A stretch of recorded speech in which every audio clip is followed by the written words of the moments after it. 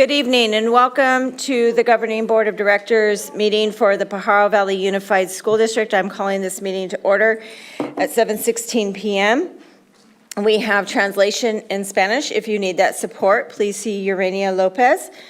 Bienvenidos a la reunión de la Junta Directiva de PVUSD. Disponemos de traducción en español. Si necesita ese apoyo, consulte a Urania Lopez.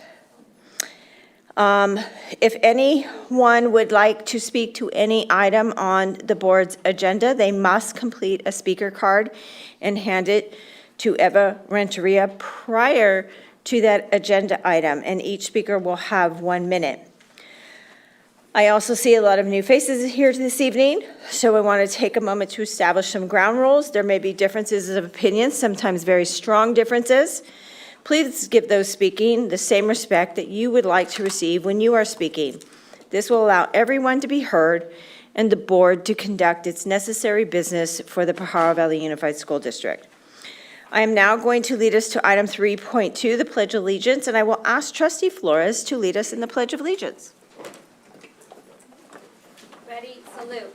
I pledge allegiance to the flag of the United States of America and to the republic for which it stands, one nation, under God, indivisible, with liberty and justice for all. Thank you, Trustee Flores. I will now move us to item 3.3, Superintendent comments. We will now hear from Dr. Heather Contreras, our superintendent, who will make a few comments. Good evening and welcome. Thank you for coming out to our meeting. We know that it is a very busy time of year with many events.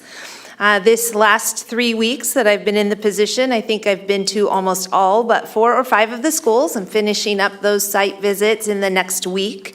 I've had a wonderful opportunity to meet so many different people, and I see familiar faces in the crowd. I'm learning a lot about the districts and all the many strengths, which include community commitment, which is wonderful. I also attended the PVFT appreciation, which was an exciting event to appreciate all the hard work of our teachers, and I really do appreciate the hard work. We're heading at that time of the year that everyone is a little bit tired, and there's still a lot of celebrating and a lot of events to do, and really appreciate the hard work of the teachers, and I've enjoyed being in classrooms and seeing some of the best teaching I've seen. I also attended the CSEA appreciation dinner. It was wonderful to see all the classified staff come together, enjoying one another, celebrating people who are retiring, celebrating people who've done some excellent work in the job, and just seeing a lot of happy faces and people enjoying camaraderie. So that was a highlight for me as well. I also want to thank the board because all of the board members have been attending these different site visits with me, and that's a lot of time and dedication to our schools to do that. And I really have appreciated that involvement and that engagement and the communication as well. So thank you to the board for doing that and taking that time and committing to the students and the community at Pajaro Valley. Thank you, Dr. Contreras. I will now move us to item 3.4, Governing Board comments on standing committees. And this is the opportunity for each board member to make a few comments, and we will start with Trustee Bolano-Scow. Thank you. Welcome, everybody. Great to see everybody here and to everybody watching. Just a couple highlights. I got to start by giving a shout out to the PV band program under Mr. Alanis, winning a big competition over the past weekend. First place in the region. Also, I attended the band concert at Mello Center. It was very impressive. I can see why y'all won. And the talent show a few weeks before was very impressive, over 2 hours of really cool material and well emceed. Very good presentation. Also want to thank the Arts Council of Santa Cruz County for their Mariposa Arts program. I attended their student showcase on Saturday at the Watsonville Center for the Arts. I want to thank everybody in that program and the students. To see your art pieces was very impressive. And I want to finally give a shout out to Watsonville High. I stopped by, I can't remember the name of the event on Friday, but there were hot dogs. It was a really good vibe. Senior slumber, senior sunset, something like that. It was a great vibe. Thank you for the great job that Principal Joe Gregorio is doing, showing leadership on what a great high school principal does and sets a standard for. So thank you.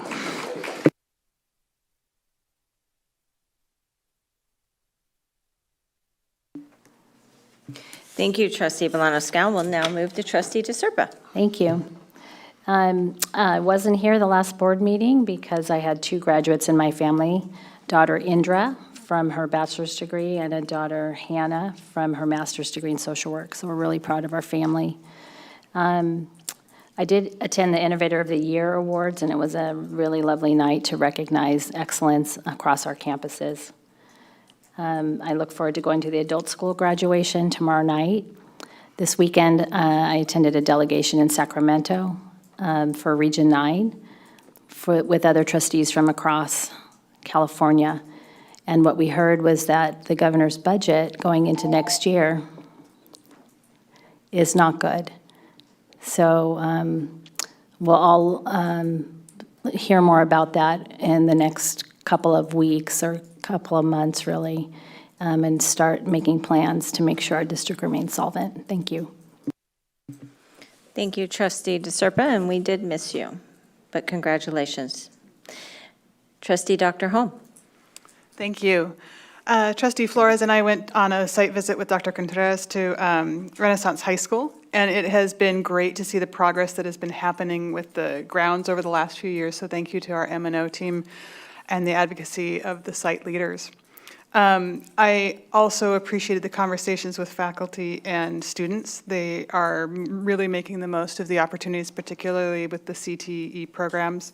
And I appreciated, both the teachers and the students, their enthusiasm for what they're building there. I also attended the community-sponsored Ethnic Studies Town Hall, and this was a great discussion about what ethnic studies is and what it's not. And the presenters and community members discussed what it means to them, as well as addressed some of the issues of contention that we've heard about. Our students and teachers need the full support of their administrative team, and we as a board committed to completing the administrative training, and that has not yet happened. We need to bring this item back to the board to resolve a path forward, and I'm requesting again that it be added as a future agenda item.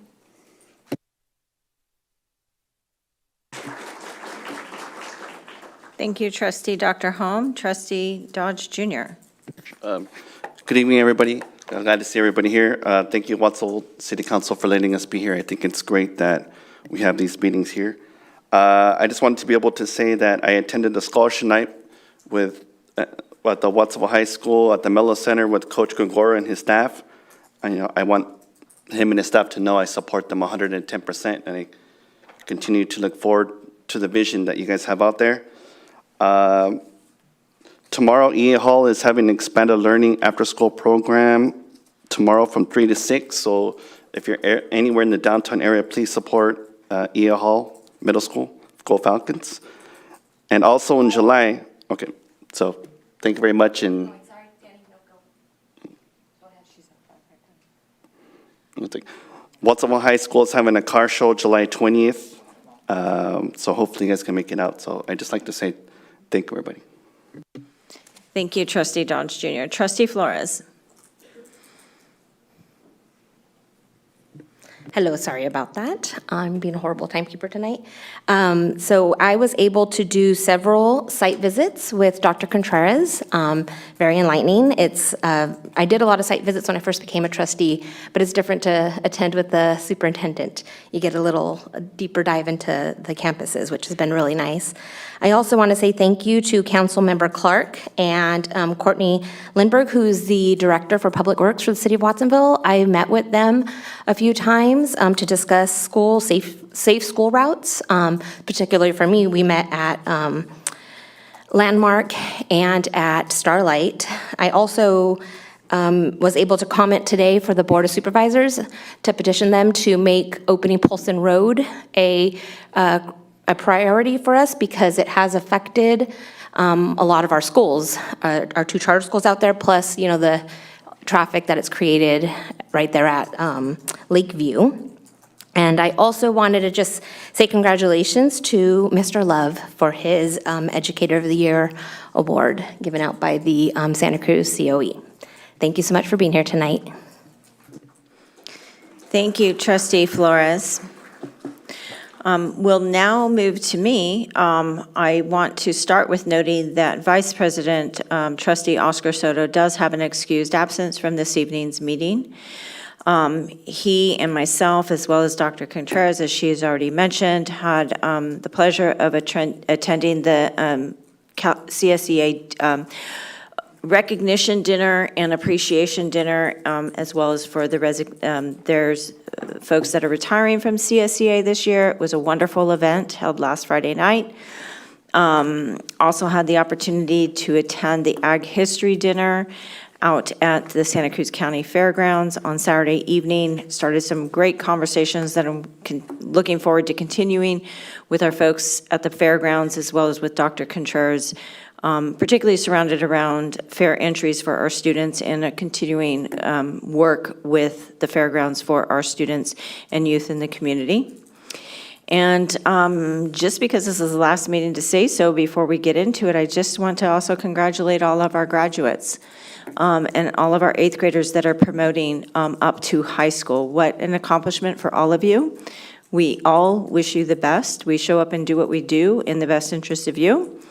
And I just want to take the opportunity to remind board members to please sign up for your attendance to those graduations and/or promotions. And that will be the end of my comments. We will now move to 3.5, high school student board representatives reports. And we will start with DTI, Diamond Tech Institute. Do we have anyone here from Diamond Tech, or is it a virtual presentation? Virtual? Thank you. Trustees, and welcome to PVSD Superintendent Dr. Contreras. I'm Orion Duran, and I'm excited to catch you up on everything we've been doing since our last report. Our Q4 character education theme is about being reliable. Reliability is especially important at Diamond because of the collaborative work that we do that really makes us count on each other. There have been lots of exciting activities at Diamond with our Spring Spirit Weeks and our Cinco de Mayo family luncheon event. Ms. Keller made us tacos, and our families came to enjoy the folklorico dancing, the piñata, and spent some time together. In April, we had our second Big Sur backpacking trip with the Ventana Wilderness. There's 16 students, including myself, who went on the 2-day overnight backpacking experience. Everyone was relieved that we didn't run into any bears. This is our first year being able to play with Watsonville High sports, and we had students participating in the wrestling, track, and baseball. In our own small schools league, we took second place in this year's soccer season. Way to go, White Tigers. We've had quite a few college and career field trips this semester, as well as mentor team building and job shadowing days with our industry partners. It's always fun to get off campus. Team building days was a success with students and mentors completing different challenges and overall enjoying each other's company and making connections. A few program highlights is that our business boards have finally concluded and our students received $2,000 in scholarships provided by the Santa Cruz Community Credit Union. Our 10th and 12th grade students placed in the Foundation for Innovation Social Media and Marketing Challenge. In this event, students received over $500 in scholarships. Congratulations. Another organization we work with is Directing Change. 2 of the submissions received awards. 1 got honorable mentions and another became a state finalist. This project has to have a public showing of the film as a requirement, so Ms. Bonner and our counselor decided to create a mental health awareness day called Let's Get Moving for Mental Health, which ended up with a viewing of the Directing Change films. In case you missed it, 10 of the 13 acceptance student films for the Watsonville Film Festival were our very own Diamond directors. It was a beautiful event to see our students' work being shown and honored. Since it's coming to the end of the year, we have a few shout-outs to our Diamond Techies. 2 of our juniors were chosen for the top 10 for the Lookout Santa Cruz Unsung Heroes Journalism Project. One of our freshmen won first place for his entry in the AIM Youth Mental Health Art Project, and 4 more freshmen and sophomores received honorable mentions. This organization helps students worldwide, and the person who gave Brandon this award is the Monterey County Superintendent of Schools. 3 students received the Your Futures Are Business CTA scholarships. In total, our students have received over $8,000 in student scholarships this school year. We also have special recognition for the students who received Microsoft and Adobe industry certifications. Students became industry certified in Excel, Word, Photoshop, After Effects, and Premiere Pro. These are impressive certifications for our students to have and for their futures. Of course, I want to give a big thumbs up to my classmates, Eileen and Alexa, for being salutatorian and valedictorian, and the 3 students, the seniors, who received the Seal of Biliteracy. We also had our stoles awarded for the seniors, and people who showed excellency in our 5 pathways. Congratulations to the seniors, well deserved. We can't wait to wear this in just a few weeks. Speaking of graduation, you're all cordially invited to the Diamond Tech graduation ceremony, which will be held Thursday, June 6th at 3 p.m. in the Mela Center. As always, don't forget to follow us on social media, and thank you again for the opportunity to share what we have been doing at Diamond Tech. Have a great rest of your day and the rest of the school year and summer.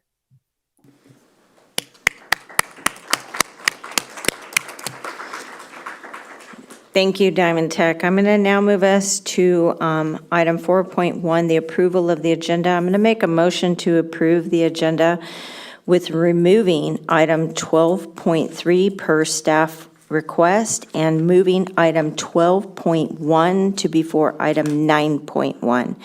Can I have a second? I'll make a second. I have a first and a second. All those in favor? Aye. Any opposed? Any abstaining? That motion will carry 6-0-1.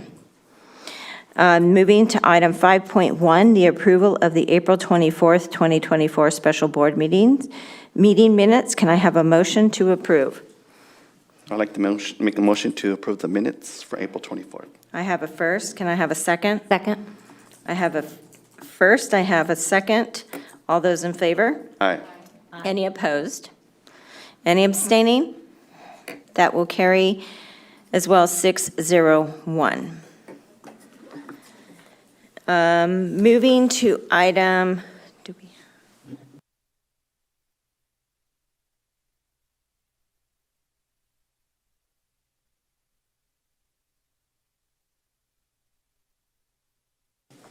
sorry, give us one quick second.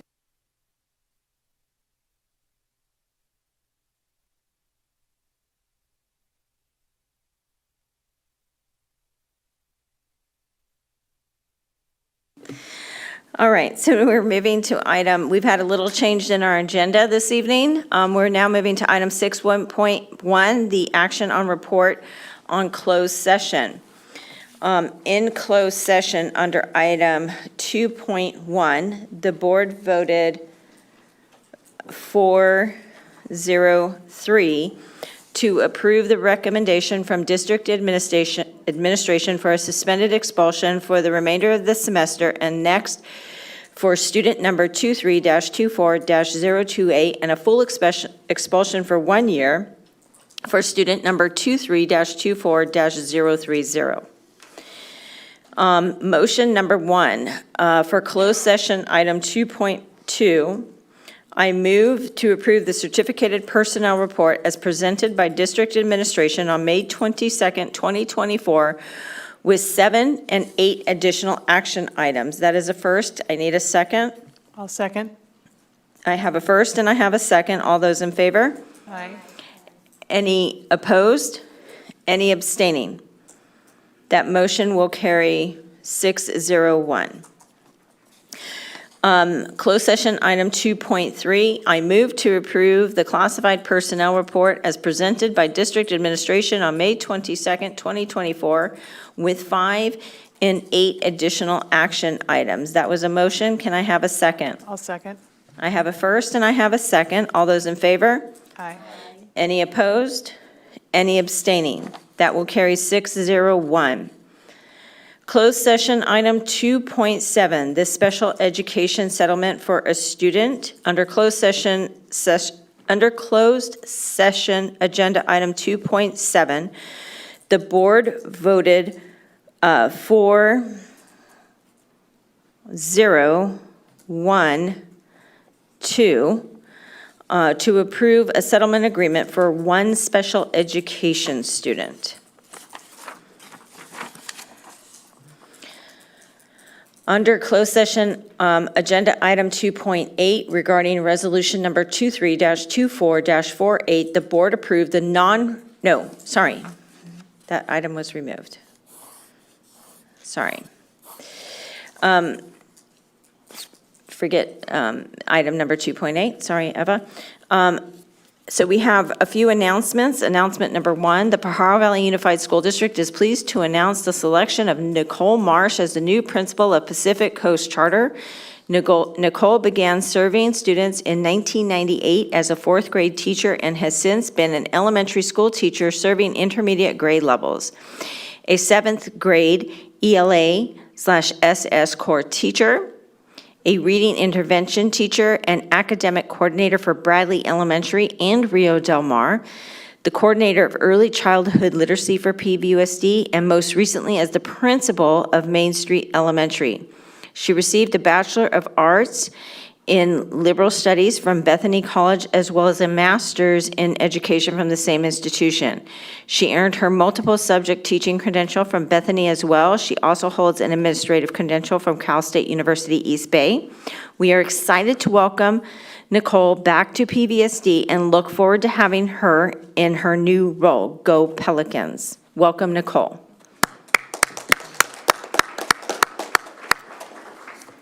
Our second announcement out of closed session, Pajaro Valley Unified School District is pleased to announce the selection of Kent Johnson as a new assistant principal of Pajaro Valley High School. Kent began his career as a fine arts teacher specializing in music and choral instruction. In an administrative role, he has served as the director of instrumental music for the San Ramon Valley Unified School District. He has also held the position of assistant principal for the Sedona Red Rock High School, while simultaneously serving as the principal for 6th through 8th grades at the same school. Most recently, he has been serving as the assistant principal at Prospect High School. Kent holds a Bachelor of Arts degree from Metropolitan State University in Music Education, a Master's of Science in Education from Cal State Hayward. He holds a California single subject credential as well as a California administrative credential. We are excited to welcome this experienced educator into our district. Go Grizzlies. And those are the reports we have out. Okay, and that completes our report out of closed session. Now we will move to item 7, our consent agenda. Consent items are routine items coming before the board. Do we have any public speakers to the consent agenda? Trustee Dodge. Ed? 7 point what? 7. 7? No.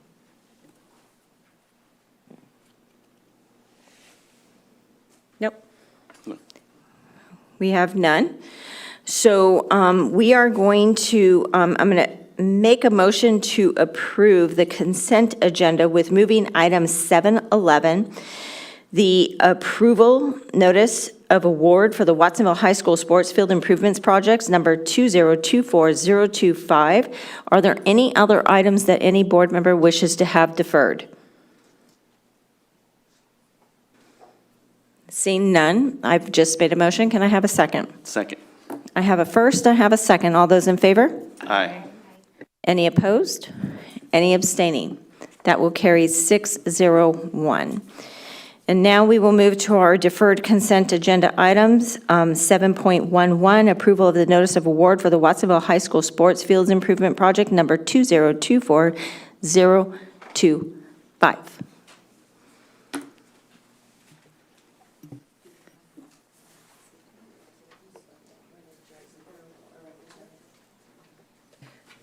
Do we have any representatives here that could speak to this item? I see we have our Director of Maintenance Ops and Facilities. Could we also have our principal from Watsonville High come up to the podium and join them? Do we have any representatives as well for the donation, Mr. Gregorio? No, they couldn't make it. Okay. Yeah. We'll take the three of you. Thank you for being with us tonight. Sure. So what are we doing?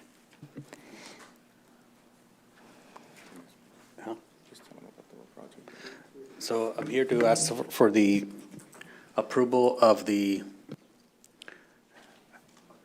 sports field at Watson behind the Blackburn Street.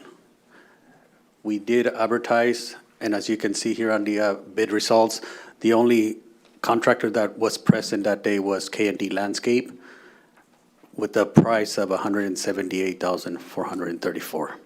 So I'm asking the board if they could move forward with this project so we could get this field done at Watsonville High. Thank you. Mr. Gregorio, would you like to add some comments on this item about how we got to here today? Yeah, the Driscoll's was very generous and donated 150, and then I think added some more, I don't know the exact amount. And the idea was that to create more field space for kids to be able to play soccer, different sports on that field, because had just different things was wrong with it. So they were very generous with it, and as we move forward, we raised some more funds to get to the number for the bid, and maintenance operations and Sergio and Arlinda did an amazing job of getting the bid and getting the job done for us. Thank you, Mr. Gregorio. When are we looking to be done with this project? Do you have an idea? Contractor's ready to go, so as soon as we get approval tonight, we could get the ball going with him. He's anxious to get this project started. And it is got to be hydro seed, so, it takes about a couple months to get the seed germinated and grass ready to play on. So that's what we're looking at. Are you thinking that it'll be ready at the beginning of the school year in August? It'll be close for that, maybe August, September, maybe September, early September we'll be ready. Just because we want to let the grass really establish before we start playing on it, because we got to let it do its thing. Wonderful. Any other questions, comment? Trustee Dodge Jr., I know you. I'd just like to thank you, Coach Gregorio, and your staff, M&O. I know I bother you guys with a bunch of emails, but, I'm here listening to my constituents, my community, and I thank you guys for your vision and doing what you do. So don't take it personal, like, oh, why is Dodge always emailing me? But just, because I know that's what you think, but I'm just, here listening what my constituents are saying, so thank you very much. Don't worry, Dr. Contreras and I were on the receiving end of the same email, so. Just want to say thank you. Thank you for being here tonight and to being able to speak to it. And I think we also owe a huge shout out to Driscoll's for their $100,000+ contribution, which if it weren't for that, this would not be happening. Am I correct? Yes. Correct. All right. Can we just give a big round of applause to Driscoll's? Luis Guerrero helped us set that up. I'm sorry, Mr. Gregorio. Luis Guerrero was the representative from Driscoll's that helped set that all up. Well, please tell him big thank you from us. I think Luis Guerrero is here, and I believe Jenna from Driscoll's. Oh, so if they could come up and we could say thank you. Sorry to put you on the spot, but that's what happens.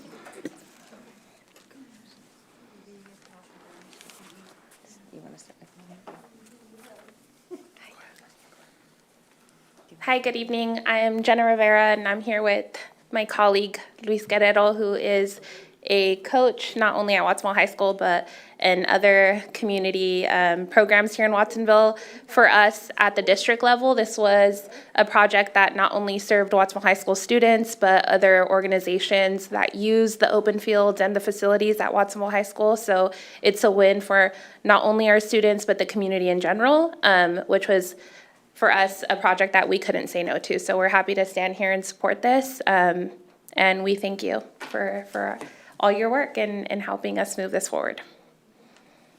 Thank you. So with that, I'd like to make a motion that we support agenda item 7.11. I'm going to second that. And thank you again, Driscoll's, for all your help and support. And you've done it in so many ways for Pajaro Valley Unified School District, and we are super appreciative of it. As I noted, this would not be happening without that support, so thank you very much. So I have a first and I have a second. All those in favor? Aye. Any opposed? Any abstaining? That will carry 601. Thank you, Driscoll's. Thank you.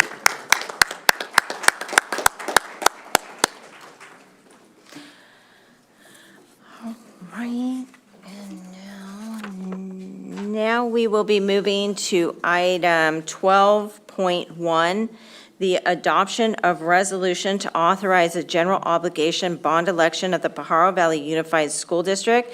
This report will be presented by our Director of Fiscal Service, Jenny M., and as well as Dell Scott, President at Dell Scott and Company, as well as the board's general legal counsel. All of those, please come forward and welcome.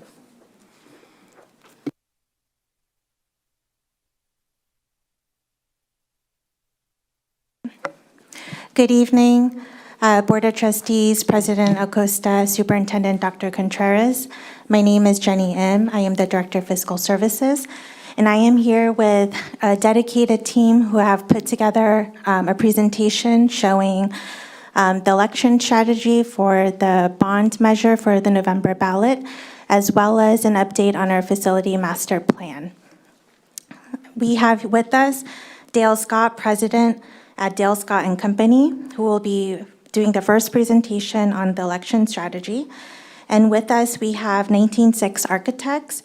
We have Ralph LaRue, who is the principal, and Vijay Jayachandran, Director of STACT, who will be doing the second presentation on facility needs and the progress of the master plan.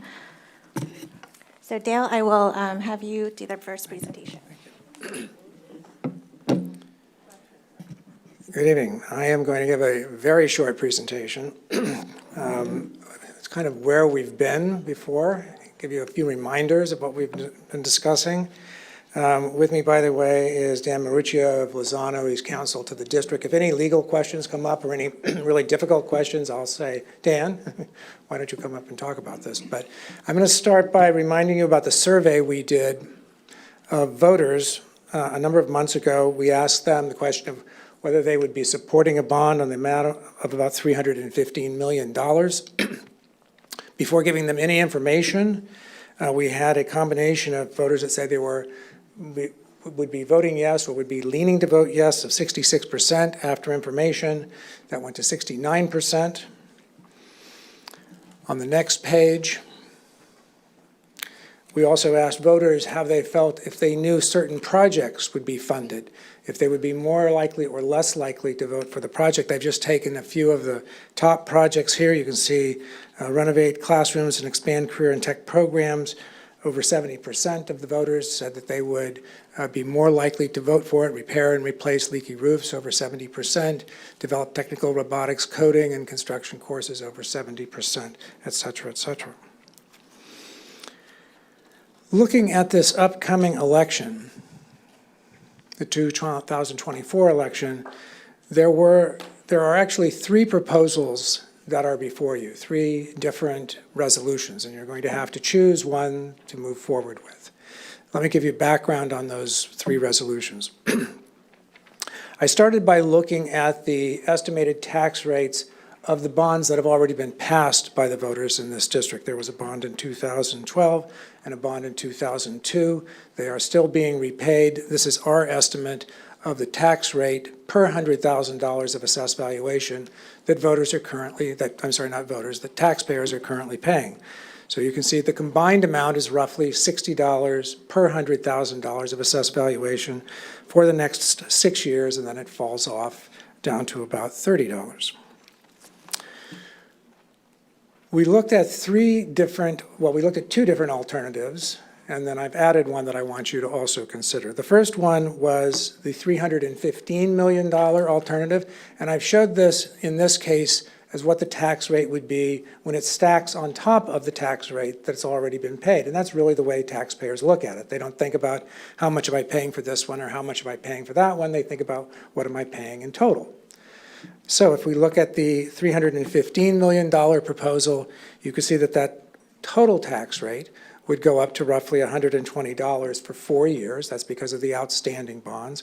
It would then fall down to roughly $70, $80, and then it would stay at that amount for a number of years. That's the $315 million proposal. There was a request made at a recent board meeting that we look at a smaller amount, $195 million. You can see the impact of this is the tax rate, total tax rate, would fall to roughly $100 for that 4 years, and then fall again to about the 70, 75 for a lesser number of years, and then fall off. I then began to play with this with our staff and wanted to also offer you a third alternative, which would be somewhere in the middle for $295 million. In this case, we could actually shift the tax rate over, so there wouldn't be that large spike in the beginning up to $120. It would be at roughly $95 for a number of years and hold at that amount over the course. We sort of fitted that new tax into the old tax rates so it's more consistent and not jumping up and down. Those three amounts are represented in your three resolutions that are before you, and then when a motion is made, you will have to say, I want to move for either option 1, option 2, or option 3. I wanted to point out just the potential for this upcoming election, for the presidential election. We looked at all of the bond elections that have been on the ballot in the state of California for K-12 districts for the past 20 years. You can see that those measures that were on the presidential ballot, 90% of those measures passed. It begins to fall off as we go to the gubernatorial ballot. It begins to fall off again as we go to the primary ballot, down to 71%. And then another issue I wanted to get on your radar is what happens if you decide not to proceed and to delay. As we've discussed, you can only put a general obligation bond on the ballot during a general election. So we think of, okay, well, that's not so far. 2026 doesn't sound so far away, but in fact, it would not be until the end of 26. You can see from this table, in the November gubernatorial 26 election, the district would not receive funding until 2027. If you waited to the next presidential election, you would not receive funding until 2029.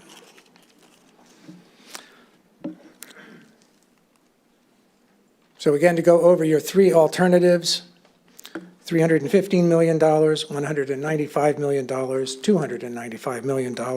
If you drop down to the bottom line, you can see the incremental tax rate increase of $60, $40, and $32. $32 being the option 3. I'm happy to answer any questions, although I think there's a desire to go on to the next presentation, and we'll come back for questions at that time. Thank you.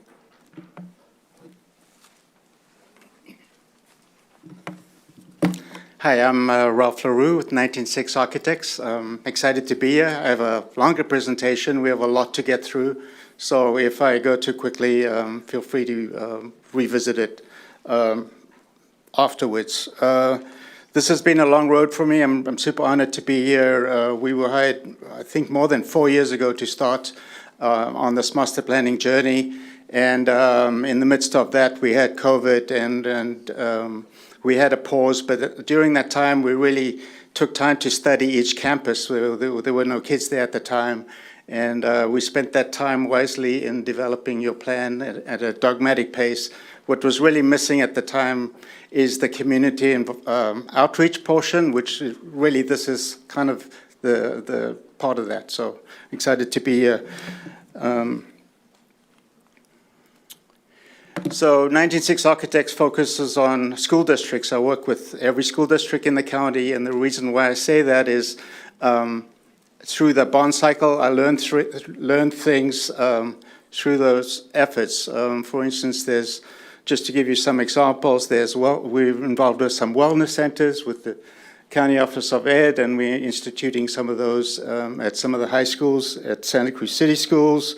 We look forward to doing joint use projects. You have one potentially at Rolling Hills. There's TK expansion coming along across the board. Things like that we have to pay attention to. But with Pajaro, we really involved on every layer, updating your campuses. Also installed all the district-wide shade structures during the COVID-19. And so I'm going to walk you through a bunch of project types, but I'm going to have Jenny.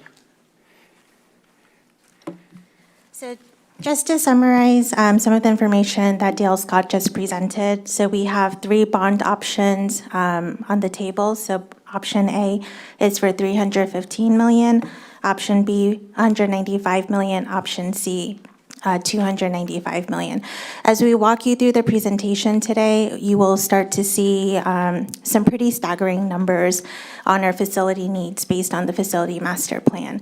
So as we start looking at what the need is, I want you to keep that number in mind as you make the discussion and on which bond option to go with.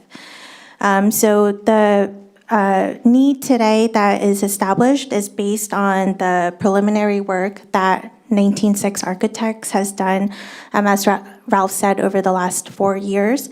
So this is a draft right now, and we will be continuing to collect community input throughout the summer.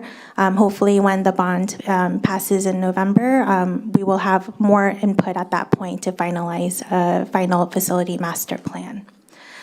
So I wanted to point out that we currently are still closing out our last Measure L bond. We have a really excellent community-focused bond program. We run a fiscally responsible debt policy. We have a established great citizens bond oversight committee, and we have had excellent, clean annual independent audits. I just wanted to point that out.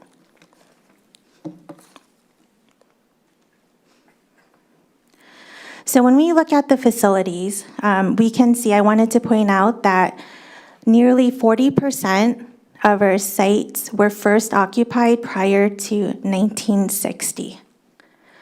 And Trustee Dodge, I wanted to say that you have the honor of having the 4 oldest sites in your area.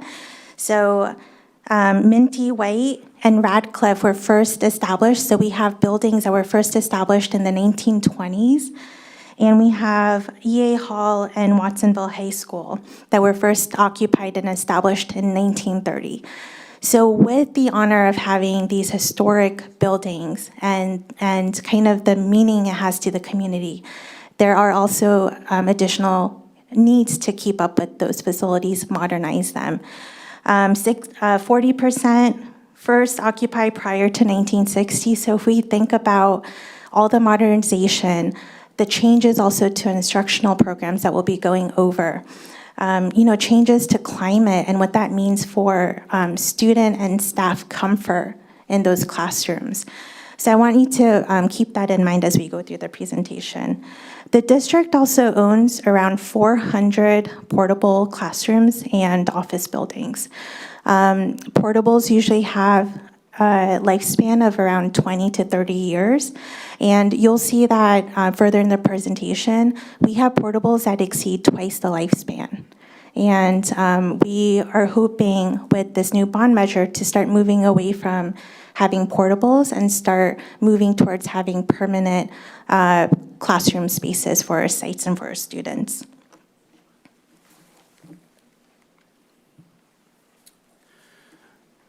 So we approach the master planning in a tiered process. Phase 1 is, we do our homework, our background, and our facility analysis. And then once we have that all in place, we start developing what-if plans for presentation. So really, we're right now at on the runway with Part 4, where we've done a comprehensive master plan. So it wasn't targeted, it was comprehensive. What if you upgraded every site, every aspect of every site? So you're going to see the numbers at the end of this slide are astronomical. It's because it's a comprehensive master plan. So particularly in phase 4 will be prioritization, and that's the key of the outreach process. So in our master plan, you'll reference different concepts. Safety and security, obviously, is always number 1. Flexible learning inside the classroom, environment and sustainability, community and collaboration we focus on.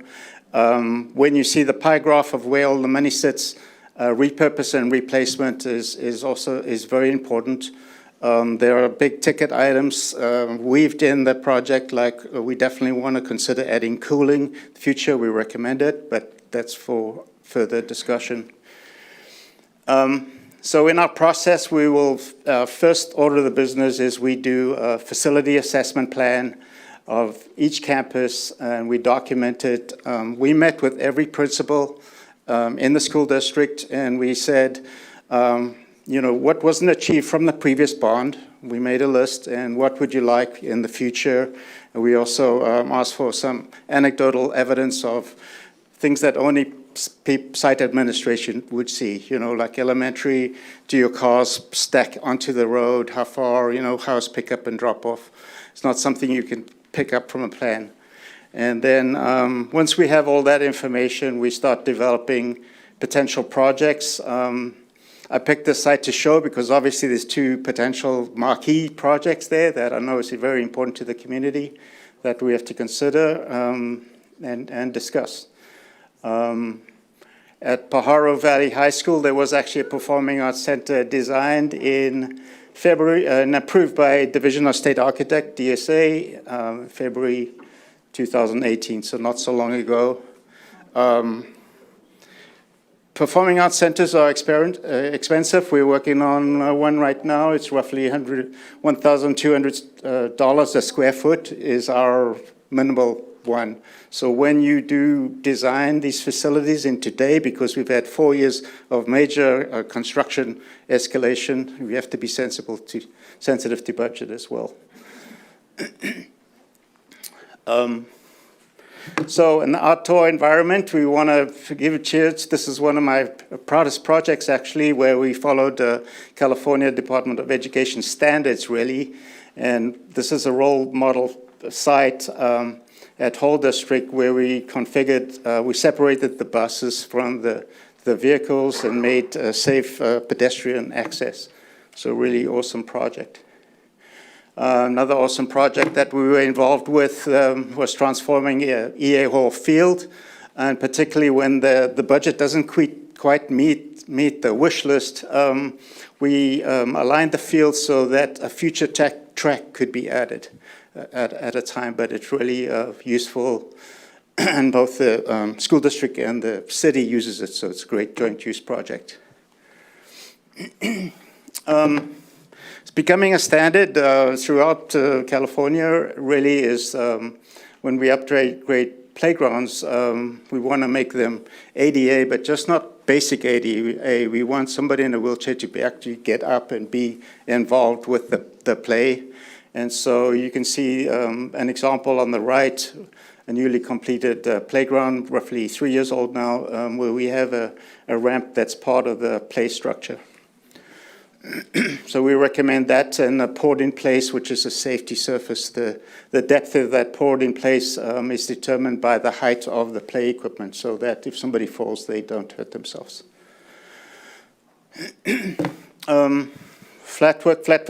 So it's an ongoing maintenance issue, but it's also opportunity to create great outdoor spaces for children, not just indoor spaces. So that's an example of a space that we recently transformed.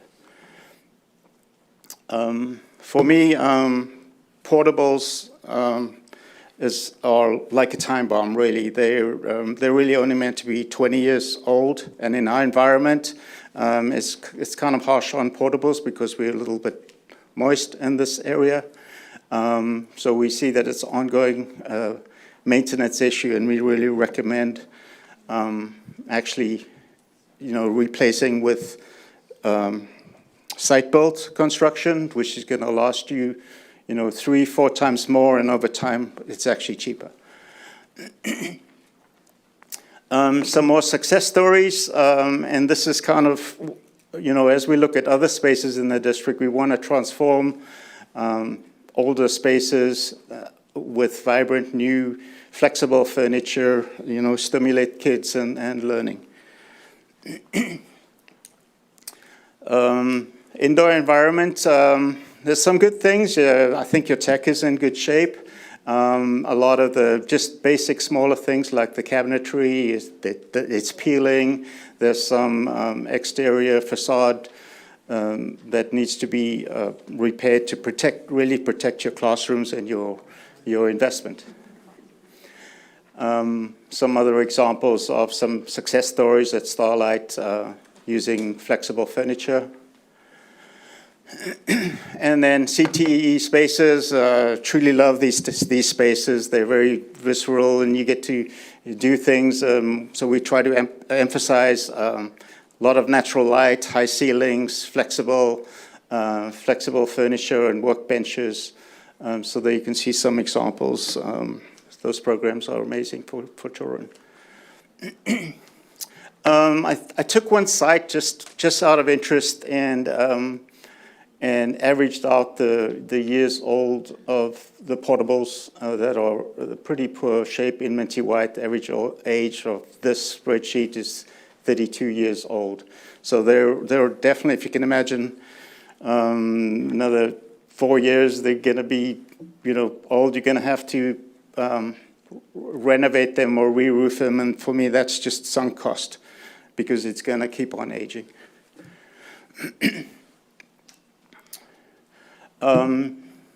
So when you do replace portables, you may consider doing 2 stories. If you do enough classrooms, it becomes a wash with the cost of doing a 1-story. So it's normally 10 or 12 classrooms. You can imagine 6 on 6. It starts to become more economical and you free up some site space. We worked on SoCal Union School District bond a few years ago with $42 million. We replaced all the portables in the district. We hope to bring some of that success to Pajaro as well. Workforce housing, there's an interest throughout California in workforce housing. Almost every school district asks us to do a study on their surplus property. We're actively involved right now. We have, I think, Soledad, which is the closest to breaking ground in the next few months. And then I manage the Santa Cruz City School project on Swift Street. Back in 2016, we did a study for Mesty. You have a triangular portion of land that could be considered a surplus. And so, if there's a willingness to consider that within this bond, we would do that as well in terms of a layout. And then I thought I'd just give you some sample costs. This is hot off the press in terms of Santa Cruz City Schools. They were originally considering doing 80 units. The project cost for construction, so not just construction cost, the project cost, which includes the soft cost, was $750K per unit. So they financed it with $60 million. They're going to do a combination of $34 million bond and $24 million COP, certificates of participation, which is a loan. And they hope to offer their staff 65% of market rate. Of course, it took them 5 years to get there. We did staff surveys and to make sure there's interest, and then we extrapolated the unit mix of those. And we've also visited a number of projects that are built in the Bay Area for comparison. So with all that said, we're going to show you some big numbers and walk you through how we got there.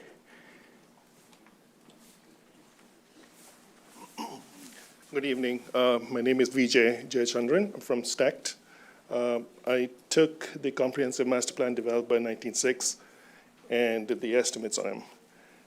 Just bear in mind that these estimates these numbers do appear large because at this stage, the project hasn't been defined.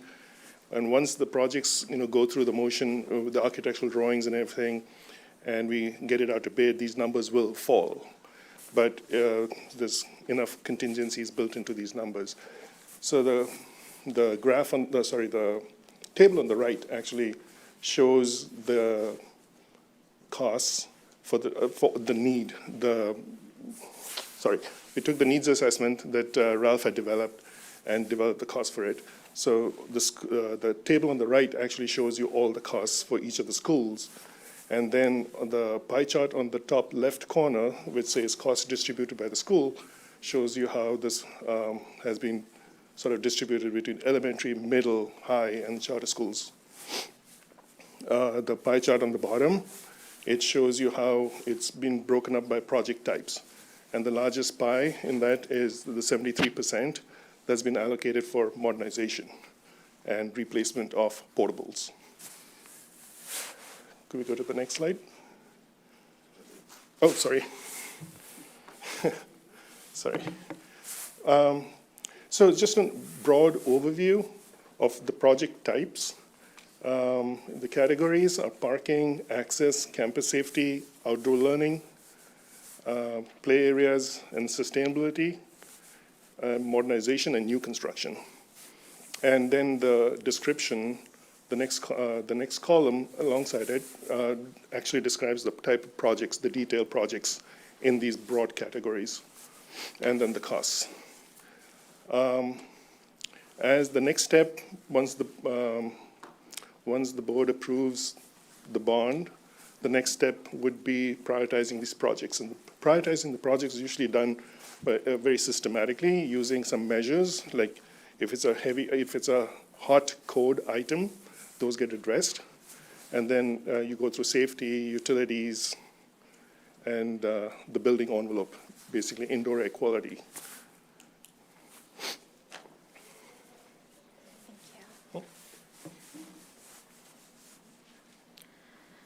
So the slides that you just saw, I think it showed where we currently are with our facilities and a vision of where we want to get to. I think the projects that our amazing M&O team have accomplished so far, show how much we can enrich the classrooms for our students and for our staff.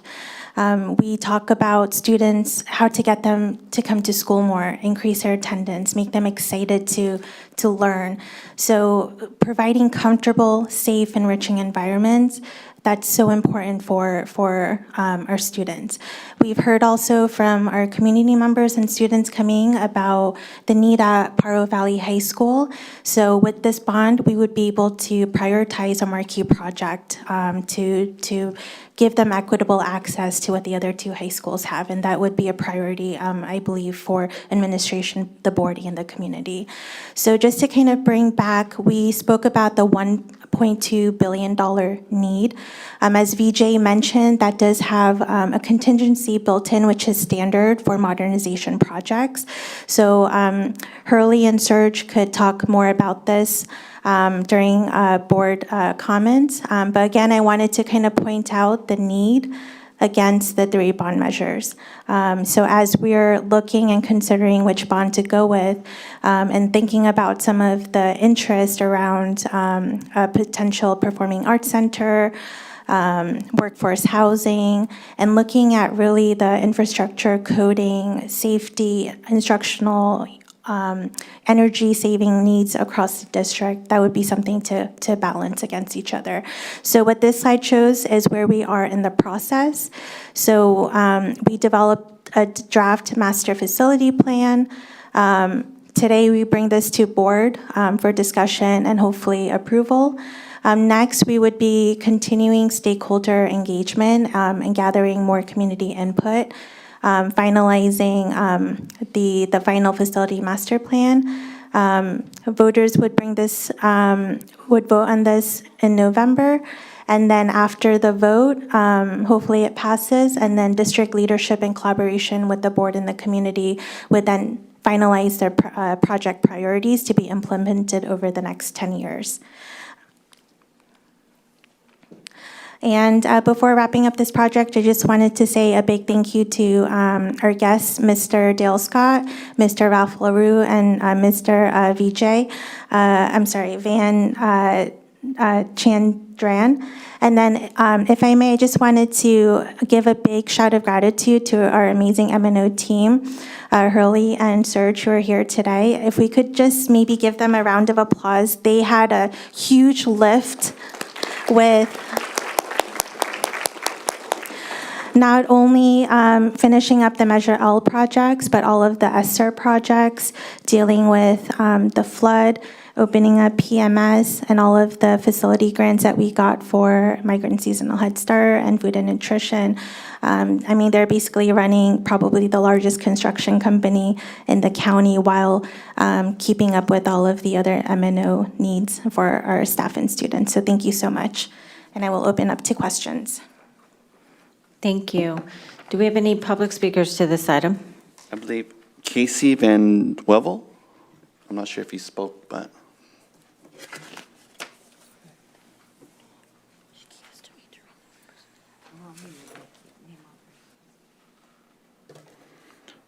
Okay. Next up, we have Francisco Rodriguez. I submitted a card to speak. But there was other cards presented When before this you. item, Yes, But so just- I'm gonna call the three speakers in order of receiving the cards. We have Casey for Van this item, yes. We have Casey Van Den Hevel, Francisco Rodriguez, and then Marilyn Garrett. If you all three could please come up.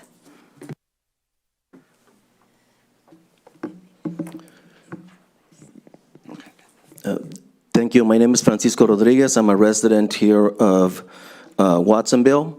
I was a strong supporter of your last bond. And as you know, there were many projects that were done.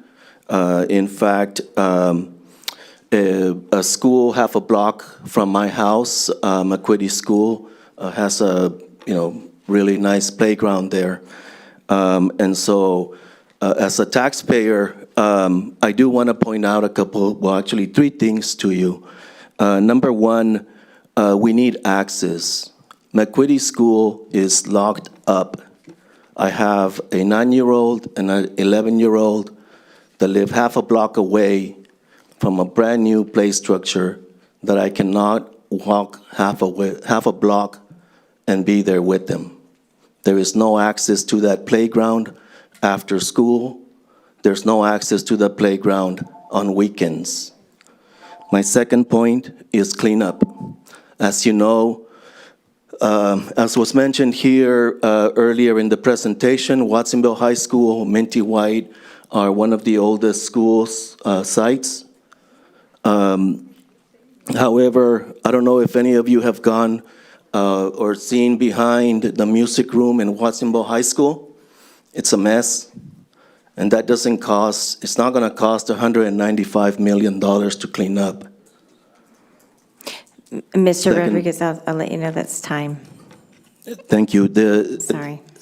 Thank you. And the third item I had was just that you need to have a project labor agreement for any building that needs to be constructed. Thank you. Thank you, Mr. Rodriguez. Ms. Garrett. Ms. Garrett, you are next.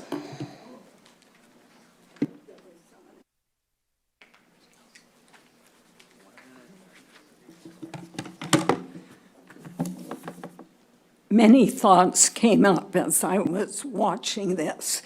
And the new superintendent here have me having attended all kinds of public city council, board of supervisors, school district meetings. The procedure is people just walk up to speak. They don't fill out a card. So for instance, there were a lot of presentations here of different aspects that I think people in the public here might want to comment on. And I think the policy needs to be changed to what every other jurisdiction is doing to increase public participation. So a few of my comments are artificial turf is toxic. It heats up. Children get MRSA infections from falling on it. It's not a good thing, the toxic turf, that's one thing. And Wi-Fi, all of these schools, the first thing is it should be a healthy environment with pulse microwave radiation from antennas, 5G, Wi-Fi. It is not safe. It is not secure. That was And one. I know I'm out Thank you. of time here, but I'll give you a copy of this, time to remove Wi-Fi from the school. It's like everybody's smoking everywhere all the time, 24/7, and people walking in and being oblivious. It's toxic Wi-Fi microwave radiation. Thank you, Ms. Garrett. Is that all of our public speakers to this item? Yes. All right, I will bring it back to the board for deliberation, discussion, and comments. Trustee, someone, anyone? Okay. Trustee Flores. I want to thank you all for coming out tonight, Dale Scott Architects and Minot, Jenny, thank you so much for all the work that you guys have done in preparation for us to make this really important decision tonight. One thing that I really did like hearing was that we will make performing arts building a priority at Pajaro Valley High School, because that is something that is very much needed out there. So that was really nice to see. I love the renderings. That's really exciting. I didn't realize we already had approached this subject, so that's really nice to see that we're already, a step ahead. So thank you for that, and thank you for all your work. Thank you. Thank you, Trustee Flores. Anyone else from the board? Trustee Dodge Jr. I don't know how my colleagues feel, but I would like to support option A. As I've always been saying, and the only reason why I'm here, because before me, a lot of my constituents came from Miniway, E Hall, Radcliffe, and Watsonville High. I'm only here because the Measure L told us that we were going to have a track of portables at the schools that I represent. And I've only been here a couple of years, but I know about the auditorium at E Hall, how it's always cold. I know about the air conditioning at Watsonville High because I attended Watsonville High. And I read the emails, I hear what the administration is saying, the students, the teachers, the people that live in my area. But we also talk about teacher housing. All across California, we keep talking about teacher housing, teacher housing. What are we going to do to make sure that we keep our teachers here? You just saw the report. This was a great report, from the consultants, from Ginny M. The community is watching this. The media is here, is watching this. Hopefully we could support the measure for option A. So whether, this is going to be a big presidential year. Whoever people decide to vote for and, for president, whether you're a Democrat, Republican, Independent, think about Watsonville. Think about our neighbors, our children, our teachers, our community, and our schools. These schools, my grandparents graduated from Watsonville High in 1948, and I graduated in 2000. And, some of us here, we attended Watsonville High, and, we want air conditioning infrastructure for our children. And when you look at this is for generations. And so when we talk about children in our schools, I think this is a great opportunity to support. And so I would like to make a motion that we support option A. Many of us will not be here, but at least this money will be here for our children in our schools. So I hope my colleagues could support option A. And, Watsonville has a great saying that we should listen to is, let the people vote. It's the people, it's the voters, it's the community, and, let them decide. So thank you. Thank you, Trustee Dodge Jr. Trustee Dr. Holm, I saw boom, boom, sorry. I think that was beautifully expressed, Trustee Dodge Jr. I also support the A version. I think about all of the emails that we got over the previous years about, the classroom conditions when the weather gets warm. That kind of environment's not going to change anytime soon, and we have to do something about that. And we have to also address not just the basic needs, but some of the important life-fulfilling needs like, performing arts centers, like, pools and things like that. We need to be able to look at that whole picture. And given the scope of our need, I don't see how we can ask for less. We're already asking for less than we need, right? But let's at least aim for the highest that we think it can be supported. And, just looking at the monthly costs, it's just not significantly different. I know it's anytime we ask for an increase, that's a challenge. But the need is great. So I'm also in support. Trustee Dr. Holm, is that a second? Yes, I will second it. All right, I have a first and second. I'm going to bring it back to the board for further deliberation and discussion. Trustee Bolano-Scout. Yeah, thank you to my fellow trustees for their comments, and thank you. This is a great presentation, very, very thorough. I'm very impressed with the depth of it, and thank you, Dr. Contreras, for ensuring that quality presentation. Thank you, everybody. I'm also wanting to lean to go in big here for all the reasons. It's important that we build a new infrastructure, and it's less sexy sometimes, but we also need to rebuild what we already have. We have a lot of crumbling infrastructure in this district, in this country, and we need to also rebuild. If I might ask, Mr. Scott, if you were to be pressed to make a strategic argument for option C instead of option A, what would you say? Just to refresh everybody's memory, option A is or option 1 is the 315 versus the 295, that's a $20 million difference. The obvious argument for option 3 is that the tax rate is less significantly in the first few years, but that the dollar amount really is not a great deal less. So it's really balancing off those two. And could you just clarify that just for our public education and everybody's, what those differences are, if you wouldn't mind? Certainly. The difference is between, I'll just do option 1 and option 3. The difference in amount that is provided is a difference of 315 to 295, or a difference of $20 million. The difference in the marginal tax rate, the tax rate that taxpayers would be paying in the first 4 to 5 years, goes from $60 per 100,000 for the first option to $32 per $100,000 for the third option.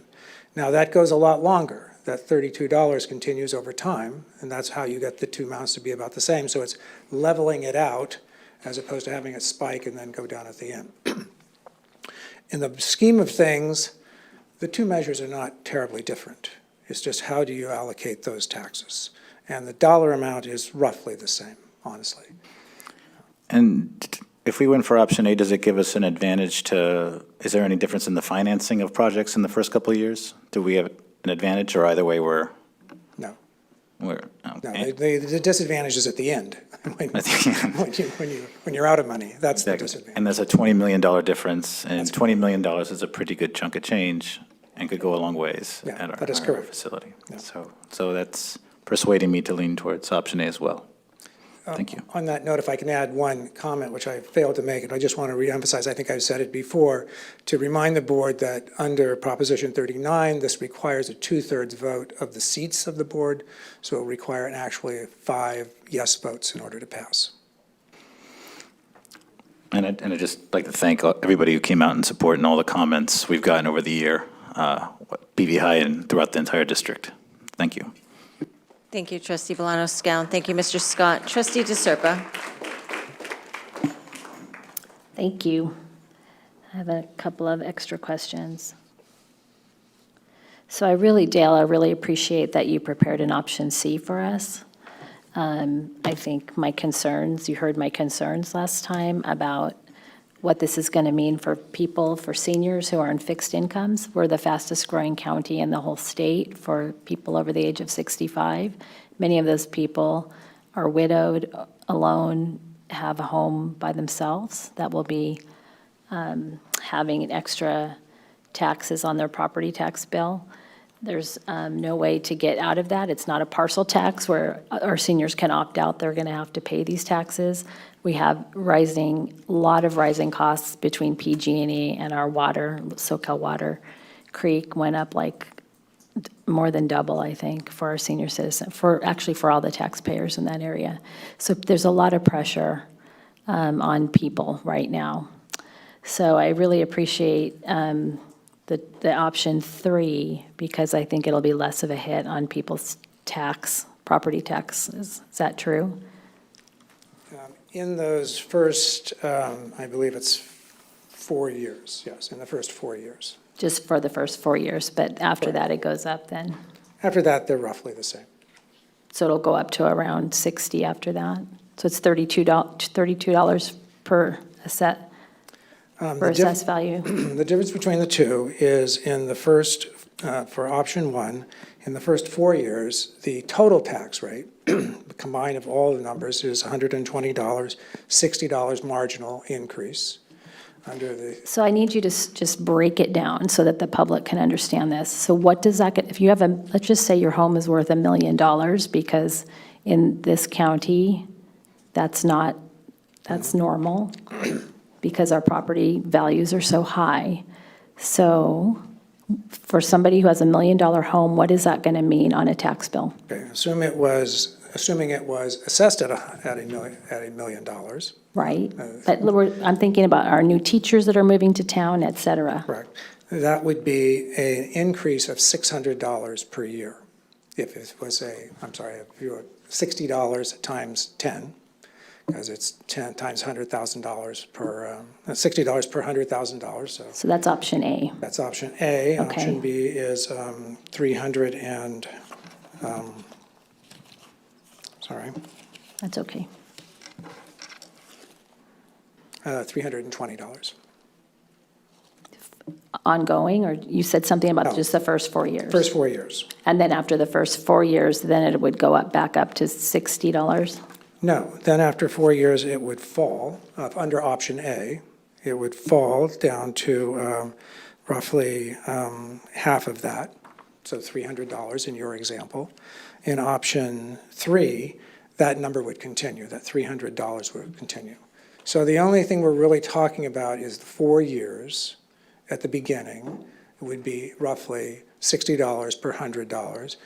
Under option 3, it would be roughly $32 for 4 years. And then after that, they are roughly the same. That's the Okay. difference. Okay, not much of a savings then. Okay, so no doubt about it, Pajaro Valley High School needs equity. And when we championed the first bond, $150 million, at that time, so I'm going to ask a number of questions here.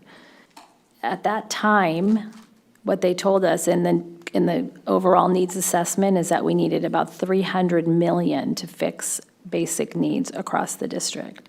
So I see that now we've jumped up to $1.2 billion. So I'm guessing that's not just basic needs, but that might be all needs in the district in terms of what's needed for repairs or upgrades or modernization.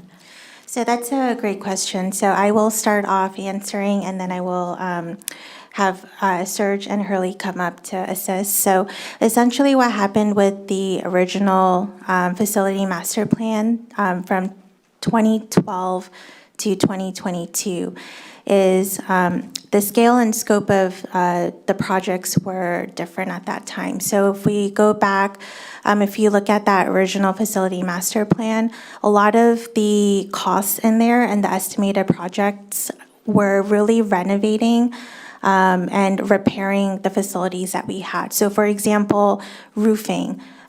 You tour the sites and you can see that the roofs are not in good condition. In the original facility master plan, a lot of the repairs were just coating with sealant versus actually repairing. As we all know with facilities, you start off with a small crack.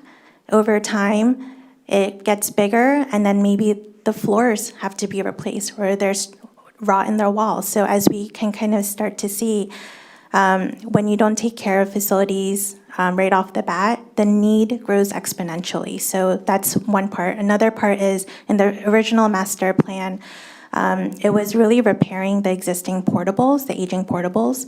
And in this new master plan, we are looking to move away from them because they're already approaching the end of their lifespan. A lot of them are more than twice the usable lifespan. So instead of saying we're going to continue to repair them or just replace them, we're saying let's move towards permanent classrooms. So about, I believe, around 400 million of that 1.2 billion is related to those costs. And just prices of projects have increased in the last decade. I think when we did some research, it's estimated due to inflation about 20% increase. And that 1.2 billion is total need across the district. So usually it's typical for a master plan to be 3 to 5 times the amount that a district will go out for a bond. And within that plan gives us the opportunity then to, as a school community, start prioritizing what projects we want to work on first to get to kind of that end goal. Thank you. Okay, so under Measure L with the 150 million, we were told during deliberations just like this that we would be, that our district would be eligible to receive a match from the state for shovel-ready projects in particular, and also for some of our big projects, had they already been approved through DSA. Do you have any, and I know, Jenny, you've just sort of taken over in this position, but do you have any sense of how much we received in matching grants from the last set of state projects? I don't know off the top of my head, but I can Okay. certainly get that to you. Okay, because I know what happened last time is we were all expecting and we were in line, we submitted those projects to the state, but there were so many other big districts that got in line ahead of us that by the time it got to us, I think they were pretty much out of money, and I'm not sure we ever got the reimbursement, and I would like to know that very definitively. If we're still, how much we got, if we're still waiting for some of those matches, and do we have anything in the pipeline that's still waiting in that long queue with all the other districts around the state? I can definitely look that up for you. Okay, so this might be a question for Dale now. So in terms of a project like the auditorium for Pajaro Valley High School, what kind of match could we get? Because it sounds like it's already approved through DSA, maybe just needs an update or something. Yeah, this is not really my level of expertise, to be honest. I will tell you, the state match fund, you will qualify. Qualifying is not the biggest issue. Receiving is the biggest issue. Yeah. And you've already noted it. There are, unfortunately, no great indicators of when you'll receive those funds or if you'll receive those funds in the current budget environment. It's unfortunate, but I wish I could give you a more definitive voice on that. You can assume you can qualify for a very large amount, but that doesn't necessarily mean you'll receive it in good order and in good speed. Okay, so you heard what my questions were. How much did we receive? Did we get anything? Are we still in line? And moving forward. I think, since I was up in Sacramento, what I think I understood was that the governor is proposing state bond measure for the November election as well for education facilities. So we would be able to then submit many of these projects, I think, for reimbursement, but I'd like to do it very quickly and get things underway so that we can get in line for some of this money, which would make our bond go much further in the district. Yes, absolutely. And then I almost never address things that are said here in the audience, but I just have to agree with Francisco Rodriguez that our schools are the hearts of our neighborhoods. And I too, 20 years ago, was on the Aptos High campus running around the track with my 2-year-old on her big wheel, and I got locked in by M&O and had to scale a 6 or 7 foot fence with a 2-year-old to get out because I was stuck there. I don't think there was no service, and there still isn't any service up there. So I do feel like our campuses are the hearts of our neighborhood and should be open to our children and families to use in off times.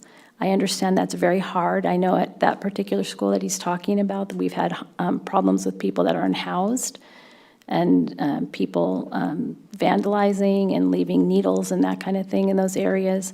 So I understand the need for security and for locking campuses after a certain time, but really those campuses should be open so families could use them. The taxpayers are paying for those campuses, and our community should be able to access them in the off times. And then finally, a question about the projects at Pajaro Valley High School. I want to make sure that those get done first. If this bond passes, we need that pool and we need that auditorium. So to the general public, we did have a plan to put your auditorium in at Pajaro Valley High School very early, but because of many factors, the price of building went up very, very quickly, and we could no longer afford to do both your track and field, build that out, and do your Performing Arts Center. So we owe you that, and if this bond passes, I want to make sure that that project goes in first. Thank you.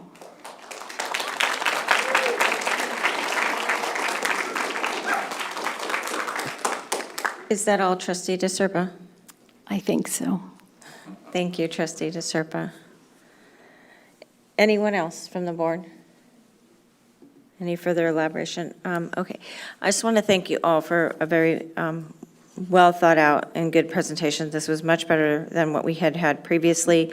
I want to commend my two colleagues, both Trustee DeSerpa and Trustee Dodge Jr., for requesting that we table this and bring this item back.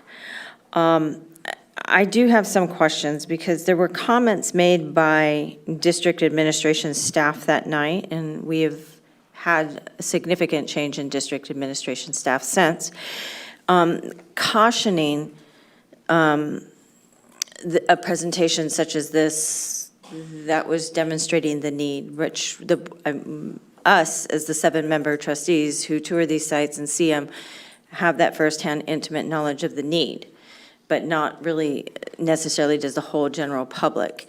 But in that night, the comments made by district admin that night were cautioning us about having such a presentation with these recommendations of the need as though they were commitments. I'm not sure if this would be for Mr. Scott or the board's legal counsel to speak on. Can you elaborate on that concern? So if I could maybe make a comment. I believe that night it was more cautioning against setting a whole list of priorities, because I think before we get further into getting all of the necessary community input, we didn't want to prioritize across multiple sites. I think with this, we were very clear that we were establishing kind of the need and kind of showing a vision of where we wanted to go by showing example projects that we have completed. And I think with PV High, with especially their PAC, I think across the board with administration, Dr. Contreras, with the board and the school community, that is absolutely a number 1 priority. So we wanted to kind of make that clear as a marquee project going into this. Hi, good evening, trustees, Superintendent Dr. Contreras. Dan Marucci, Lozano Smith. If I could maybe recharacterize your question or ask for a clarification. I think what you're asking for is what really is the function of a project list in this context. Does it describe a promise that the district is going to undertake each and every one of those projects, or is it something else? Is that a fair? I think so, and I believe when this conversation started with the district's previous administration, not our interim administration, but the previous permanent superintendent, there was a huge focus on teacher housing per se. Mm-hmm. So again, coming back, right, because myself and 2 of my colleagues, for instance, sit on the Mello Center committee. It's a JPA that we have with the city of Watsonville. The city of Watsonville had told us, under the prior district administration, that they would commit $1 million to that JPA if we would match it. The prior district administration didn't see the need to do that, but it is a 30-year-old building. It's dilapidated. It has needs. So if we were to say we're going to commit, if, let's say, the city were willing to still commit their $1 million to us, that we do maybe a 0.1% or something of this to that. I mean, so in other words, we're not stating that these are specific things we're going to do. It's just that these are needs, to be clear, because there was also some backlash, and I wasn't on the board back then with the Measure L, that a CBO that we had at the time was going around to the community committing certain things, particularly around PV High, being the newest high school that we, or the youngest one that we have, and that it took years to get to there, and we're still not completely there. So I just don't want the public feeling sort of, for lack of a better word, maybe bamboozled, right? That we're saying, these are the things we're doing. And I don't think we're at the point where we even have the right or authority as a board to do that. Yeah, fair. Elaborate on that? Yeah, and I think that's right. The function of the project list, the function of the measure is to put in front of the voters a request for the authority, right? But that authority comes with strings, and this is a function of Proposition 39 and not the traditional general obligation bond authority.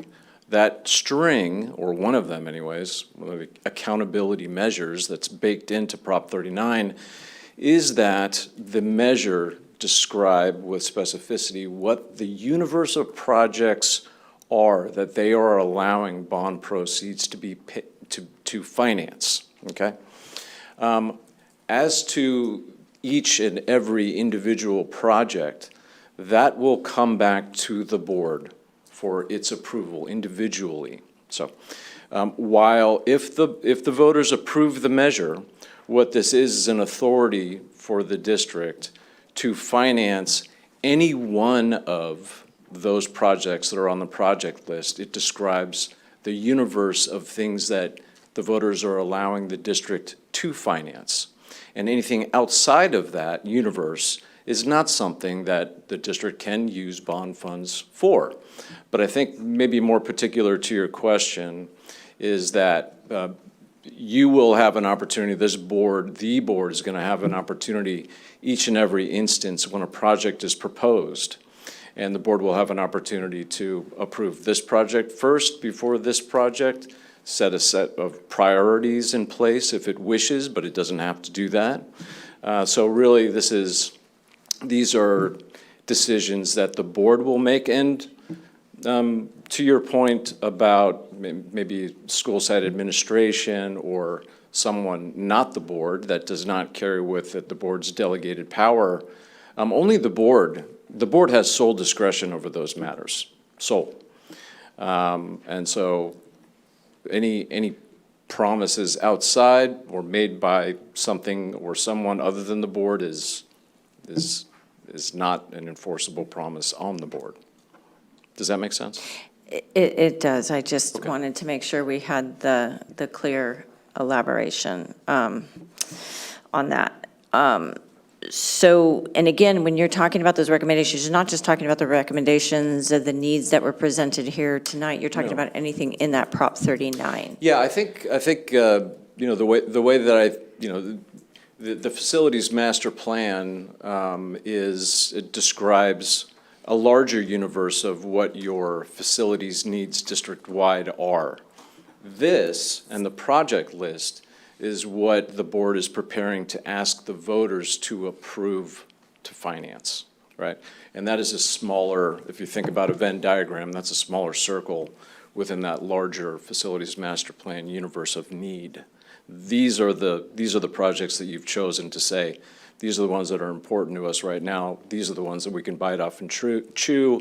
These are the ones that we could finance based on what the tax base is, and this is what we're bringing to the voters. Okay. I appreciate that elaboration. I have another question, Ms. M. I think it's with regards to the portables, and you've talked about that, about the term out, and that some of them are past the double life capacity, because I do believe, and I think this falls into the Prop 39, correct, with the facilities use, like we can only use portables for an X, Y, and Z amount of time, correct? I mean, they have a lifespan for school structures.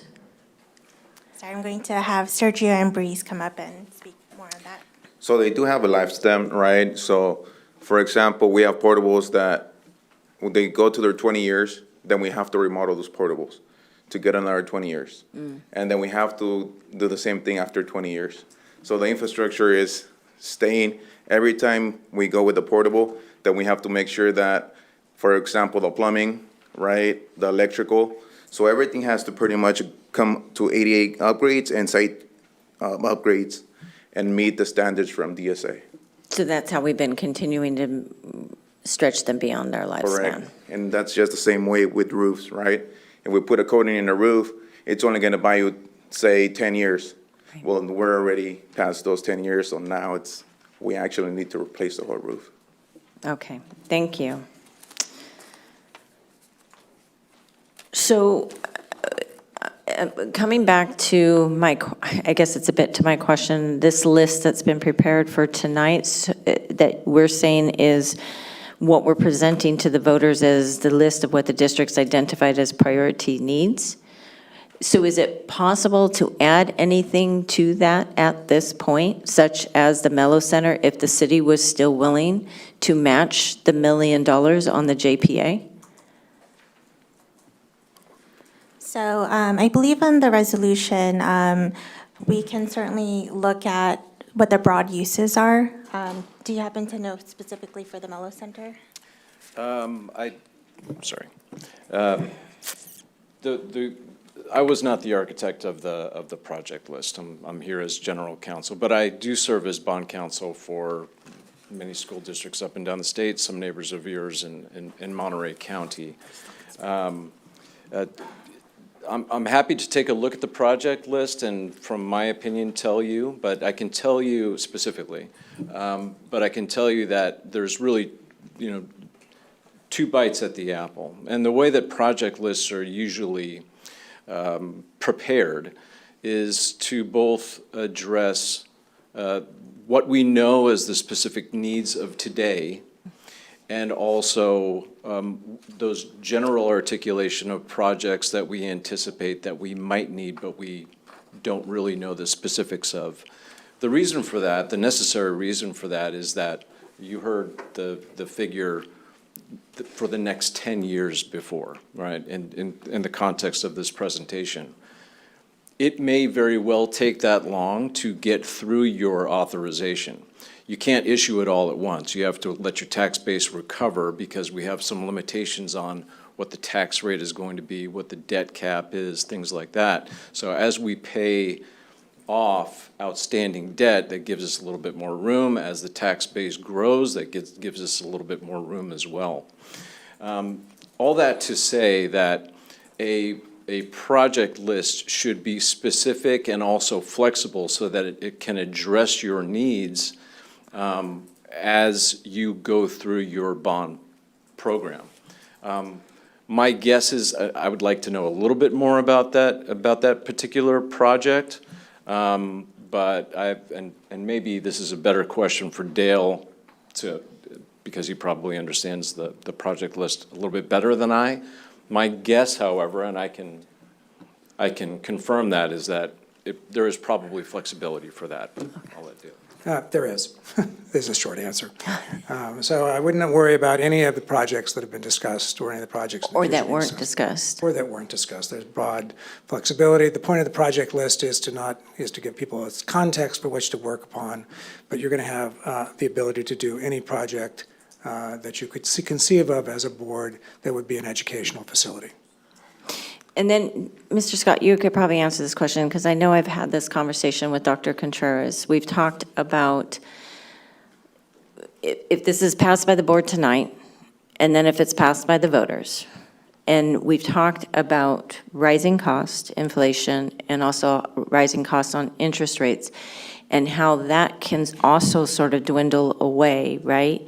Can you speak to the sort of truths about and the facts of about that and how that happens, that we can approve the option A, but down the road, we really don't have that full amount, if I'm summarizing that correctly somewhat? Not meaning to put you on the spot. No, I'm happy to answer it. It's fairly simple. The impact of interest rates on the borrowing is not that great.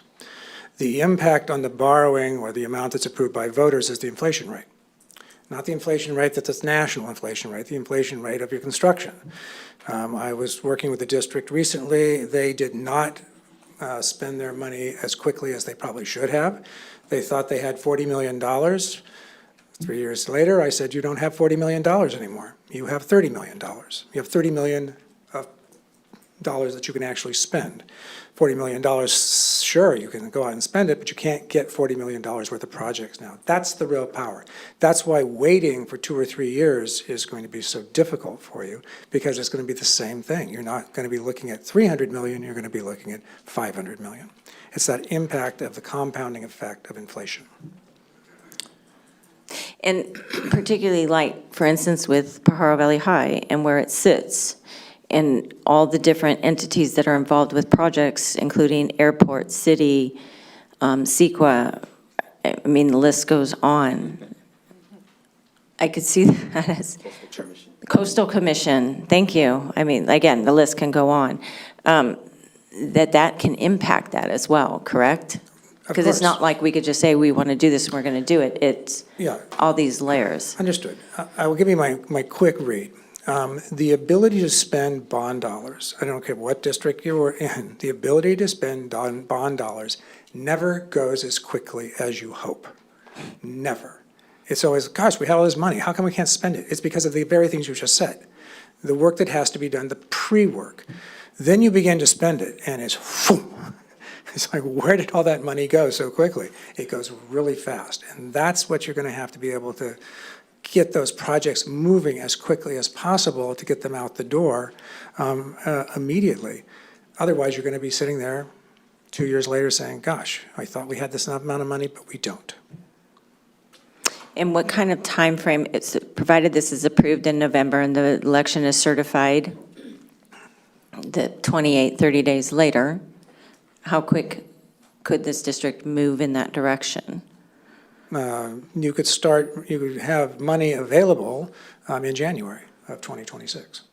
Okay, all right. I'm sorry, 2025, not 2026. Yes, 2025, all right. Yeah. So getting the money is the easy part. It's the spending part that's hard. It's getting it on the ballot, getting it approved, getting it spent. Acquiring the funds is not that difficult. All right, I thank you and appreciate all of you for enduring all of our questions. This is a very Trustee important topic. Acosta. Yes. President Acosta. I have just 2 more questions. Sure, go ahead. Sure. I want to talk about workforce housing for a second.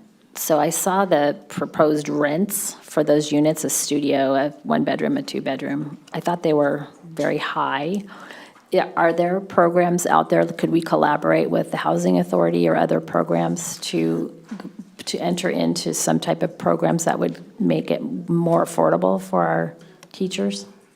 Well, to be clear, you as a board are the only authority that actually sets those rents. Those numbers that you saw were put in on a pro forma basis to show you what that program looks like. You as a board decided, is it going to be 60%? Is it going to be 50%? Is it going to be 70%? That's your decision. And then one idea that I had heard from another district somewhere around during my board service is that they had workforce housing and they put aside a portion of what normally would be rent into a trust fund for every teacher that was living in these units, so that after 6 or 7 years, when the teachers were ready to move on, they had a down payment so they could buy something. It's been discussed a great deal. I'm not aware of any district actually having done that. Okay. But it has been under consideration by a number of districts. Is it a legal thing that we could do if we wanted to do that? Yeah, it's legal. Great. Okay. I think that's it. I had one more, but I've forgotten now. No worries if it comes back to you. Thank you, Trustee DeSerba. Trustee Bolano-Scow. I also want to thank my fellow trustees for their good questions. Just one point, I think, to your point, President Costa, about entities around PV High. My understanding with the Coastal Act is that the Watsonville City Council is the arbiter of the Coastal Act as it pertains to projects. And so it's just important for us to have great relations with the council and the city and going forward, which I think we'll have. But I just thought the audience should know that. Thank you, Trustee Bolano-Scow. Anyone else? Any other comments, questions, discussion, deliberation? Trustee DeSerpa? I don't know if it's possible, but we have a member of the building trades here who put a speaker card in, and he was out in the hallway when his name was called. I don't know if you would consider it. Yes, and I spoke with the board secretary, and his name was called 3 times, and I'm sorry. Okay, thank We're you. past public comment on the topic, I'm sorry.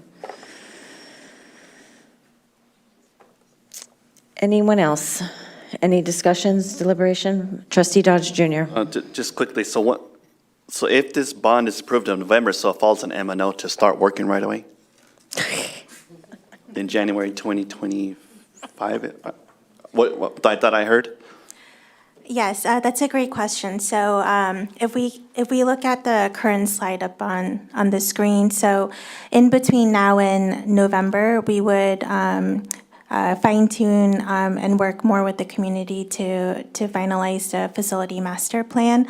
After voters vote in November, hopefully it passes. And as soon as that passes, we can essentially start our planning work. Even though we don't receive the funds until January, we would be able to start getting some of the processes started. Well, no pressure, but I believe in our team. So I just wanted to say thank you. Thank you. And I just received further elaboration from the board secretary. So Mr. Casey Van Den Heuvel, if I'm pronouncing your name correctly, hopefully you're in here this time. Yes, could you come up? You put in a speaker card for a minute, and we'll give you your minute, sir.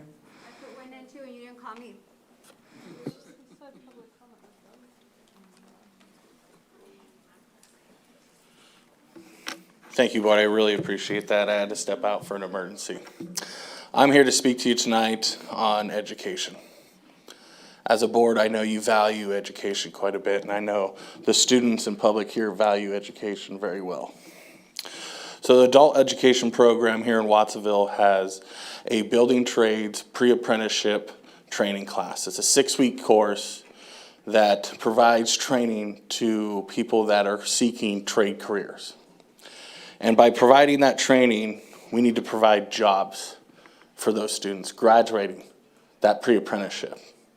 And if we're gonna ask the community to put up money for this bond, and we are training this next generation in these jobs for the construction industry, let's guarantee them this work. Per the DIR, you are required to have 20% of all of your projects in every classification being done by a state certified apprenticeship. Watsonville has one of the highest concentrations. Thank you very much.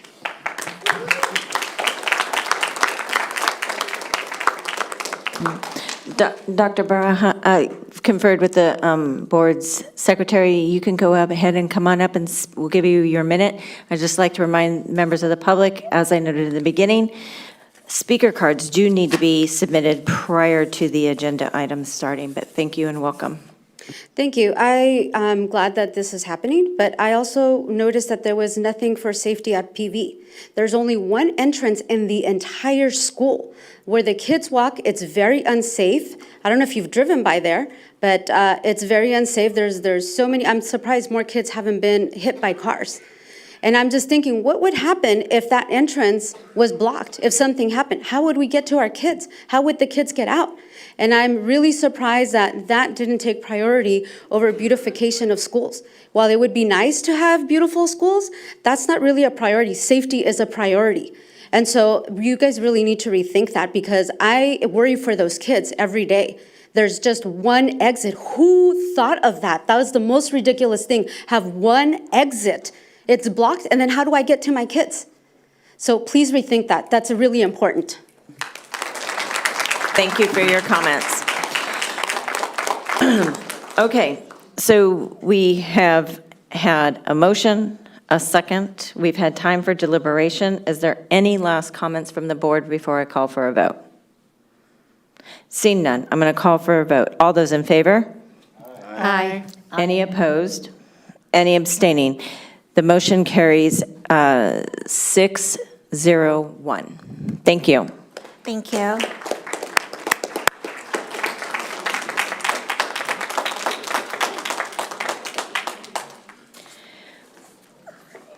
I will now move us to item, and again, thank you to all those that came to this evening to present on that.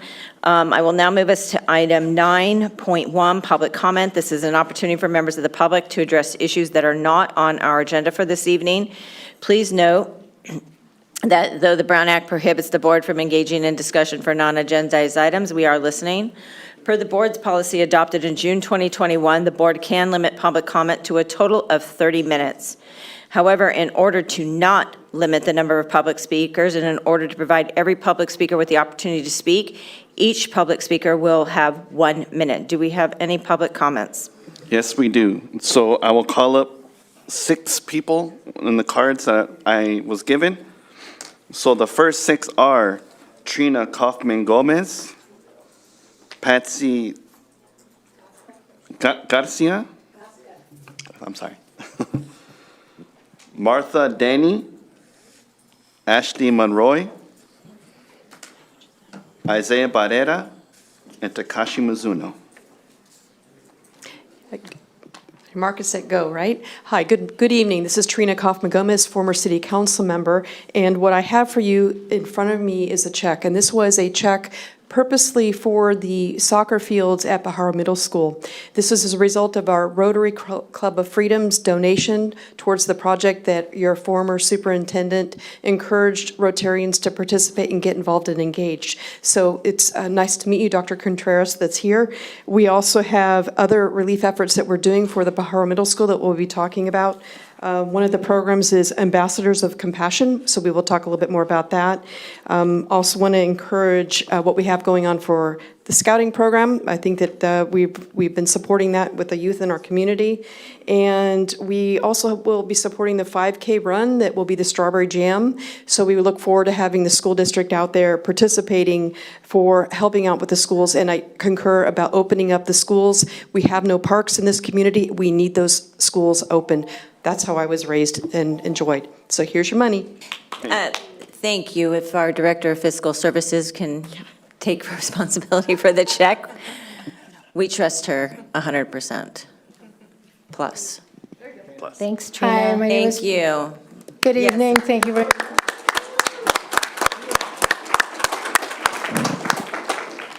I am also a Freedom Rotarian. My day job is with the American Red Cross. I'm the disaster manager covering Santa Cruz, Monterey, and the relief efforts that we have been doing since day one when Pajaro flooded. We continue to support the community of Pajaro, which is very important. I hope one of the priority schools is also Pajaro Middle School. While it's starting to get beautified, they need a lot more, including this training that we are offering the school to be brought in, which is really important. It helps build the students up so that with the transition, the trauma they faced coming out of their home, their school, which is also considered a second home, and helping them bridge that with coming back into the community and into their school again. So we thank you very much. The American Red Cross continues to be there. Everything from installing smoke alarms for replacement houses as people are coming back in, and we'll be there until the need is over, which, you know, it's all the time, right? So thank you very much. Thank you.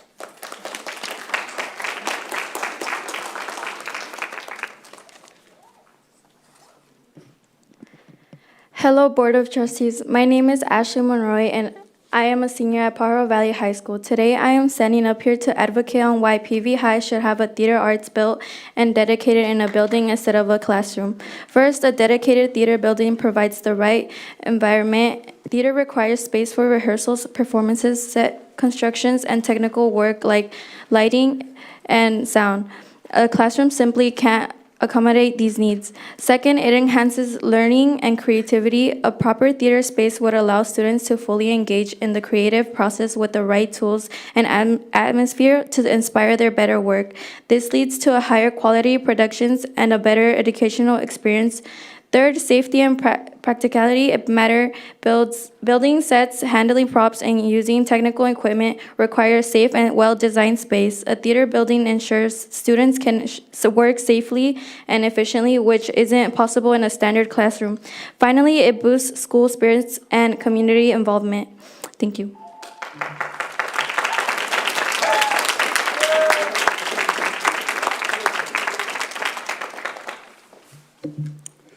Hello, my name is Isaiah, and I attend PV High School. I'm a senior, and I feel like something that we need to address is like, for example, what she said about trafficking with school traffic.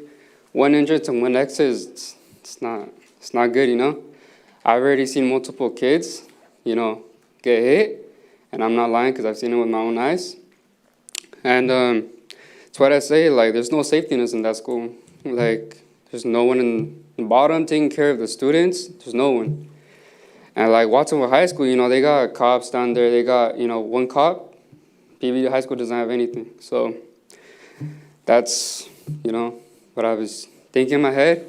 There should be at least someone down there, a teacher, anyone taking care of those kids down there. And that's it for me. Thank you.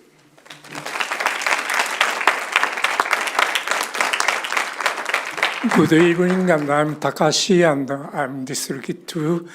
And I met Professor Allison in person for the first time last Monday, and I was so much impressed with her presentation.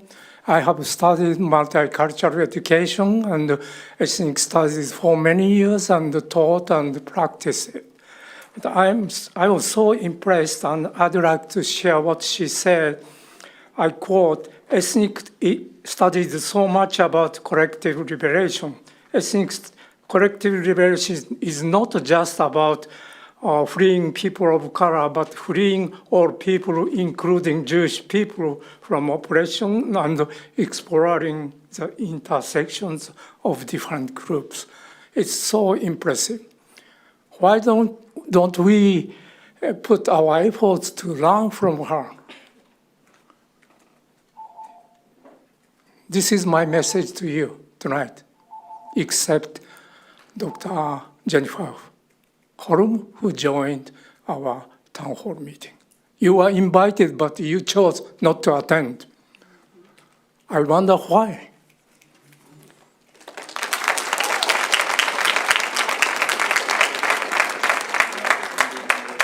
The next 6 speakers are Leonardo Lopez Silva, Juan Moreno, Jose Alvarado, Ashley Colonel, Evelyn Rincon, and Damaris Padilla.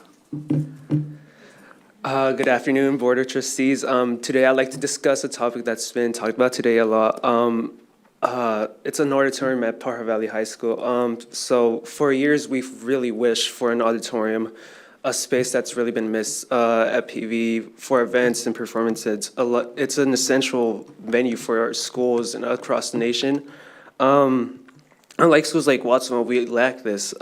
Picture how our Folklorico program, bursting with talent and culture, could flourish with a dedicated space for rehearsals and showcases. Moreover, an auditorium would also alleviate logistical challenges during major events like the award ceremony and scholarship ceremony that was being held earlier this afternoon in the gym. Having an auditorium will ensure that we enjoy smooth ceremonies without any logistical hiccups or technical. With our own menu, we have the freedom to host diverse activities, fostering a stronger sense of community within our school. Thank you.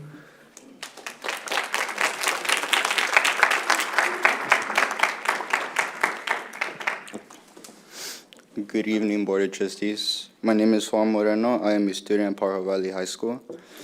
And first things first, why build another school when you guys we can't keep them fully staffed? There's classes where we have to go from substitute to substitute every week. We see a different face. And us students need to go from classroom to classroom. We're not learning anything. We're going from packet to packet. We're not learning anything at all. I'm just asking for us to get permanent teachers, not saying just throw anybody in that class. We want teachers who are well-educated, who could actually teach us something in that subject. Thank you.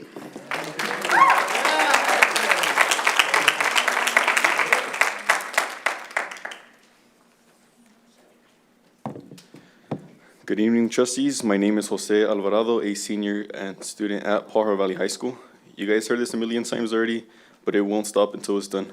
I wanted to touch up on the topic about having a theater at our school. I may not be there for much longer, but what matters is that it benefits the upcoming high school students that will be attending PV High. I think we can all agree that our high school neighbors having a theater and PV High not having one isn't fair whatsoever. We have to work with Watsonville High's schedule to be able to have our own performances. We've had to have performances in the school cafeteria just because we don't have our personal theater. Equality should play a role, and we shouldn't have to be compared to these other schools for not having something as simple as a theater. Hopefully, sooner or later, we're seen as equal, and upcoming PV High students have the benefit of having this much-needed building. Thank you.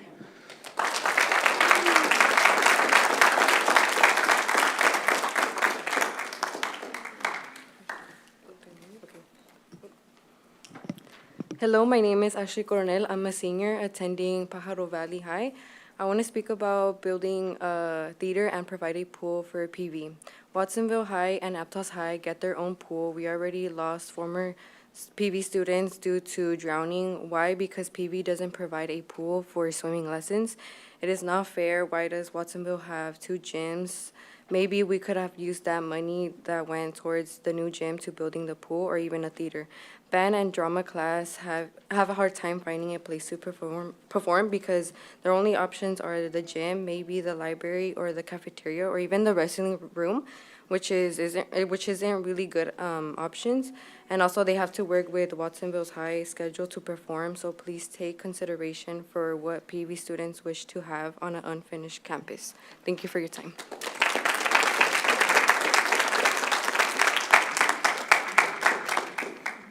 Hello, good evening. My name is Evelyn Rincon, and I'm currently attending Pajaro Valley High School as a senior. I am here today to comment about a topic I'm hoping it will be looked into in the future, which is providing a theater room that will allow our drama and band students to play and practice their roles in. This will not only give the privacy the students need to practice, but it will also benefit our current and future students that will be taking the classes. By having our own, it will avoid them from figuring out where and when they can use a theater that's not ours. Overall, we will all appreciate if you can make this happen. Thank you for your time.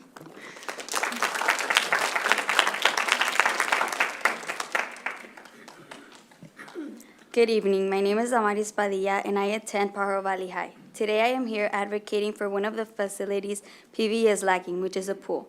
I know you will be voting on submitting another bond proposal for the November election. If the community approves it, I urge you to consider using part of the money to build a pool at PV High. PV is the only high school in this district that doesn't have a pool. It makes no sense how other schools have a complete campus, but PV doesn't.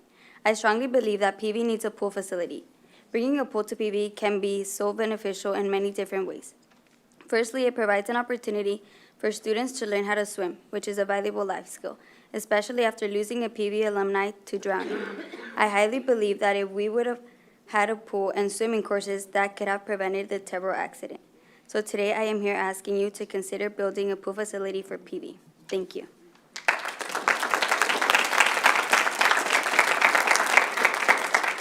The next 6 public speakers are Brittany Rodriguez, Bill Beecher, Yesenia Mercado, Mark Mendoza Lengas.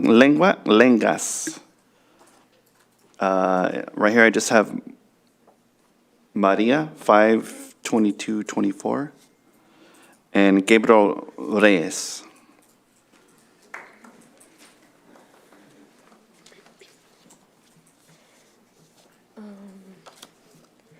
Hi, my name is Brittany Rodriguez, and I am also a PV student. Today, I will continue and add to what my classmate Damaris has already said. I believe that future Grizzly students should have the opportunity to enjoy a new facility like a pool. I believe a pool can be very beneficial for students. For example, having a pool on campus provides our school with more physical activities. They can participate in swimming classes, water aerobics, or even join swim teams. Fostering an active lifestyle and community, a pool can also serve as recreational space, allowing students to relax and unwind during breaks or after school. Lastly, a pool can be utilized for educational purposes or such as hosting water safety workshops or incorporating aquatic exercises into physical education classes. So you should consider using part of a new bond to build a pool facility at PV. Thank you for your time.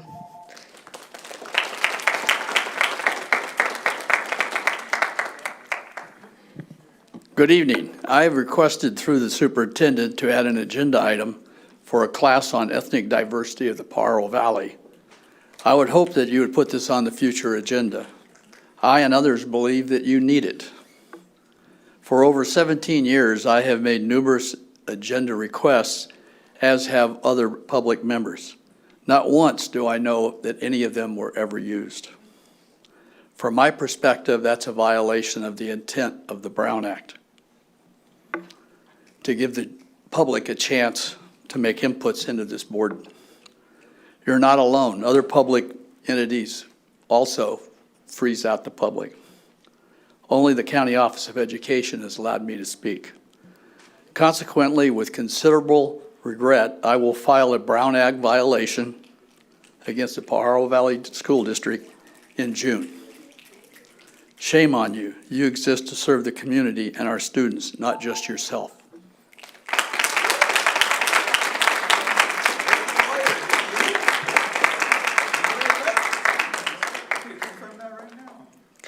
Good afternoon, Board Trustees. My name is Yesenia Mercado. I'm a senior at Pajaro Valley High School. I want to take this opportunity and talk about an issue that has to be resolved, that being not having enough staff.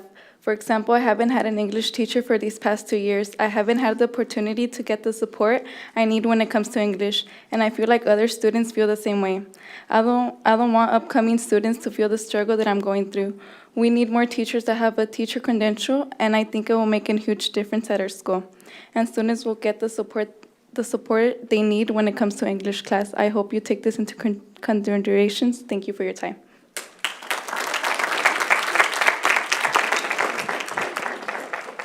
Hello, board members. I am here once again. What I should be doing currently is working on my final projects, but no, I'm here talking to a little wall, trying to get my voice heard. It seems that at this point, students are better at doing your guys' jobs than the actual board members. This is a wake-up call to the board. Do your job. We know the board wants to silence the youth, but we will not back down until we are given what's rightfully ours, which is our education. On the same topic, PVHS is being denied of basic school needs.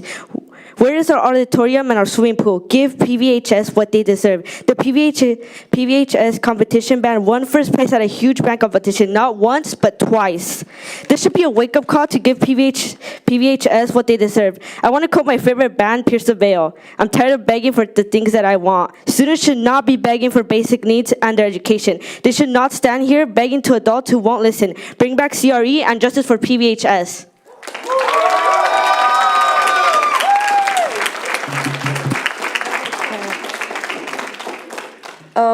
My name is Maria Garcia, and I'm from Watsonville High School, and I think she said basically everything I wanted to say. I don't think it's fair how we're still here, and finals are coming up, and we're supposed to be working on that, and we're here instead. So I'm gonna be up until, this was supposed to end around 9. It's gonna be around here until 9:30, 10, I don't know. But I'm tired of coming and seeing no progress. It just keeps going and going and going, and I'm kind of just tired of seeing what's going on with the board meeting and how we're not doing, nothing's really changing. And I just think it's kind of dumb.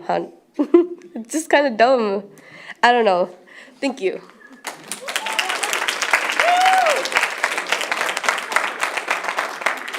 Hi, hello.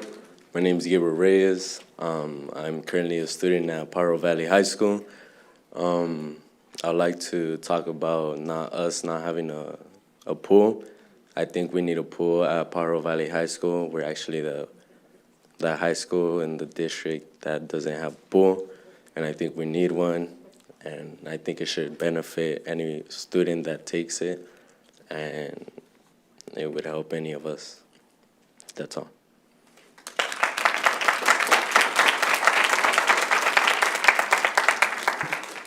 The next 6 public speakers are Jose, Teresa Quiroz, Eli Romero, Carol Turley, Bobby Pels, and Natalie.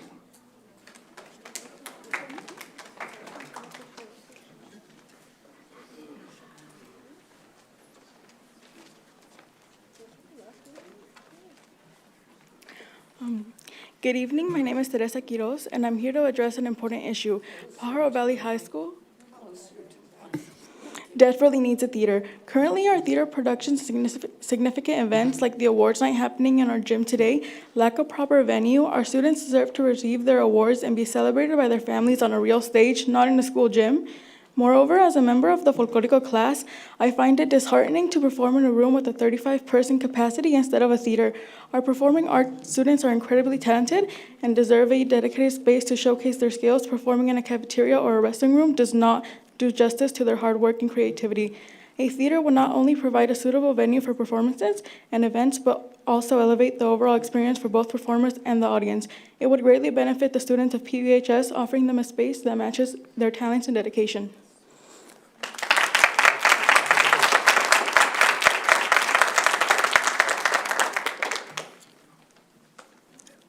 My name is Jose, and I'm a senior at PV High School, and I'm here to talk about the needs about PV and what can be improved.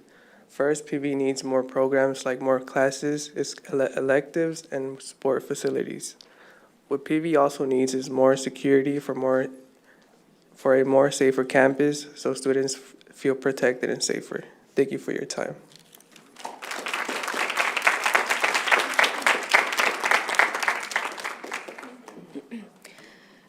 Hello, my name is Natalie Rivera. I am a senior at Pajaro Valley High School. The class I lacked to have the full credential instructor was English 4, and this went on for over a year, and for other students, 2 years. Over this year, I did not get the proper education the system expects. We did not engage with one another. All was expected of us was to make origami boxes and listen to a substitute rant about their life.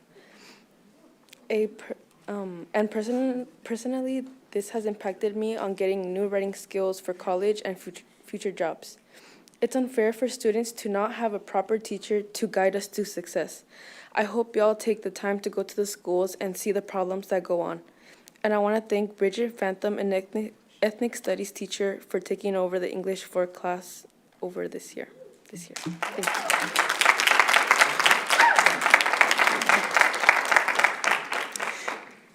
Good evening, trustees. My name is Carol Turley. This past week, I had the opportunity to visit 2 ethnic studies classes at Watsonville High School, and I was so impressed by the students in this class and the engagement. They're seniors. They really have it going on, and I think many of them would attribute that to the things that they have learned and the comfort that they have in their ethnic studies classes.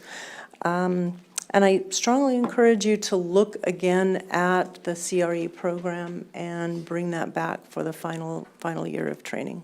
Thank you.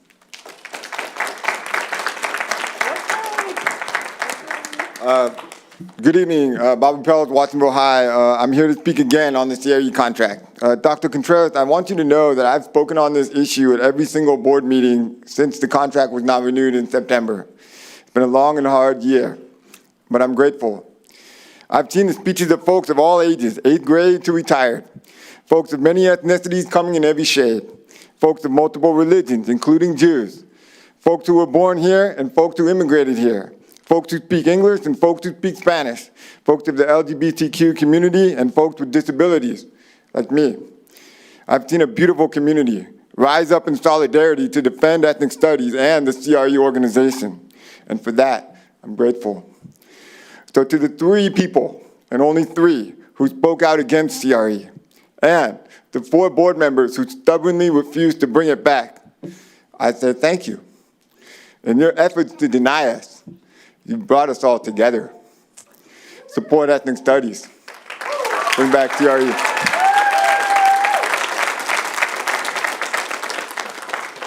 Good evening, board. My name is Eli Romero, and I'm a senior at Watsonville High School. And I just want to say we need CRE contract back just because we see how ethnic studies bring a community together, especially here in Watsonville, where like the majority are Latinos or Hispanic or people from marginalized communities. So we need ethnic studies to show the people that they can have the power and go rule the world. How do you want like them to rule Watsonville if they don't know how to rule, they don't know how to have the power in their hands?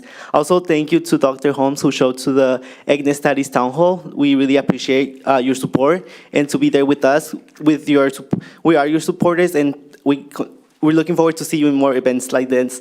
And also thank you to Dr. Contreras who showed up today at the pride flag raised at the district office. It's really nice to see people who are for the community. Thank you so much.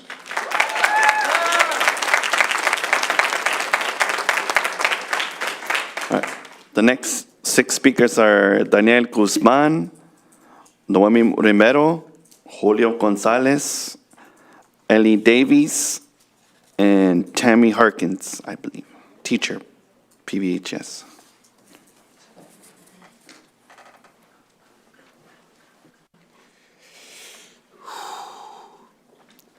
Hello, people of the board. My name is Daniel. I am a senior at PV High, and for 2 years straight, I had my English classes taught by an unqualified sub. Everything was pointless and enduring and infuriating since nothing got taught. Now a question I have is why we were allowed to be with an unqualified person for so long? Why aren't teachers applying to our district? You know why I think teachers aren't applying? It's because Santa Cruz County is the #1 worst county to live in as a teacher, according to a study presented in USA Today. Apparently, Santa Cruz County ranks as the least affordable place to live for teachers, where experienced teacher salaries average around $67,000 before taxes, with 66% of that going to rent. Teachers can make $10,000 to $20,000 more going in other places right off the bat. In order to attract teachers, you need to increase the pay so they can afford residency. Another thing I can suggest is increasing awareness about the opportunities for students and teachers here. And then you actually have to make sure that there are opportunities for students and teachers here, not just lying to them. You also need to make sure you're listening to student voices about what we see as opportunity. I would mention other concerns, but due to your abuse of power, I can only say so much with the time given. Good day. Thank you.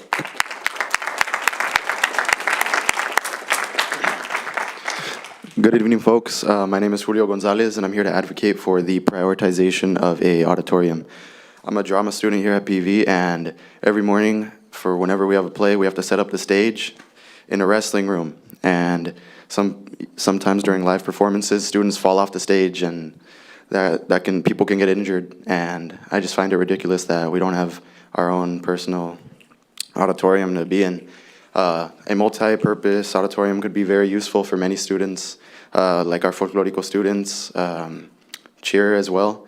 And I just think that it's a problem. I mean, we have to set up the folklorico stage every time for a performance, and on one of these posters we made, there's some photos of students' arms after setting up the stage. They're irritated and scratched.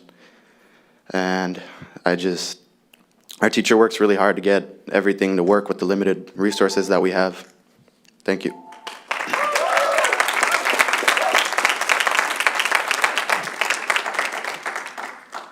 Hello, trustees. My name is Noemi. I am part of the theater arts program. I think we would really benefit with an auditorium. I invite you guys actually to come see us perform tomorrow. We are doing 3 shows to see the setup that we are working with. The first show starts at 9:15, the second one at 12:10, and the third one at 2:45. Kids have fallen off that stage, and the stress that our teacher goes through just to bring this to our school is ridiculous, and I think he doesn't deserve that. Thank you.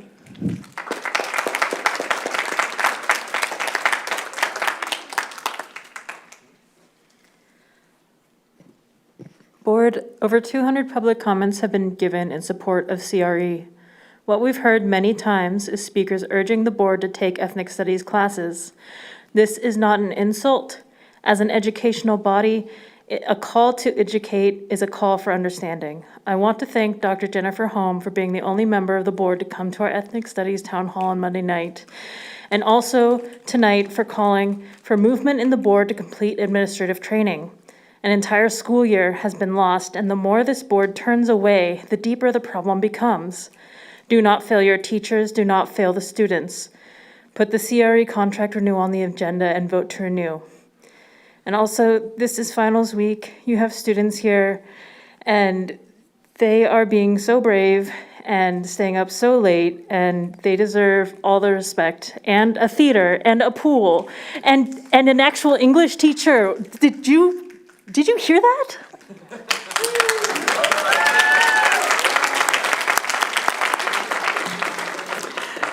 Good evening, and yes to everything here. I don't want to be too redundant, and thank you also to Trustee Bolanoska, who's been so supportive and came and taught 4 hours of a regenerative farming class to my classes.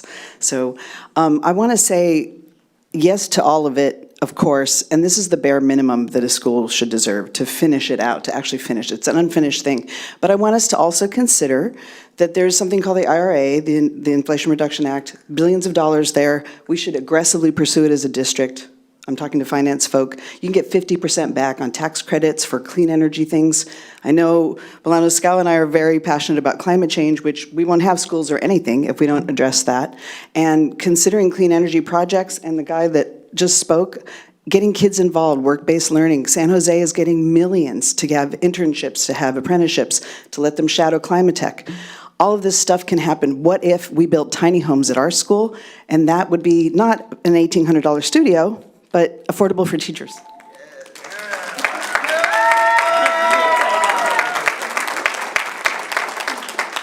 The next 6 public speakers are Alex Morales, Montserrat Martinez, Veronica Vasquez, Jacqueline Rosas, Stephanie Mendoza, and I can't see the first name, but it's middle name Lexi Martinez, PV High School.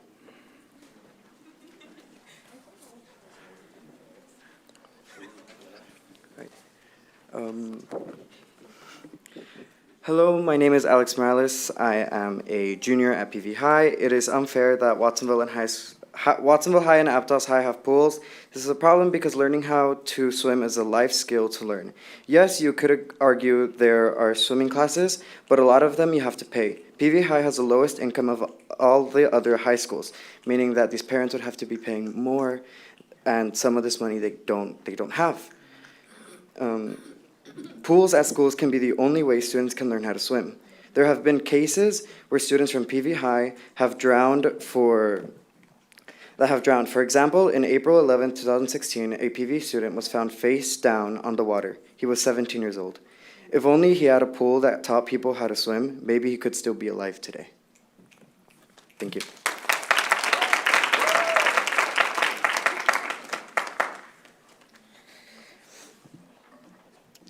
My name is Montserrat Martinez.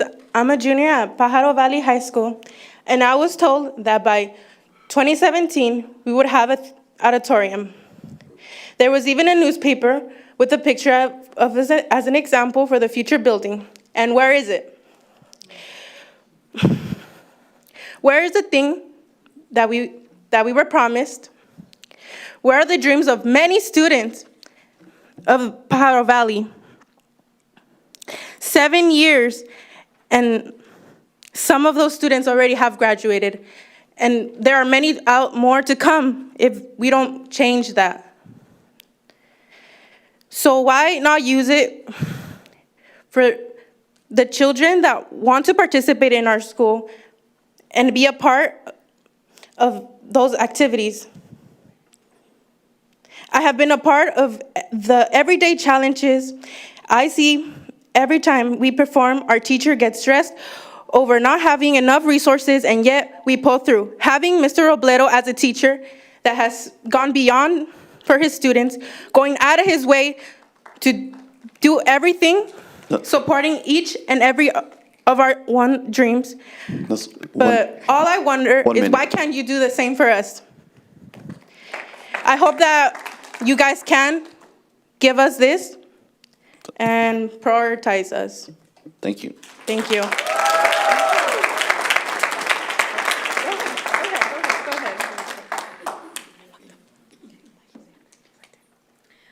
My name is Veronica Vasquez Udino. We have been asking for an auditorium for years, yet nothing has been made of it. Us students have done the best we can with what we have, but it doesn't mean we should accept the very little things that have been given to us. There are so many amazing people in our school that have not been given enough space or resources. As a student in the folklorico and theater class, I feel uncomfortable being in a cramped space while doing so much movement. When we tried performing in our cafeteria, which gave us a bit more space than our classroom, a lot of us kept sleeping because that floor was not meant to dance on the whole time. We performed, we tried to be careful of not falling. Same with the gym. We had to tape the bottom of our shoes, which had less of an effect, but that is all we have. We have nowhere else to perform in school. All the skirts are borrowed. If it's part of the class, why are they being borrowed? They should be able to have one by the given to the by the school. The tiles we use in the wrestling room was a challenge to remove them from the ground and take them from classroom to classroom. The weight had left red marks on me and my friends. We had a hard time carrying them. Another friend of mine had their fingers hurting because of pulling the towels out with their nails. Thank you for listening.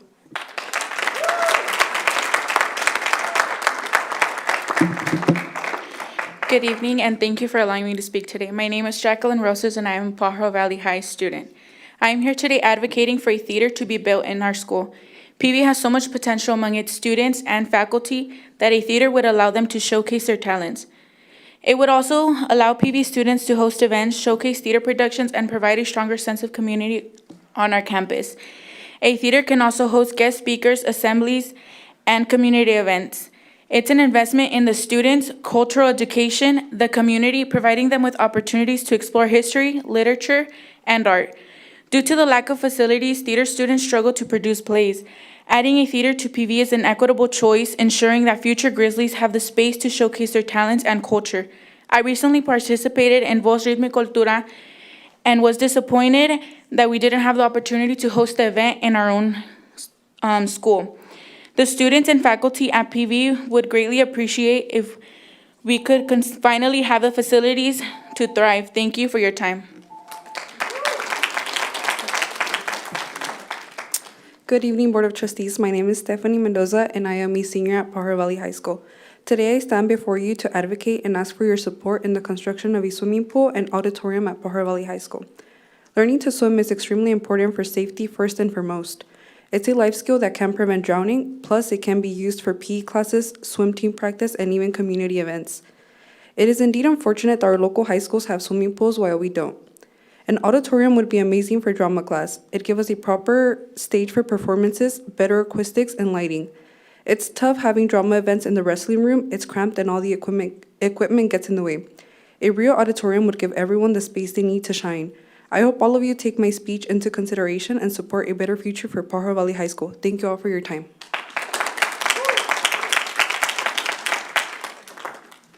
Hello, good evening. My name is Lexi, and I am a student at PV, and I'm here to talk about how silly I think it is to get rid of the CRE curriculum. The reason to get rid of it is silly, and ethnic studies is the only class to truly talk about the history of the students and not the history that you want us to learn. The students of Watsonville deserve to know their own history, the history of people like us. Thank you.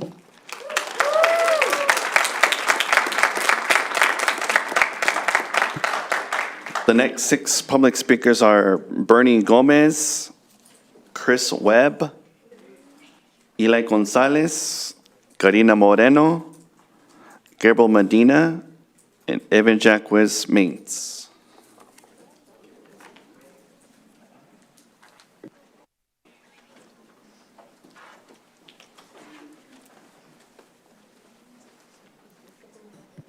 Good evening, Bernie Gomez.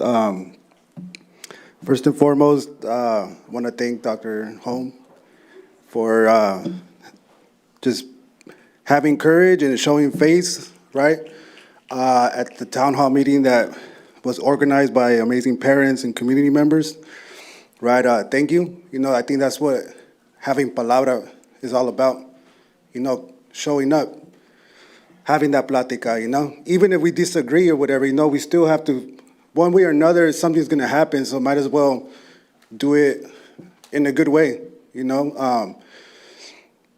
Dr. Contreras, mucho gusto, welcome. I know that this issue was held till you got here. Ya estás aquí. You know, you've been hearing what's going on, and you have a big lift to help the students, the community, PVUSD, to get back on track. We look forward to working with you, and hopefully this board kind of gets their act together and help us out too. Thank you.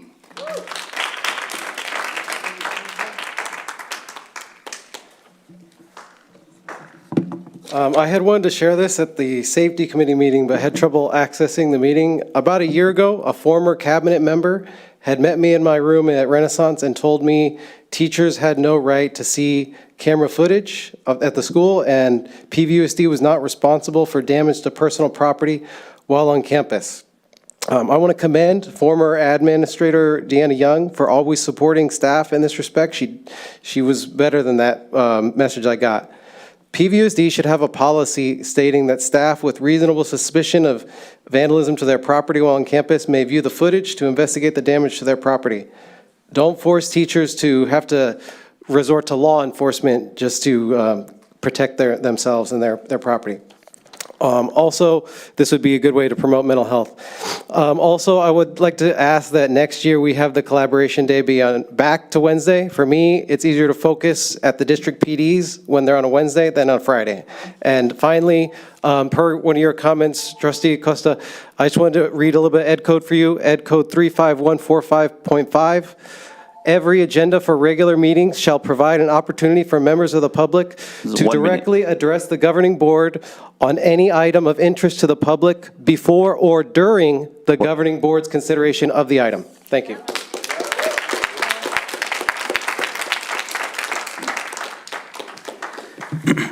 Buenas noches.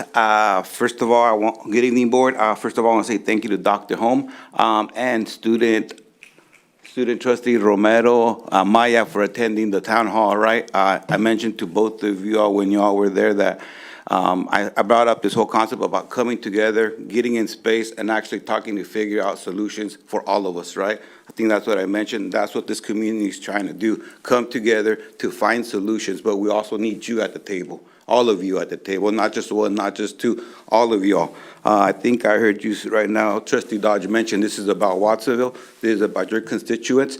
This is exactly what this is about, because a lot of the folks that are being impacted, and I know you know this, a lot of the folks that are under arrest, that are on probation, come from this region, come from this space. The school to prison pipeline is real. It's important that we bring back that CRE contract and put it in the agenda. Let's have these conversations. The little ones are watching. The elders always told me, the little ones are watching. They're watching how we act here, and if we don't do this the right way, all this goes to waste. Thank you all.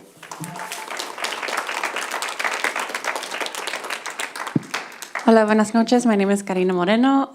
Heather, Dr. Heather, mucho gusto. You know, I wasn't here at your first meeting, last meeting, but mucho gusto, you know, and thank you too to Dr. Jennifer Holm for coming out on Monday night. You know, I really appreciated getting to talk to you and have a conversation with you, and that you took the time out of your Monday afternoon too to come and be curious and hear what it was for, what it meant for a lot of the students and for Dr. Allison, and what it was that they're actually trying to bring back, you know? And so I do ask that you bring back the CRE contract so that we can have that conversation.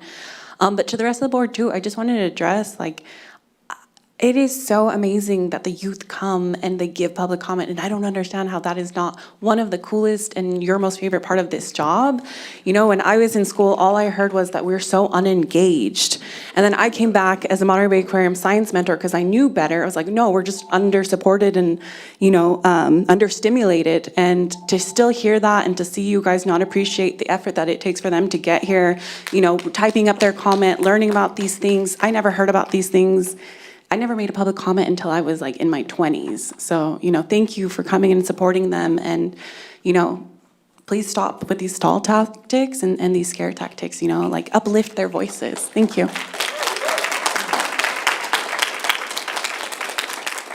Good evening, Gabriel Medina, candidate for District 3. I'm sad Soto wasn't here. I had a poem for him, but I made one for you, Georgia.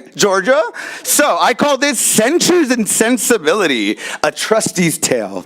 In this hall where we unite to shine a beam to bring the light, a trustee claimed no politics here, yet her actions bring us here.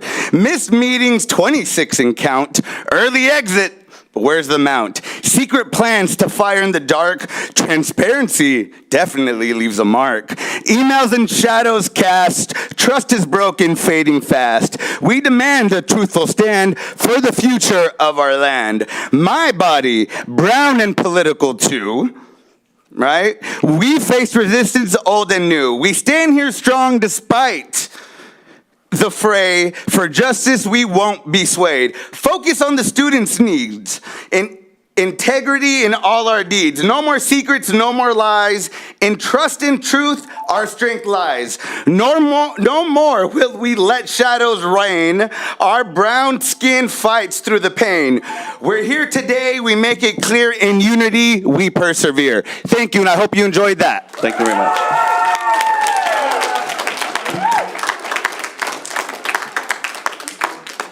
Hello, members of the board. I heard that you were encouraging students not to attend this meeting because of how close it is to finals. It's almost 10 o'clock, and you chose to move item 12 before us. Like I said last time, we will keep showing up and we'll keep talking about ethnic studies and CRE until you bring it back. Despite studying and stress, despite the end of the school year, and despite the fact that I have finals tomorrow morning, I'm still here, and so are all these students that were here earlier. We're here to talk to you. Will you listen to us? I would also like to say hello to Superintendent Dr. Contreras. I saw you at the Harvey Milk Day flag raising ceremony today, and I really appreciate you being there and showing up for LGBT youth. But I do want you to realize that your support cannot be performative. Sorry. If you truly care about 2S LGBT issues, you would support us by bringing back CRE, as the two are intrinsically linked. It gave me hope to see you there today. Do not disappoint us. I urge the board to bring the topic of CRE back up to vote and approve it. Thank you. The next 6 public speakers are Cassandra Hernandez, Gabriel Barata, Dr. Ludres Barata, Angel Ponce, Eduardo Montesino, and Pam Sexton.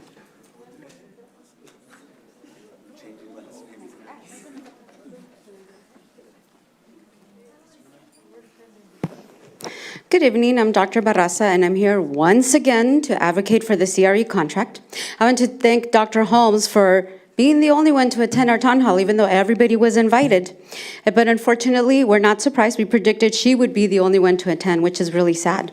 It's clear that some of the board members here do not care to learn what ethnic studies really is about, and they insist on holding on to their fake beliefs and false accusations. You were elected because people thought you were going to have the students' best interest at heart, but boy, were they wrong. Some of the trustees here have shown that they only care about themselves. They do not care anything that the students have to say.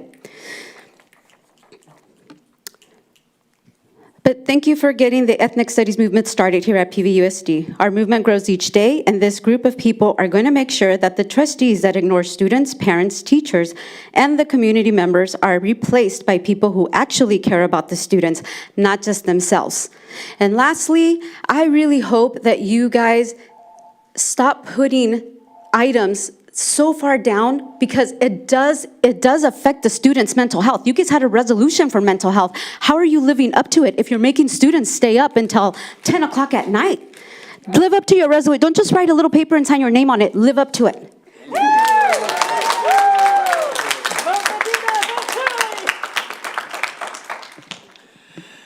Good evening, my name is Gabriel Barraza from Area 5. I am here yet again to advocate for the CRE contract and for you guys to actually not just pretend to hear or listen, but to do, because listening without doing is nothing. So we are here at the end of a school year wasted by this board, though it wasn't a complete waste.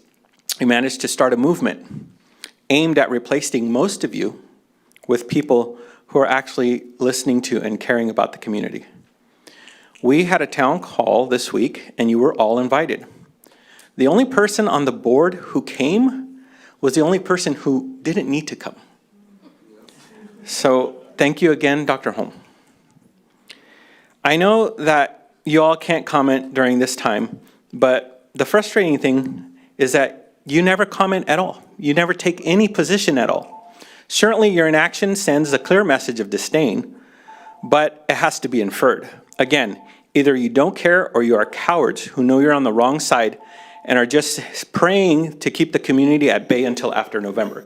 You can't. This inaction will be your legacy. 1 minute. Thank you for helping us to put ethnic studies into action.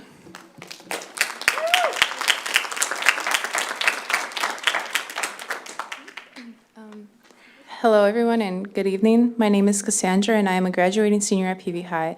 I'm here to talk about why PV needs a theater auditorium for the performing drama class. First and foremost, a theater auditorium is not just a place for performances, it is a space for creativity, collaboration, and personal growth. It allows to enhance their acting skills, experiment with different roles, and showcase their talents to a live audience. This experience is valuable for students who are passionate about drama and want to further pursue a career in the performing arts. It gives students a place to come together, support each other, and work towards a common goal. Through rehearsals and performances, students learn how to communicate effectively, problem solve creatively, and collaborate with others, skills that are essential for success both on and off the stage. So thank you.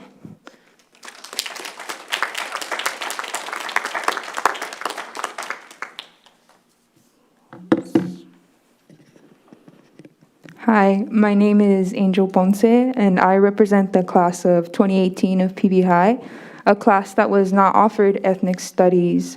I am proud that the classes after me are being offered this important discussion and curriculum, but I'm disappointed that the board is not putting its staff's training or the students' self-concept, discovery, or self-awareness first by not renewing the CRE contract. I attended the town hall this past Monday on what lessons are being taught in ethnic studies in the district, and none of them express anti-Semitism. I ask you to add the CRE contract to the agenda so the board, the students, and the community can have an open and honest discussion of concerns of anti-Semitism in the field's curriculum.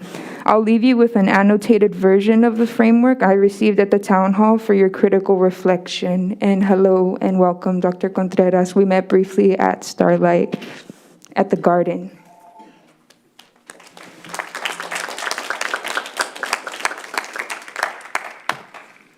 Hi, my name is Pam Sexton, and I'm here as a teacher and as a parent, and also as a member of SURJ. SURJ stands for Showing Up for Racial Justice, Santa Cruz County chapter. And we're part of a national organization, and our local chapter is 100% behind the demand, the ask to please bring back the CRE contract. It was mentioned earlier by many people, the town hall, and this collective liberation is what community responsive education is about, and it's what we need. Please, in solidarity with students, with all of the ethnic studies teachers, please make this action now.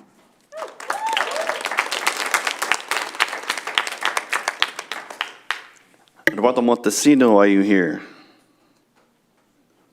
Okay. So the next 1, 2, 3, 4, 5, 6, 7. The next 6 are Jessica Gonzalez, Marilyn Garrett, Desi Salinas Holtz, Jen Salinas Holtz,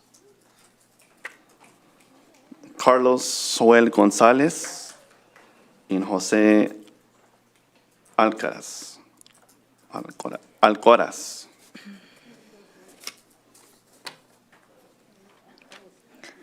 Hello, my name is Jessica Gonzalez. I'm a senior from Watsonville High School, and I just wanted to say, bring back CRE. We want to continue with our education about ethnic studies. It's really important to us. We've been coming since September. We had the Ethnic Studies Town Hall on Monday and invited all of you. Seeing how no one showed up except Dr. Holmes says a lot. We just hear words but no action.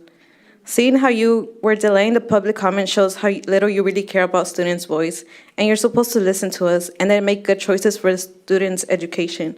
Schools are lacking resources, but you guys aren't doing anything about it. You guys get health insurance, not just for you, but your family and power. Do your work and bring back CRE.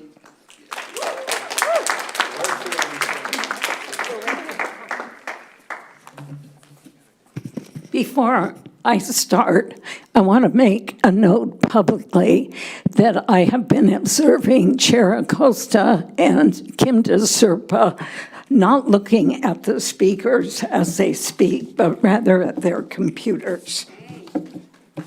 Now you can start it. Go back.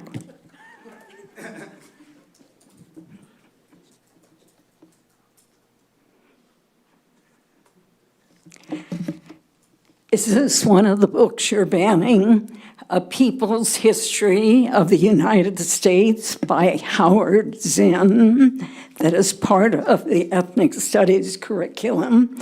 It starts out, Columbus, the Indians, and Human Progress.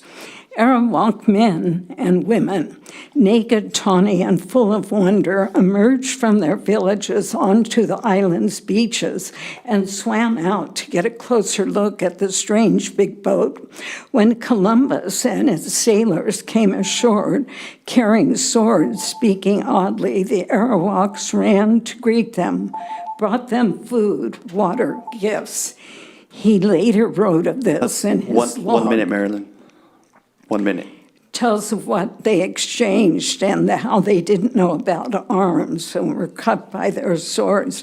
And then he said, with 50 men, we could subjugate them all and make them do whatever we want. People's History of the United States by Howard Zinn.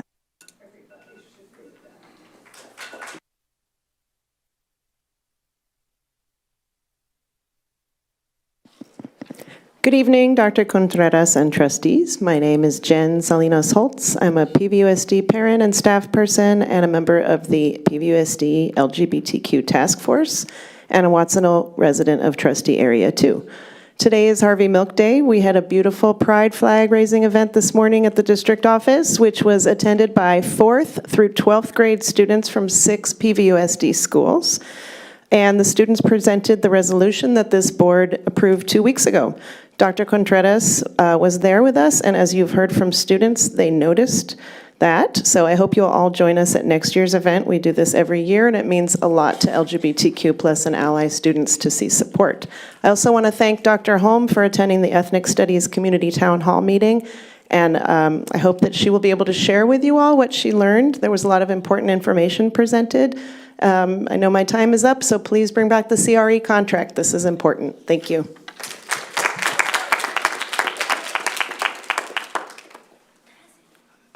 Good evening, Board and Superintendent Contreras. Sorry. My name is Desi Salinas Holtz, and I'm a sophomore at Watsonville High School. I'm going to say some really similar stuff to what my mom said, but I first want to start off by just commenting about the Harvey Milk Day flag-raising event earlier. It's always beautiful to see our community come together for this event every year, and I especially want to thank Dr. Contreras, my bad again, for coming out to show her support today.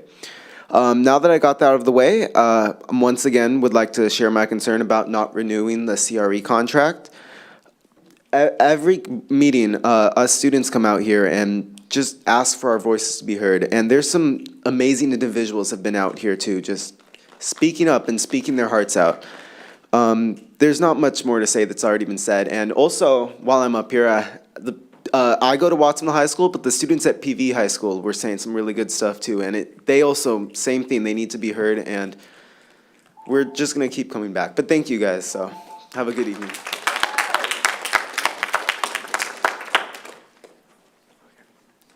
Hi, my name is Jose Alcaraz, and I am a PV High School, 12th grade, and I want to talk about theater for PV. I'm an actor that has been going around with other schools as well to perform because PV doesn't have a theater to even perform. So it's sad to know that, you know, in PV, I have to like help Robledo just to like make the stage and make sure he's not too stressed out because, you know, we don't have a stage and we're always falling, we're always getting hurt. And then Watsonville and other schools, they have a theater. You know, that's not okay. You know, PV also deserves one. So, I mean, maybe just, I don't know, PV cares, show that you care. You know, you guys are here and you guys are, you know, acting like, you know, you guys care about what we're talking about. Maybe do something about it, you know? Anyways, that's it.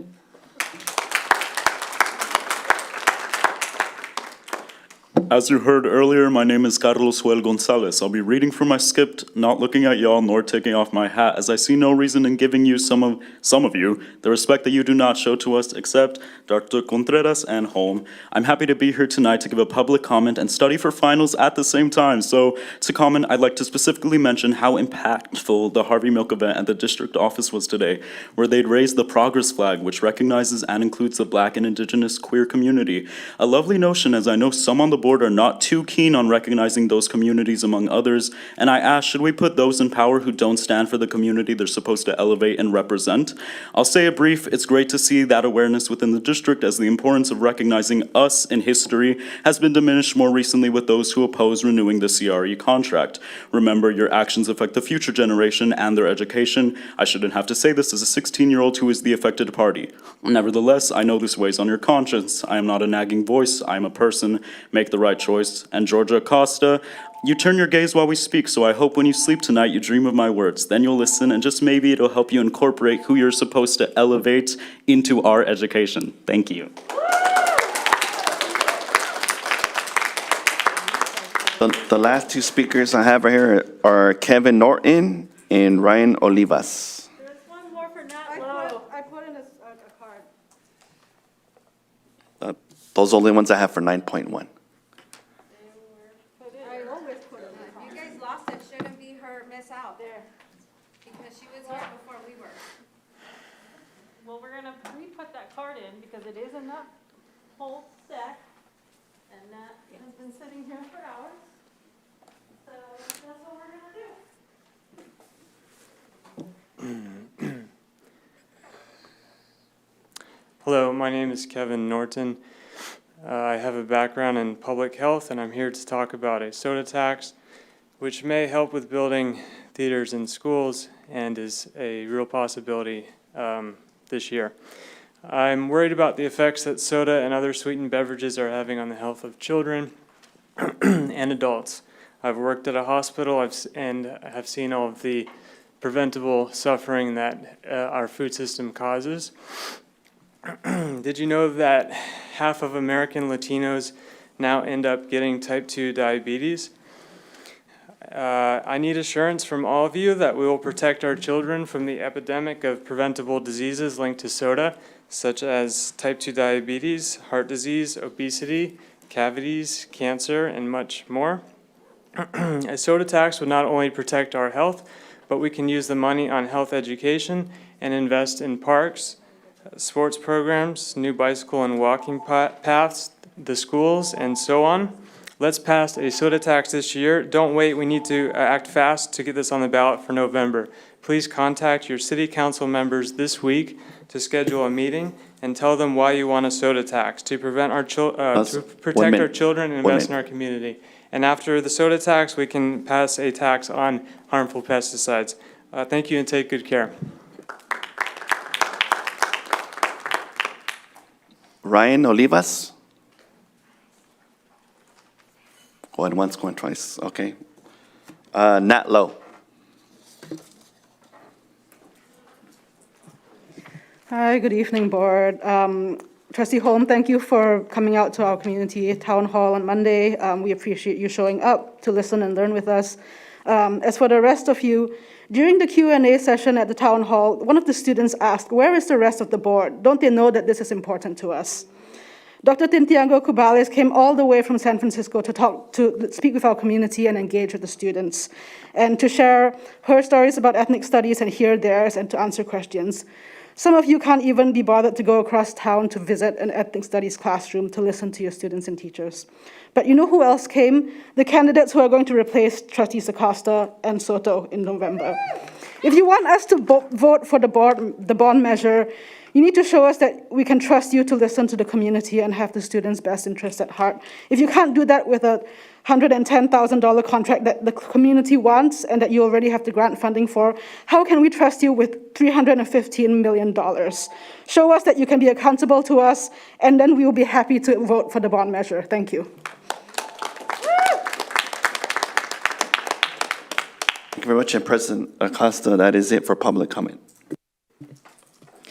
Thank you, Trustee Dodge Jr. The board will take a 3-minute recess at this time. Want to hear my poem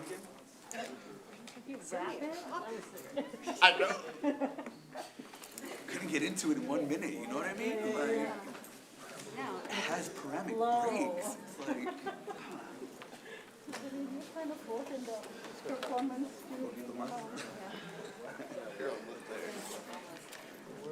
I was in San Francisco at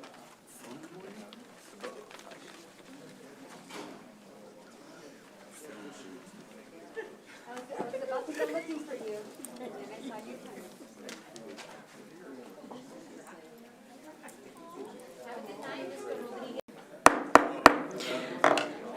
I'm going to call the meeting back to order, and I'd like to call for a point of order and see if I can ask from a board member if they would like to extend the meeting, given that we have 11 minutes left. And when you consider a motion to extend the meeting, I'd like you to recognize that we have 1 public hearing, 9 action items, and 3 report and discussion items to get through. I move to extend the meeting till 1 a.m. I have a motion to extend the meeting till 1 a.m. Do I have a second? Second. I have a first and I have a second. All those in favor? Aye. Any opposed? Any abstaining? The board meeting is now extended to 1 a.m. and that carries on a 6-0-1 vote. Now we will move to item 10, our employee organization comments. This is the time that we hear from our employee organizations, and each will have 5 minutes. And we will start with 10.1, Pajaro Valley Federation of Teachers. Do we have anyone here from PVFT that would wish to speak? Welcome. Good evening, Board, President Acosta and Dr. Contreras. I just want to first just commend our students who are here today. You know, students at PV High School are definitely persevering in the face of adversity, and that's pretty rad. So this week, we honor our classified brothers and sisters in the CSEA, and we appreciate the incredible support they provide in ensuring that our classes can happen. It is, you know, Classified Employee Week, Appreciation Week. Our state federation held a rally at the state capitol yesterday with the theme that there is no class without classified. And so we thank our CSEA brothers and sisters because that is very true. This board meeting marks the last one held during the student calendar year. And this new format, this adjustment in it, which places the public comment where it places it, is a challenge. And I know that I looked at Modesto City Schools, and I know that that's where the format came, because that's when first time I saw the new format, I was like, I'm going to see what Modesto City Schools did. But I really do want you to take into consideration that Modesto City Schools started their board meetings at 5, and therefore public comment was not at a reasonable time. And you know, this is a burden on our students, and our students should not be silenced in advocating for the schools that they deserve. So, and just in the same theme of adjustments. Something that used to happen here is our board meetings were translated to Spanish, and that's what was up on the district's YouTube page. So our Spanish-speaking families could see the board meeting in Spanish, and that was discontinued several years ago, and that is a big issue, and it should come back because it completely denied the empowerment of our Spanish-speaking community. So I want to commend Jenny M's presentation today on the bond, and what I want to, and I really liked what she said with, I know there was other people involved, but I liked what she said, you know, we want to build comfortable, safe environments, and we're totally down with that. That's what the PBFT is all about. That's actually what a lot of teachers' unions are all about, making sure that we have comfortable, safe environments. Our district recently won $32 million for community schools. This bond could also be helpful in helping, drive that thought process on how are we going to be, implementing community schools, and how is this bond money going to benefit that? And so what that means is y'all need to talk to us. So PVFT, we like to ensure that we go to safe, clean environments as well, and we have people power. So if this is a piece of an important item for the district, and we're an important piece of that district along with CSEA and CWA, with all the people that are involved in lifting our district up. And so we hope that you do collaborate with us because we all are stakeholders. And now I will get into some of the what I'm frustrated about. I'm frustrated, and Brian Saxton has heard me on a daily basis kind of go on my frustrated rants. But they're not rants, really. I am sincerely frustrated that there is a continued lack of respect for our members and our the language, just a lack of respect for labor agreements. And it's this continued bad practice that was enabled and fostered and enabled and encouraged in previous administration leaderships. And it's not okay, because the people power is important. Classified, you have no class without classified, and you heard your students, they are also your constituents. They don't have teachers who are fully credentialed or credentialed to help navigate and get, through their journey, guide them through their journey of learning biology, AP calculus, whatever it may be, these high-level classes that we need for our high school students. And so they are not receiving the education that they deserve. So what I'm frustrated with specifically is our SELPA department. I can file some ULPs tomorrow, when they open. We have learned of the SELPA making changes in working conditions without coming to us first. We have had to remind them that, hey, we sent you an info request, and that was like a month and a half ago. Info requests that would help us understand the decisions that they're making before they're made. And so I show up to a meeting to represent members without that information having been given to me. And also bypassing and direct dealing with our members. Big no-no. There's a lot to be done. You heard me say that the night that Dr. Contreras was hired. And I said, she's got a lot. There's a lot. And there still is a lot. And I know it's something that you realized when you came in. That's when you finally realized how big this challenge is. And as our students said, actions do speak louder than words. So we're listening, but we also want to see some actions. Thank you. Thank you, Nellie. California School Employees Association, do we have anyone here from CSCA? Seeing none. Communication Workers of America, our Substitutes Teachers Union, CWA. Welcome.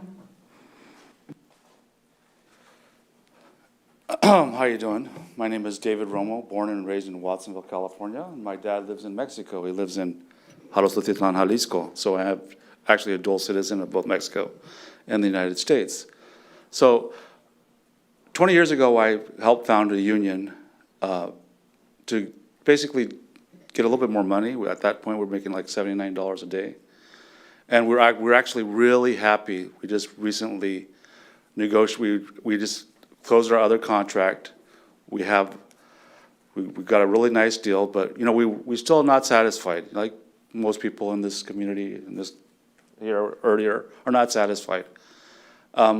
We're very satisfied, and we'll be even more satisfied once we get an increase for long-term teachers. I was talking to one teacher today, and he had a concern. He just retired.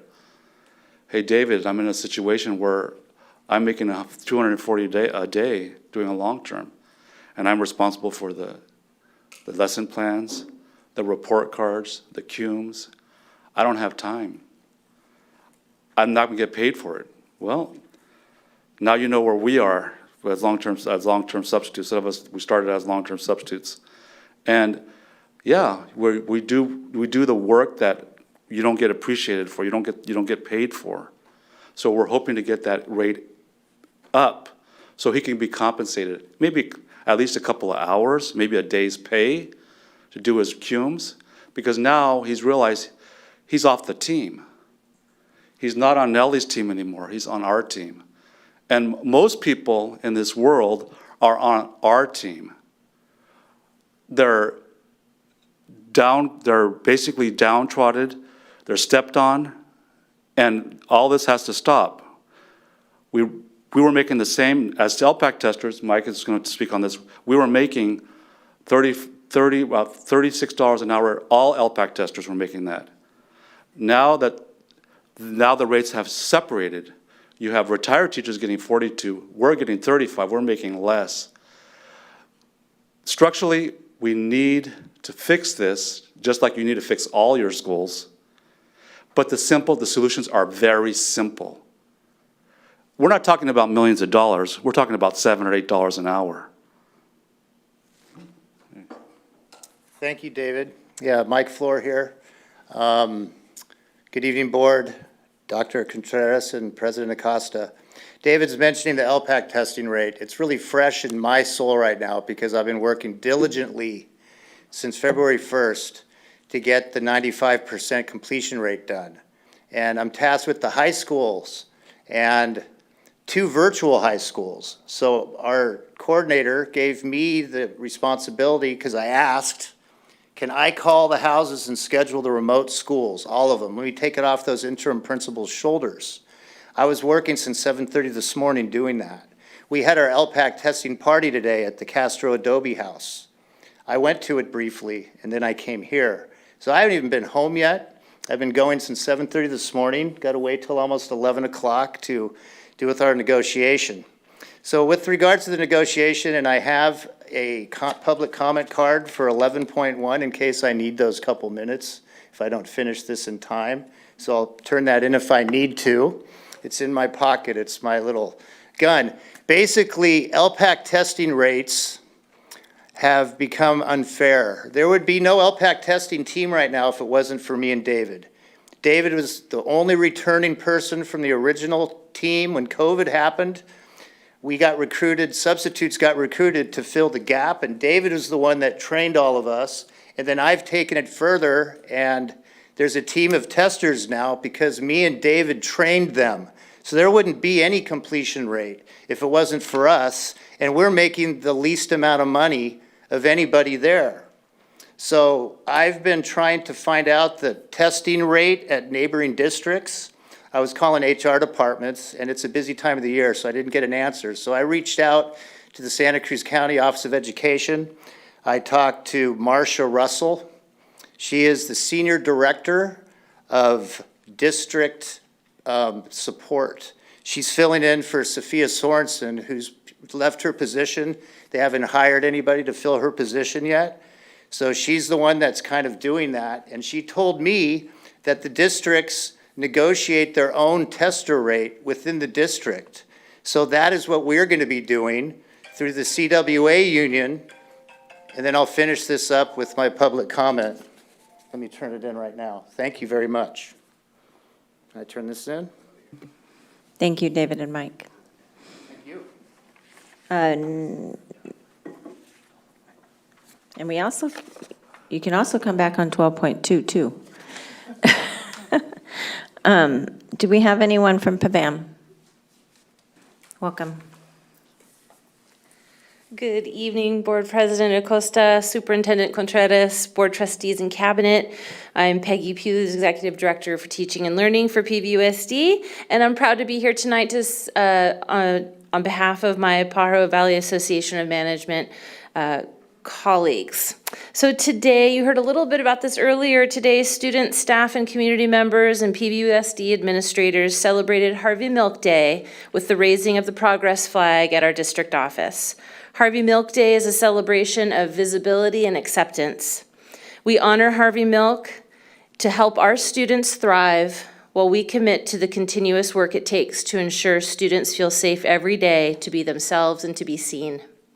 Thank you to our PVUSD LGBTQ+ task force and our student services coordinator, Chrissy McLean, for leading the effort.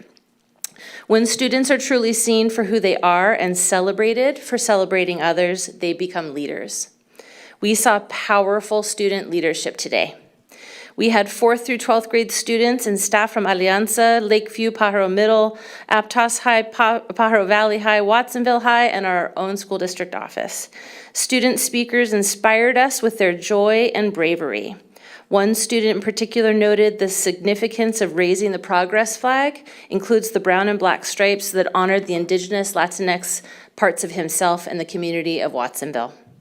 We participated in a beautiful community sing-along led by Ms. Jesselyn Levine, our Aptos High and Aptos Junior High choir teacher. We were grateful to have Dr. Contreras join us and note that she's already looking forward to how this event can grow even more over the years. Students read details about Harvey Milk and parts of the resolution that was approved at our last meeting. The amazing service we were able to provide as administrators through the collaboration between multiple district departments and school site leaders was affirmed in unity of purpose and unity of experience today. Thank you also to our transportation department for prioritizing providing a bus for our students. During this Classified Appreciation Week and the month of May, the month in which we celebrate our certificated staff, to see so many of our classified and certificated employees supporting the event through their work and their presence was inspiring. As PAVAM members, we're grateful for our partnership with our CSEA and PVFT partners. And finally, as students raised the progress flag, the crowd of around 80 PVUSD community members sang, some of us better than others, Cyndi Lauper's True Colors. It was beautiful, like a rainbow. Today's event was short and sweet, but the impact was powerful. Thank you. Thank you. We'll now move on to item 11.1, the public hearing for Communication Workers of America Local 9423 for the initial sunshine proposal to PVSD for reopener for negotiations for the 2023 through 2025 school years. And this report will be presented by the Director of Human Resources, Mr. Brian Sexton. Good evening, President Acosta, Superintendent Contreras, members of the board. My name is Brian Sachs. I'm the Director of Human Resources for certificated staff, and I'm pleased to present to you tonight the public hearing for our Sunshine Proposal, or not ours, but the Communication Workers of America Sunshine Proposal to PVUSD. You can see it on the, oh good, you blew it up on the screen. You can see that they are bringing up wage-related matters and a listing there, and then also payroll reporting and lists. So this is a public hearing. This is not the action item that will come later. So if there's any questions, I'd be happy to answer them. Thank you. Are there any public speakers to this item? Yes, we have two, Marilyn Garrett and Mike Floor. Agenda item 11.1.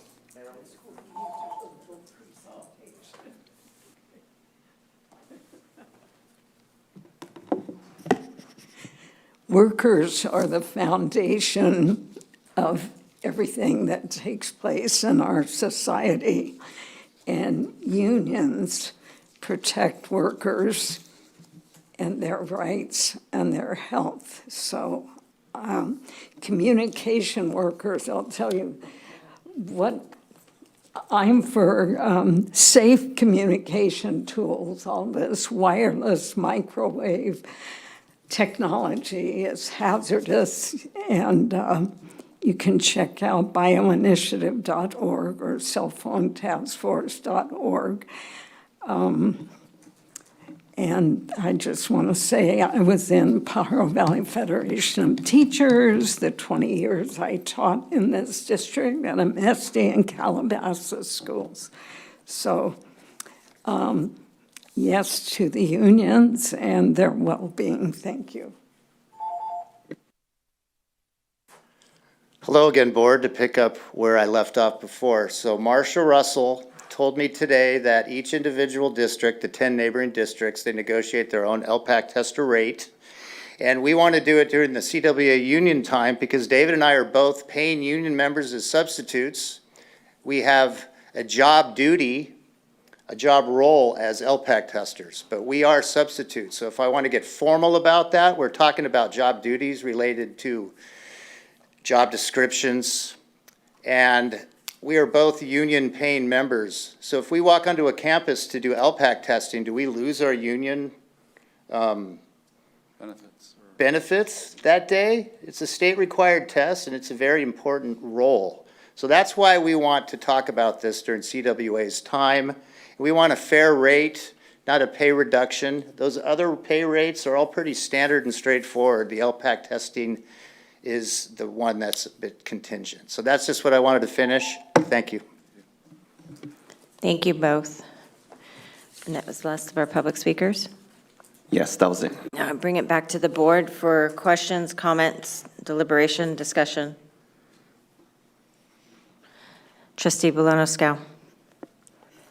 Well, I just want to give a thanks to CWA and to Mr. Sachs. And it is exciting that we have an opportunity to address these things finally. So I just want to thank you for being here. Your comments, your work, your service is important to our district. So I'm looking forward to tackling it and have a lot of faith in our administration to do that. So thank you. Thank you, Trustee Bolano-Scow. Anyone else? All right. I'm just going to make a brief comment. I had the pleasure earlier today of speaking with Nancy Biagini and also receiving an email from her and as well as Mr. Floor. Unfortunately, she could not be here, right? She is their assistant to the temporary administrator for CWA Local 9423. And she's a planning commissioner for the city of Santa Clara and had a meeting conflict and couldn't be here and really regretted that she couldn't be here. And I assured her that I was going to read that into the public record that she wanted to be here and couldn't. So due to meeting conflicts, and that happens, right, when we're serving our communities. So thank you to you both for being here and to Nancy for reaching out, and you too, Mr. Floor. We will now move from item 11.1 to item 12.2, the Communication Workers of America Local 9423, the initial sunshine proposal to PVUSD for reopener negotiations for the 2023-2025 school year. And this report will be presented by our Director of Human Resources, Mr. Brian Saxton. Good evening again, President Acosta, Superintendent Contreras, and members of the board. I'm Brian Saxton, a Human Resources Director. So this is the action item related to our public hearing. And I just want to clarify, this is for our substitute teachers. They are represented by the Communication Workers of America, but that's an organization that represents companies such as AT&T and Verizon, but they also represent our substitute teachers. And just along the lines of this action item, there's nothing new in it from the public hearing, but we do really value our substitutes. We appreciate them. We know that they show up every day to take on the classes where the teacher's not there. And without them, we have uncovered classes if they can't be there. And so we appreciate what they do. We do look forward to working through our negotiations with them. It was last time it went very well. So we look forward to just doing that again. So with that, we kindly request your approval. Thank you. Do we have any public speakers to this item? No, we don't. Okay, seeing none, I'll bring it back to the board for questions, comments, discussion, deliberation. Trustee Bolano-Scow? Yeah, thank you for this. I just want to thank our substitute teachers. We sometimes have a shortage of bilingual subs at some of our schools. We've had a new bilingual sub at Amesti, been super, super valuable. We want subs to come from all over the county and region to work at PVUSD. We are a big district. I think we're the biggest district in the Monterey Bay region still, or pretty close. So it's important we get this right, and I'll make a motion to approve it if that's what you need. Thank you, Trustee Bolano-Scow. Anyone else? Trustee DeSerpa? I believe we are the highest paid subrate in the county, correct? I think we're pretty close. There may be a couple other of the smaller districts that pay more, but yes, we're think very Santa Cruz, competitive. yeah, I think Santa Cruz might have just ratified some type of a contract, but I'm not sure what the details of that are yet. But I feel thank you to CWA for coming forward. I sat at this on this dais for many years where we'd call for you and nobody ever showed up. And so we're really glad that you're here and able to negotiate on behalf of our subs in the district. We do want the best for our kids, and so paying the highest salary is really important. So with that, I'll second. Thank you. Thank you, Trustee DeSerpa. Any other questions, comments, or deliberation? All right, I have a first and second. All those in favor? Aye. Any opposed? Any abstaining? That will carry 601. We look forward to negotiations with you all. Thank you. Moving on to item 12.4, the Memorandum of Understanding between PVUFT and PVUSD for the department chairs at comprehensive secondary sites. And this report will be presented again by Director of Human Resources, Mr. Brian Saxton. Good evening again, President Acosta, Superintendent Contreras, and members of the board. I'm Brian Saxton, Director of Human Resources. And so this is a memorandum between PVFT and PVUSD regarding department chairs. It kind of clarifies some of their work, how long meetings can last after school, right? If there are some expectations beyond that, how they will be paid, and some of the duties that department chairs handle. Department chairs are an essential part of our secondary schools. They help run our departments, English, language arts, social studies, all of those. And so they meet with the principal on a monthly basis, and they also have other responsibilities for their department. So this is a wonderful MOU between us, and so we kindly request your approval. Oops, thank you. Do we have any public speakers on this item? No, we don't. Yes. Oh, I'm sorry. 12.4 is Chris Webb.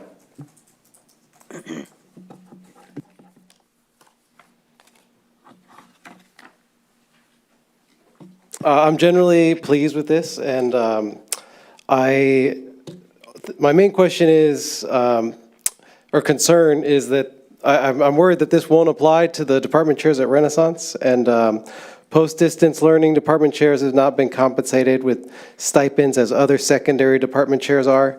Part of the rationale for that inequity has been that the attendant meetings for Renaissance department chairs occur during contract hours.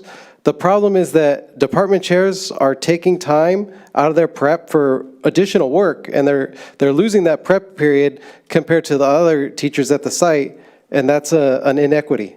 And to address that, I know sometimes the practice is to have rotating members within a department attend the relevant meetings, but that's problematic because it undermines the integrity of those leadership meetings and the office of department chair. So if item 3 on this MOU was to apply to Renaissance staff and department chairs there, I feel like we would have no issue and everything would be in order. If not, I feel that that should be modified to recognize the work that department chairs do, even at alt-ed sites. Thank you.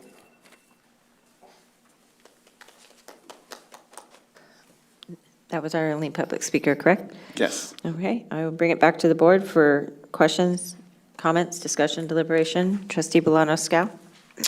I want to thank our administration and our union for working on this. I know this was an issue of tension in the past, and thank you, Mr. Webb, for your continued advocacy for Renaissance as well, and always room for improvement, but I want to make a motion to approve.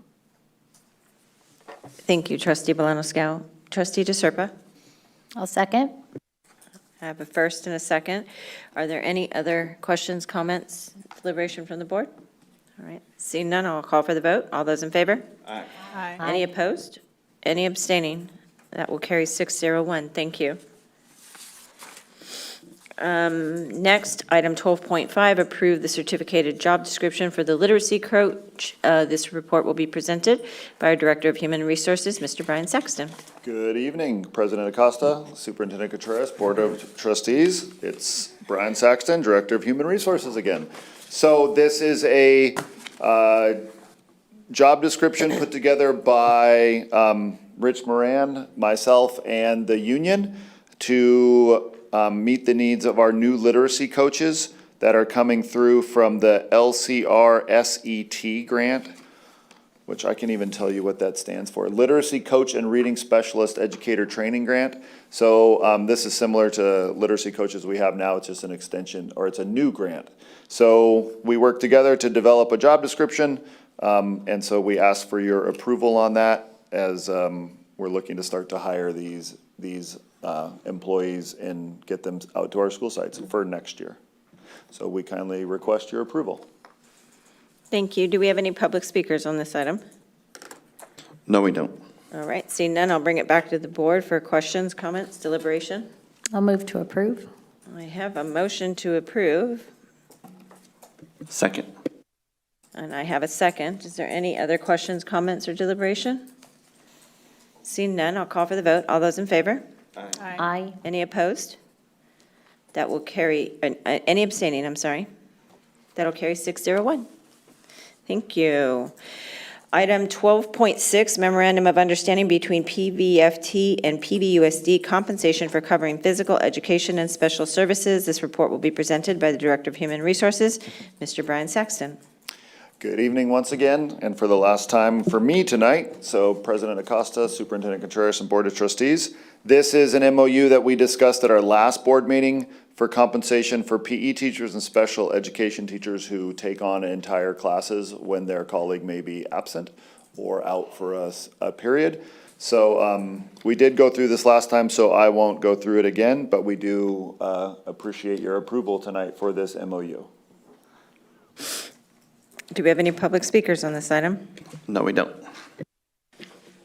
All right, seeing none, I'll bring it back to the board for questions, comments, and deliberation. Or I'll entertain a motion. I'll make a approve. I have a motion. Second? I have a second. Any other further deliberation? Seeing none, I'll call for the vote. All those in favor? Aye. Any opposed? Any abstaining? That'll carry 601. Thank you, Mr. Saxon, for being Thank with you us very this much. evening. Now I'm going to move to item 12.7, our letters. This report will be presented by whom? It'll actually be prepared or delivered by Dr. Elizabeth de Vargas Almeida on behalf of our Ed Services Department. So thank you. Thank you. Sorry, I didn't have that in my backup. I just had a different name. Thank you. Welcome. Thank you.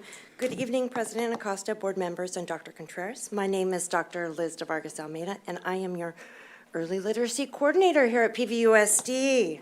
I have this little agenda item called letters, and I'm looking for your help and your support with this. We have letters as a professional development for our grant sites that Mr. Saxton just spoke about. We have 8 sites entering the grant, and our literacy coaches. Can I get the slide on the next page? Can I? Aha, gracias. Maybe. Thank you.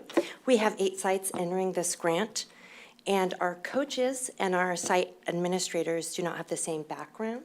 We're not providing professional development to our administrators and our coaches as we are for our teachers. Our teachers have ongoing professional development in literacy and English language development. We have strong curricular materials, but now we need to amp that up and prepare our administrators to really take that lift on. Here's our problem right here. 20% of our students are the only ones able to pass our annual English language arts assessment. This is the annual state assessment that we take. That means 80% of our students are unable to pass this test. This is 3rd grade, and it's about the same at all of our levels. That occurs because less than 50% of our students know how to read proficiently. So we need to fix that.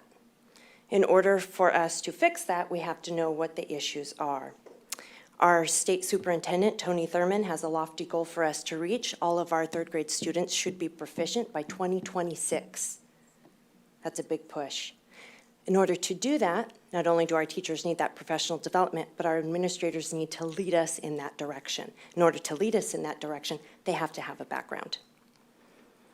So I'm asking for your support and your help to get our administrators up to speed on their knowledge so that they know how to build that infrastructure, that those 8 grant sites as well as district support, And we need our coaches to be able to support our teachers in making those best routines and best practices for our students. So our coaches help the teachers, teachers build the students, and the outreach to the families, so everybody knows what's going on.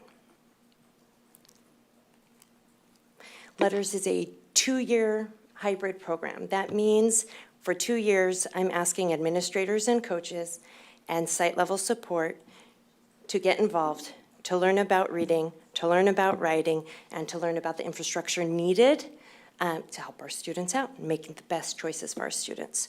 We have a diverse population, our needs are always changing, and I need administrators to understand how and when to do that. I think letters is the best piece, and this is why. For 12 administrators, that's the 8 principals, and some district support staff, they learn about how to create the infrastructure, also the science behind reading and writing and building those best components for our teachers and students. That's one track. Another track is for the 22 participants, being the ACs, the academic coordinators, and the site coaches and district coaches to help with that lift. They get a deeper dive into reading and writing. It's a 2-year commitment online, as well as 8 professional development pieces in person. They fly out to us for the cost of $111,556. It's a chunk of money, I understand, but I believe it'll have the largest impact.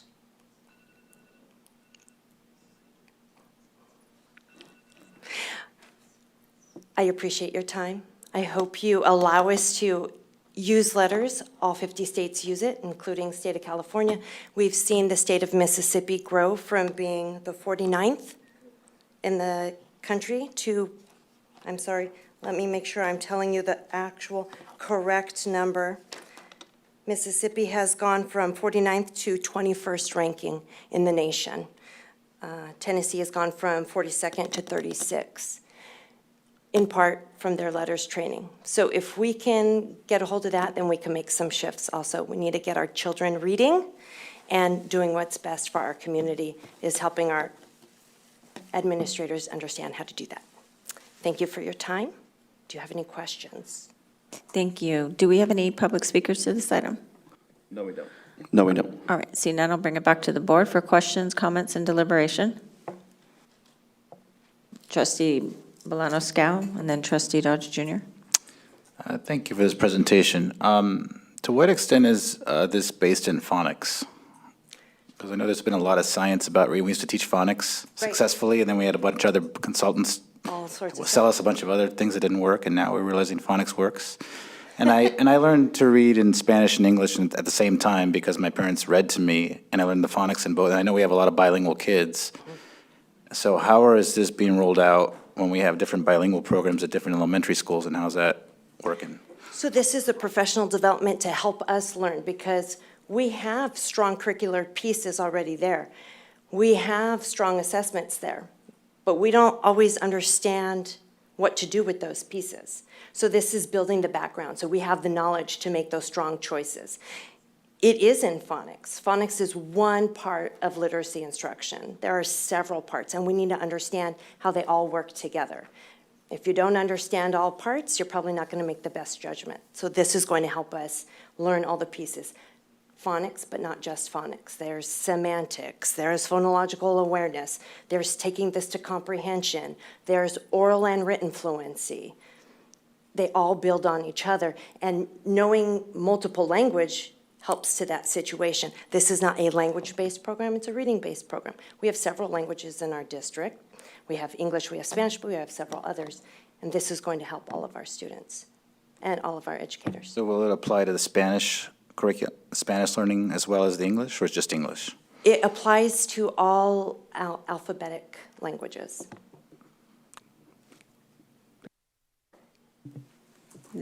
That good? Trustee Dodge Jr.? So is this going to all elementaries, or where's this going to? This is just going to the 8 grant sites. And these 8 grant sites are? The 8 grant sites include Calabasas, Radcliffe, Amesti, Minty White, Landmark. I have two more. They're coming to my brain. Aloni. Thank you, Mr. Moran. And Starlight. Thank you, Mr. Moran. And so after these 2 years, what happens next? What happens next? Well, what I'm hoping is we'll see that shift in mindset, that shift in growth. I have taken letters out to another district before, and I have given it to 103 administrators and teachers, and I saw a shift quite early on, impact of teachers and students. So when people started seeing that shift, that growth, and that excitement, then others started asking for it. And at that point, hopefully, we could expand it to other sites. It's all depending. So you're using PVSD to try it for 2 years and then go somewhere else, or do you plan? No. I'm sorry. It's only a 2-year-long program. The professional development is only 2 years. In that 2 years, you should be able to gain quite a bit of knowledge and make steps and progress within the 2 years. So you should see shifts through those 2 years. And then we can apply those learnings throughout those 2 years to our other schools. We don't have to wait. When we learn something great and it's working, we share. To other schools in PVUSD? Yes. Okay. Yes. Trustee Johnson, I think Assistant Superintendent Ms. Monjeras would like to jump in and add something. So one of the pieces in terms of the what's next, if you go back to the slide as to who's getting trained, you'll see that there's district folks in there, directors and coordinators who are getting trained. The idea is that we want to be able to expand this to all of our sites. But we're taking advantage of the fact that we have the grant funds to pay for the training for, particularly for the staff, the administrative staff at those sites, plus our district folks. Once our district folks, that's basically trainers of trainers, basically, train them to become trainers, so that we can build that sustainability within the district and train the other sites without having to pay that ginormous $111,000. Well, I'm just asking because I hear 2 years and then, I'm not hearing where, well, you guys, we'll hand it off to you guys. All I'm hearing is 2 years, we're looking at data, and then that's it. I'm not hearing, well, we'll hand it off to the PVOSD, and then you guys take it away from here. I'm not. No, so what they're doing, what we're paying for is for them to train us so that we can then move it forward in the district. That's what we're paying for. Okay, thank you. Mm-hmm. Trustee DeSerpa? So sorry, I bet I need some clarification. So we had been using SIPs. How is this different than SIPs? So here's what I want to say is that it took a lot to move all of our schools in the right, in one direction so that all kids were sort of getting a program or a curriculum that made sense. And from what I understand from multiple reports, we made a lot of progress with our kids in reading and literacy. And so why this program and why now? That is a great question. Thank you for asking that. We are not changing SIPs. Okay. We are not changing any of our curriculum or assessments. That's our strong part. Our continued professional learning for our teachers in literacy and English language development is our strong part. We have that. Okay. What we have is our leaders lacking that knowledge. So we need to build it up so that everybody is speaking that same literacy language and making those strong decisions for our students. Our populations are always changing, our needs are always changing. We need to be able to change to match their needs. This is just professional learning. We're Okay. not getting rid of SIPs. Great. So I saw the statistic about 50% of our students are not fluent readers by the time they're in third grade. And just for the board to hear again, it's really important that our kids are reading by the third grade. If they cannot read by the third grade, their outcomes later are not good in high school, junior high and high school, because they can't keep up. So it sounds like, but, okay, so here's the question, though. Mississippi is a completely different place than California. I mean, we've got English language learners. So is this program that's designed to assist in reading evidence-based for kids that are second language learners? It's evidence-based for educators. It helps all students who are learning to read and write because our brains work the same way no matter which languages we speak. So it helps us make better choices to include not only different languages, but different dialects so that we are aware. Okay, and so we got a grant, so that's congratulations. How much was the grant for, like the total? Thanks, Rich. So there are 8 grant sites, and basically, we didn't apply. We were awarded the grant, and it was based on unduplicated, so the percentage of unduplicated students. So, you know, sometimes you get a grant and you're not pleased about why you received the grant.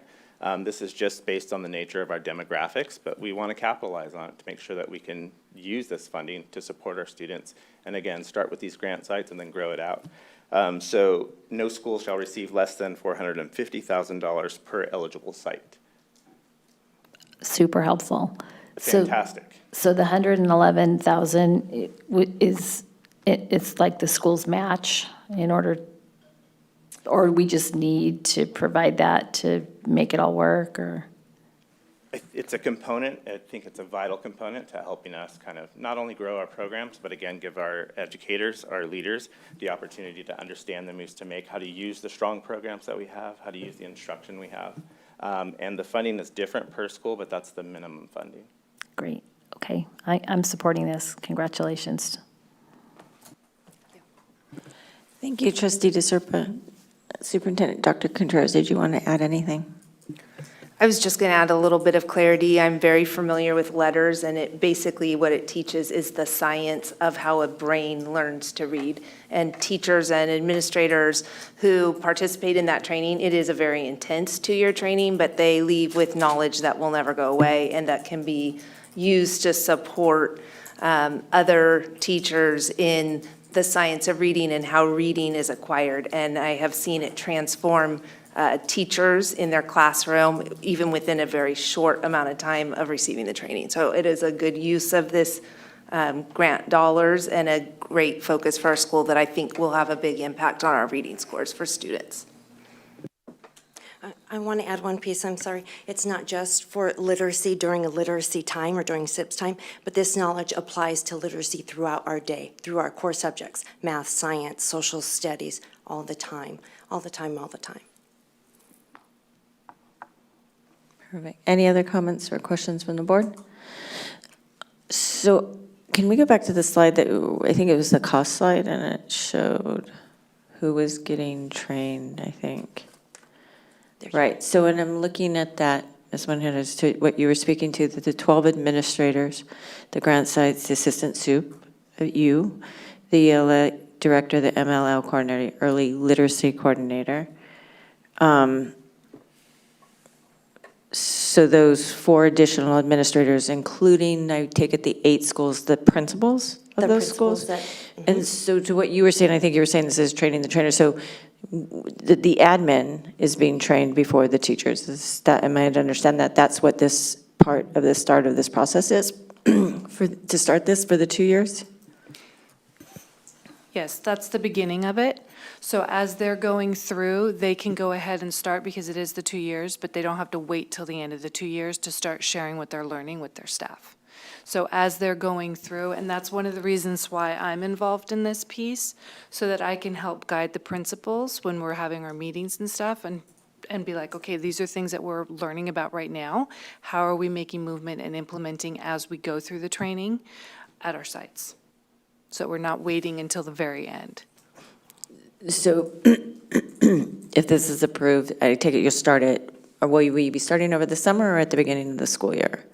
If we get the approval, people can start to go ahead and do it right away.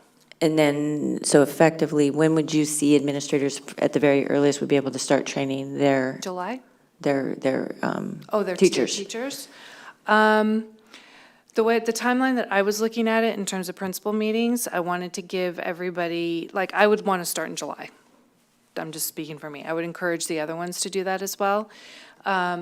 But if we're looking at it kind of like on a October basis, that gives them, if they didn't start in July, then they would start in August. That would be my expectation for the administrators. So that we'd have August, September, October, we're looking at our first round of what have we gleaned in the first couple months that we can start to put into place and make some shifts.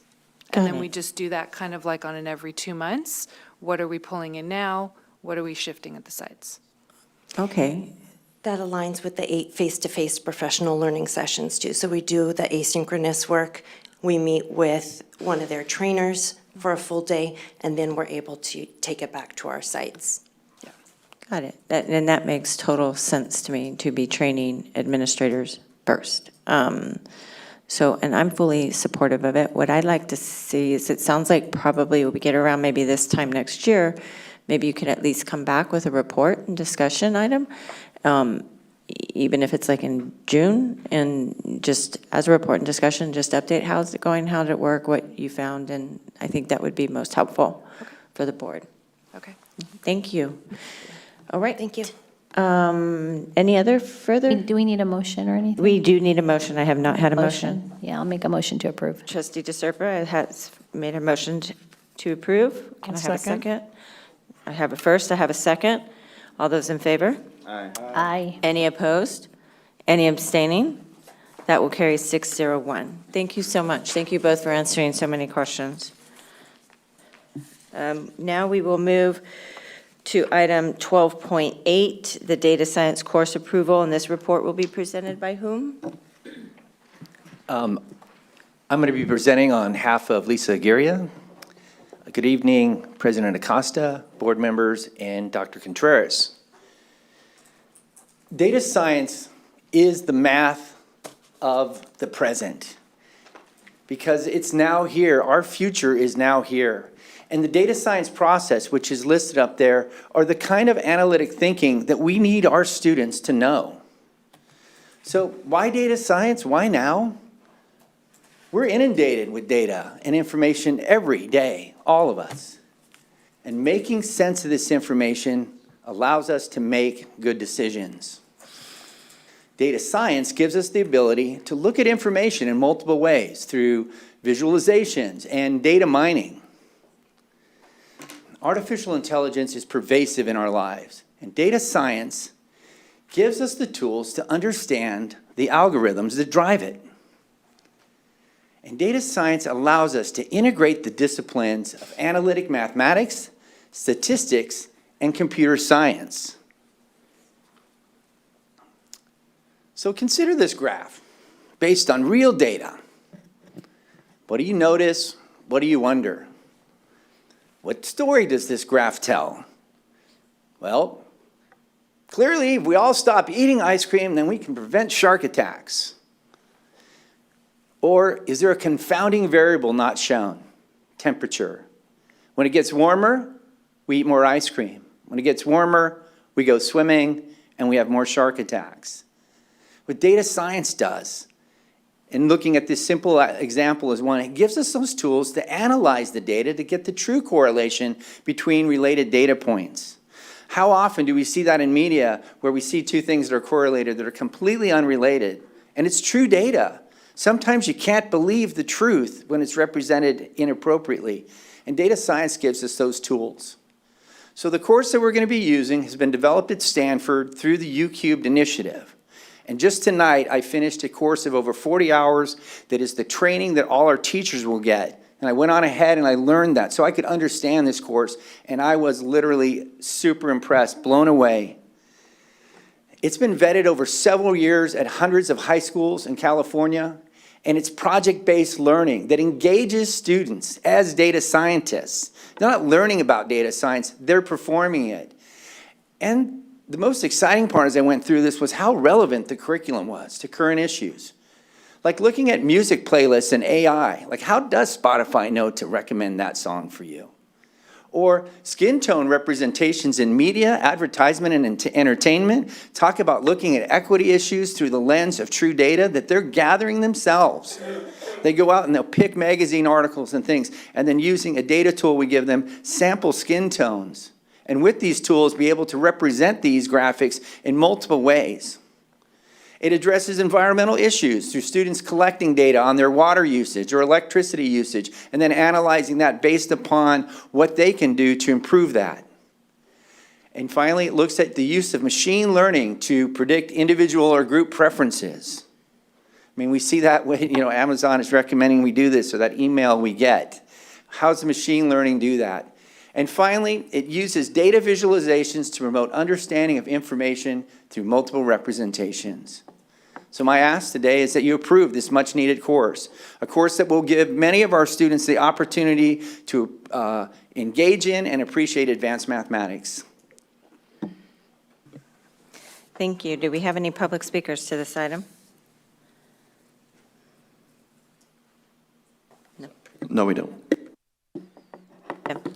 All right, I will bring it back to the board for questions, comments, and deliberation. Trustee Dr. Holmes? Thank you for the presentation. I'm wondering if you can expand on how the data science class is different than a statistics class. I saw, from the present that it can lead into statistics or AP stats, but is it basically designed as kind of a precursor? It's actually a fundamentally different course. Statistics is the machinery with which we analyze data, where we look at distributions and means and those. What data science does is it starts by looking at, is the data set itself what we need? It looks at visualizations. It takes outside information that we're with and tries to make sense of it. Where statistics is sort of the mathematical machinery where we learn how to process that. So the statistical analysis is a very real part of the data science, but the data science then gives us we do the statistical analysis, and now we know how to pick the best representation of that data to bring our topics across. So it's combining the skills of data visualization, which is part of computer science, the analytic math skills that you need to test those data sets. It involves linear algebra, so when we do a preference matrix for songs, I don't want to get too mathy here, but the linear algebra that it involves comes from pure mathematics. And we're not going to see that in a stats class. So we're seeing the combination of linear algebra, algebra 2 type topics with stats, with computer science. So it's truly integrated education that informs the kind of work that students really will be asked to do. I mean, how many of us all look at data all the time, and yet we still need to learn more on how to do that? So that's kind of the difference, if that answers your question. No, it does. Thank you very much, and I appreciate it. It's like the number geek part of me was like, okay. Ooh, this is interesting. So I'm very much in support, and I'd like to move to approve. Thank you, Trustee Dr. Holmes. And Trustee DeSerpa? I'll second, and I'm so sorry if I missed this, but this is A through G approved? It is in the A to G approval process, but it has been, the course that we modeled it after has been approved, so yes. Great, okay, and is it available at all three comprehensives? So Will it be? it can be offered there. I don't know that it will be offered at all three schools next year. That was not a decision that I made. I can tell you that the intention is that it's also going to be offered at our alternative ed schools. So Pajaro Valley High School has plans, I think, to have it, Renaissance High as well as New School for this year. And I guess based upon that success, if the other schools wanted to offer it, that would be a decision that they would come through the school and the student needs. Okay. Was there a motion yet? Yeah, and I thought you seconded it when you first spoke. I did second. Sorry, it's very late. Thank you. That's how I recorded it. Thank you, Trustee DeSerpa. Trustee Bolano-Scow. Sure. My question is, I was looking at the pathways. Is there a requirement? Does the student have to have a certain level of math to take this class, or not necessarily? Or what is their expectation there? It's a good question that you ask. Currently, the requirement to be in that class is successful completion of Math 2. Depending upon a ruling next year that may come from the UC Board of Regents, that requirement may be Math 3. we're optimistic that this incorporates enough of those topics that this can be a third-year math alternative for someone who is looking to go down more of the statistics, analysis, computer science pathway versus the straight analysis, calculus, differential equations, engineering pathway. So it allows our students to have multiple ways to access it. So it can be accessed as a third-year course, possibly a fourth-year course. As a third-year course, it leads well into both AP Stats and/or AP Computer Science, which is not on my matrix because that's not a math class. So is Math 2, is that Algebra or Algebra 2? So in our district, we use integrated mathematics, and so the courses of Algebra 1, Geometry, and Algebra 2, they've taken all of those standards and they've made them into Math 1, Math 2, and Math 3. So Math 2 incorporates many of the algebra standards and geometry standards, but they're all blended throughout. If you look in our county, every school district in our county uses the integrated math design. And do you know how our students are doing, how our math scores are? Are we how in our high schools? I do know that, and we have many of the same, there's multiple ways that we look at that metric. Through the NWA scores, we're looking at that metric through how our students are doing through pass rates of Algebra 1, or excuse me, Math 1, and also the 11th grade CASP or SBAC scores. And we have a lot of room to grow in those areas. We have dismal numbers of kids who are proficient in 11th grade, and I don't know the exact percentage, but it's less than 50%. I'd have to look it up on our dashboard. So I guess my question there is what's the vision knowing that? Is this like something just alternative to given that reality, or is it a way, an alternative path for kids who are struggling, or how are you seeing, what's your rationale there with that, given that reality that we're dealing with? I think it's a combination of all the above. Research recently coming out of Stanford, the Joe Bowler showed that students who take data science go on to take more mathematics. So part of it, to be transparent, is we're wanting to give students a math class that's relevant, that's meaningful in their life, that they'll engage in and get enthusiastic about, and rewrite that narrative about themselves that I am a mathematician and I can do math. So I think there's a lot of layers to that. So I can have an advanced student who says, I really want to do an applied math class. I can be in that class. I could also be a student for which the sort of pure analytic trigonometry mathematics is just not my thing. I'm not engaged. And I haven't been successful in math, but now I try this class and I can be, because the assessments are going to look different. It's project-based. It's real outcomes for real ideas. Thank you. I'm done. Good. Yes, thank you, Trustee Blanco. Trustee DeSerpa. So when we were interviewing superintendent candidates, one of the things that I particularly liked about Dr. Contreras, is that she's coming from a district that has math scores that are much better than Pajaro Valley. And so hopefully, I know that that's something that you want to work on. So I think hopefully we have some improvement in these areas. I'll say that I was not a math lover going through school until I had the right teacher who made it really fun, and I finally got it. And so this particular class looks really fun. And so for kids that are struggling, I think this would be a good entryway into learning to love math. Thanks. All right, I have a first and a second. So I'll call for the vote. All those in favor? Aye. Any opposed? Any abstaining? That will carry 6-0-1. We had already called on public speakers and didn't have any cards submitted, Marilyn. Sorry. Item 12.9, approved resolution number 23-24-47 and service agreement ordering election requesting Monterey County Elections to conduct the election, requesting consolidation of the election and specifications of the election order. And this report will be presented by Superintendent of Pajaro Valley Unified School District, Dr. Heather Contreras.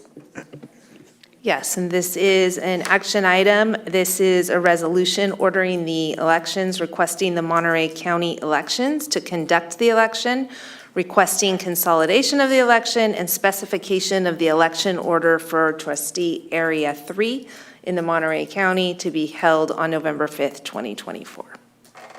You have the attachments there. Thank you. Thank you, Dr. Contreras. Do we have any public speakers on this item? No, we don't.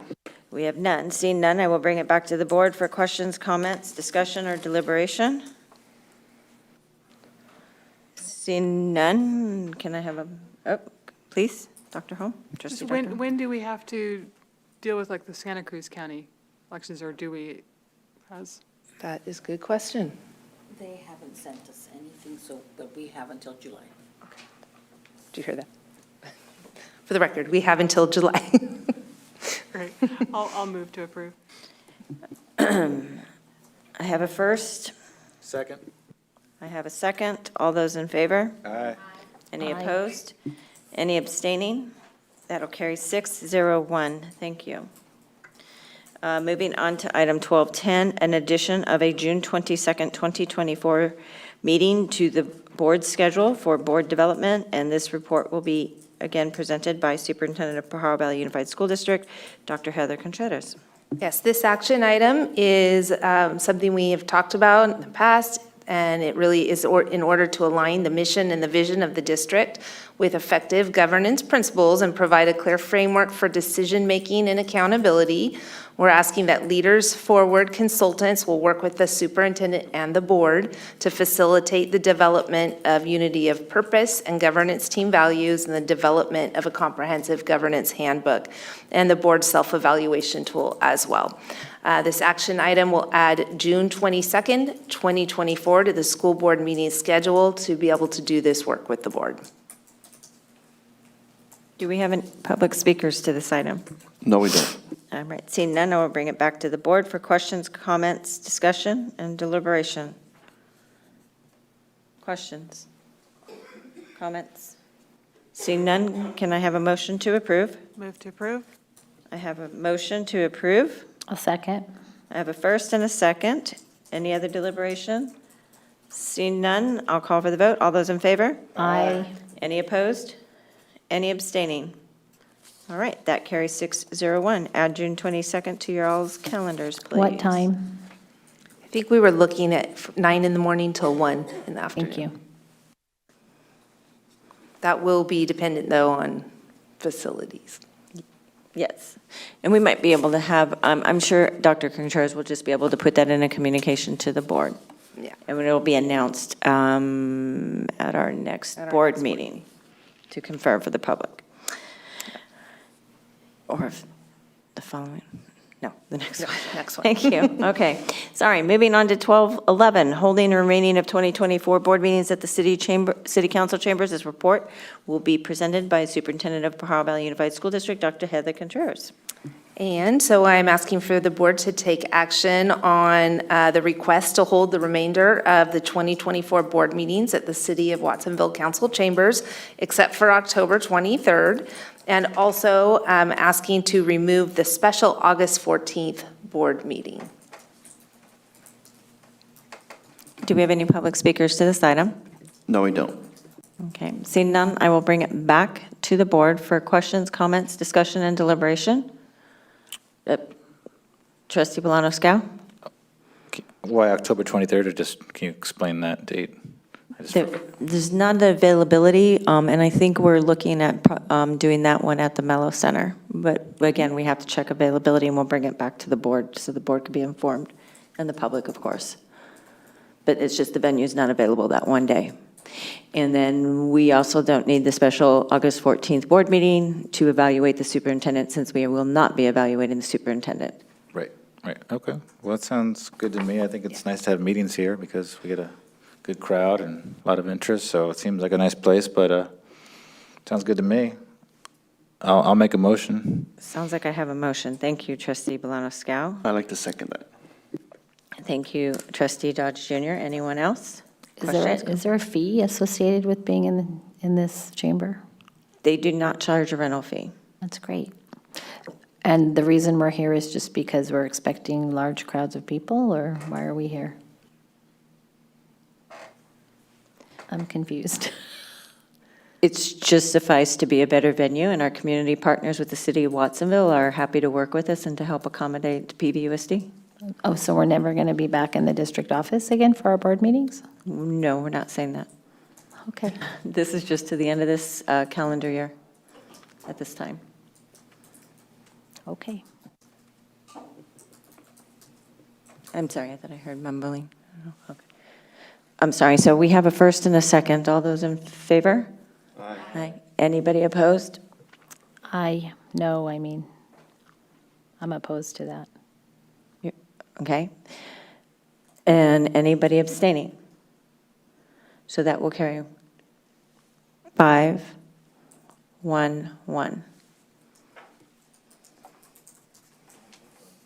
Okay. Now we will move to our report and discussion items. We will start with item 13.1, the California State Seal of Biliteracy. This report will be presented by the Director of Equity, State and Federal Programs and Accountability, Mr. Michael Berman. Welcome. Thank you.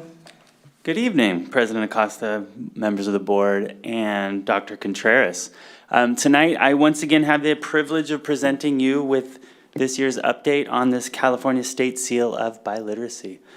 As you will remember, the seal is recognition bestowed on the seniors that have attained a high level of proficiency in both English and another language.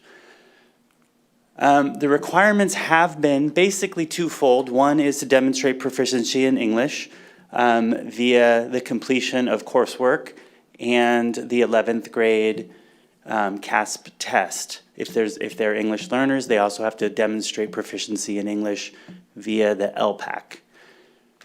For their language other than English, there are multiple ways, including AP tests, coursework, and the main ones that we have are AP tests, coursework. Coursework, they'd have to take 4 years of study or comparable to an AP class and get a 3.0 in those courses. There has been a major change that we got to capitalize on this year where the English proficiency became an OR. Rather than having to do both the coursework and the testing, it became an OR, and in order to have comparable rigor, they made it from a 2.0 average to a 3.0 grade point average in the English classes. So with that, we were able to qualify more students because we've had a lot of students in the past that have had one or the other, but didn't have both, and therefore we weren't able to award them. I do want to give a shout out to 3 of our elementary / K-8s who are bestowing the elementary and middle school ribbons to students. H.A. Hyde and Starlight have about 30 each. It's not solidified yet because they still have some of the criteria they're going through. And then Alianza has, I think it is 12 8th graders and about 24 5th graders. And then here's our numbers. Here's the drum roll. It's actually up to 142 students and 30 pending. So we've had 2 of those pendings on the bottom become approved over the last week since we did this report. So we're happy that as time goes, we have more students that are passing Cabrillo courses. They're passing tests. Counselors know that even at the, when we get into summer and we get some of those last tests coming in, either APs that they're taking this year or Cabrillo courses, that we're turning them into awards, and we'll be able to retroactively award them anytime. Some of you were there. Thank you for joining us. This is the certificate that they get. So they got a medal at the awards assembly. And if they weren't able to attend, they got it at their awards nights. They got a certificate on their awards nights, and on their diploma, they'll have the Golden Star. Couple highlights from both this evening and this year's awards. We have languages that we've never had before, including and especially want to call out Mixteco. We have 2 students that received the seal of biliteracy in Mixteco for the first time, and we're really excited about that. And then in general, it was a lovely evening, lots of families, and it's been lovely because I've been going to some of the schools since, and some of the kids are coming up to me and like, hey, you're the Sela Biliteracy guy. And so it's lovely connecting with them afterwards. And with that, do you have any questions? Oh, sorry, you're looking at me. I'm sorry. I'm not in the picture. We don't have any public comment on this either, so I'm sorry, I'll bring it back to the board. Trustee DeSerpa. I was just wondering, you said if I have any questions, and I'm not in the picture here. Okay, wait, there we go. Oh, wait, there you are, way in the back on the left when you got it. Okay, good. Just kidding. This is a wonderful, wonderful achievement. I see 2 numbers on the list that you had, and there were asterisks, but there's no definition of, no key about why. They were kind of COVID numbers in that the requirements changed a lot in how they were assessed and granted. Okay, great. Yeah. Well, congratulations on 142 so far. Yeah. Thank you. Thank you, Trustee DeSerpa. Anyone else? Trustee Bolano-Scow. Thank you. How long have we been offering the Mixteco pilot?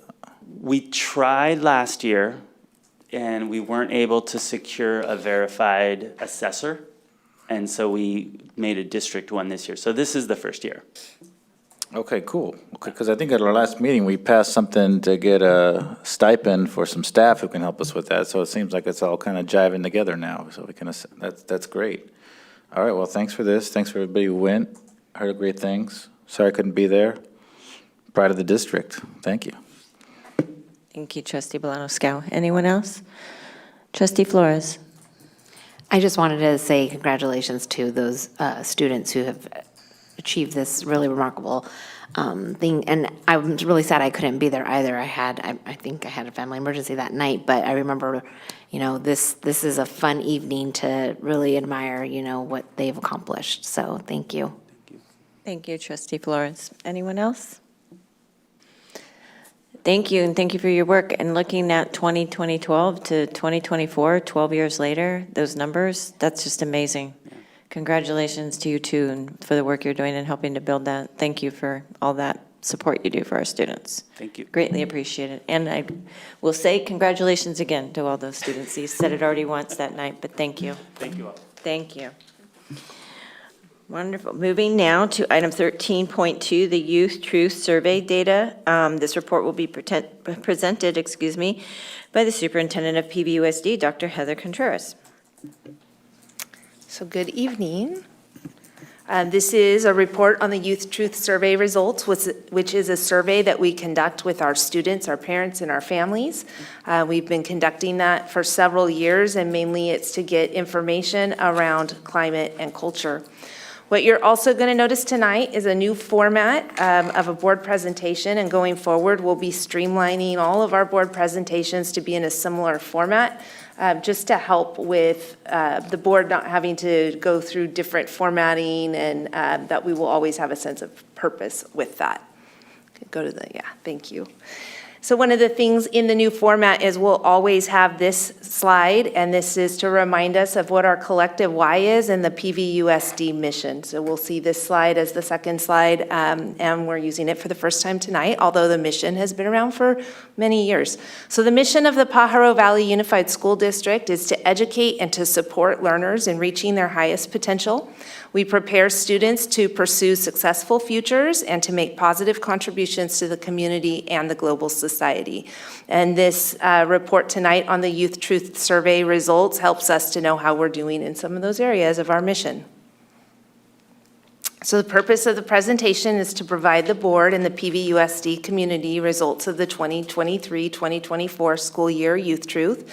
And I am proud and amazed to be able to state that on all the school visits, and I've been to almost all the schools now, almost every single principal talked about this survey and how they were using the survey results with their staff. And I think that's really impressive that not only are we trying to get this information from our all of our shareholders, but we're actively using that, and it's being used at the most important level, which is back at the site. This is in alignment with our district goals, and you'll be seeing this in future board presentations that will always align back the reports that we do to what our district goals are, so that we're looking to make sure all of our actions are aligned.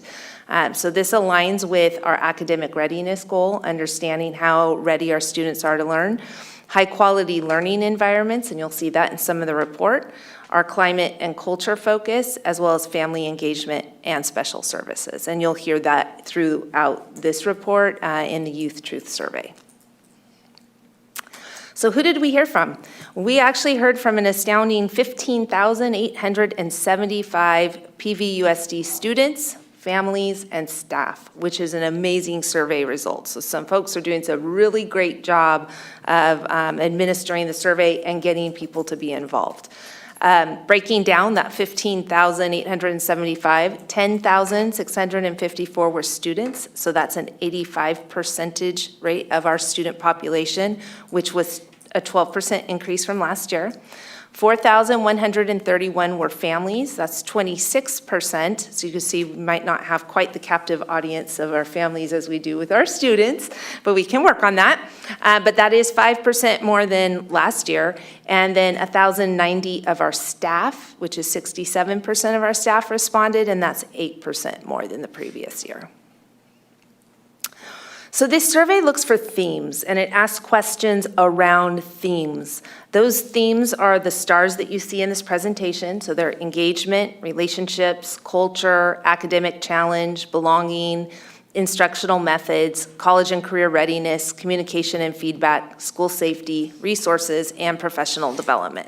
Later in the presentation, you'll see an example of what some of those questions looked like, or statements that students and families had to, and staff related to. We have some high rating themes. We say they're high rated because when we compare them to other districts in California that took this same survey, we look at the percentile of what all those different responses were and where did we align in that percentile. So each of these slides, looking at like students, families, staff, are showing areas of strength for us in some key areas because we either matched the California percentile or we had students, families, and staff responded in a higher rating than the state of California. Who took this survey? I want to be clear about that. So you can see that we have some relatively strong comments and feelings of our survey takers in the area of belonging and peer collaboration. That's for students. We had a high rating, a really high rating actually, in the area of engagement for families, which is a huge source of celebration and something that I have been noticing throughout all of my visits at the school sites and different community engagements. Staff felt that school safety was ranked higher than what we would see in other districts in California. Students rated their instructional methods the teachers were using in a high rating, as well as families with engagement, staff with engagement, and college and career readiness. Our students felt that they were being prepared. Families felt that, again, that they were feeling engaged in areas of high school. We broke this down, so it's like kind of what are the elementary school people saying, what are the middle school saying, and what are high school saying. And in future slides, we're going to have a little bit more breakdown of information. We did have some areas that demonstrated to us that it's an area will be a continued area of focus because these were lower rated themes. These were themes where students rated themselves, or families or staff rated themselves lower than what we saw across other districts. For elementary school, our students felt that they didn't have as much engagement in their classrooms. Our families felt that the relationships were, for the most part, positive, but that could be an area of growth because we were a little bit under what California was. And staff felt professional development and support was an area where we could do a little better in. In middle school, relationships was also an area that we might want to concentrate on or find more information about, why they ranked it that way. Our families still had relationships as kind of high, but it was a little, just right on the cusp of the California state average. And again, professional development and support was one for our middle schools. High school follows in the same theme with relationships from students. Families were very concerned about school safety, and staff was also incredibly concerned about school safety. So these are the student survey results, where we go into a little more detail about some of the questions that rated really high or ones that were areas of growth.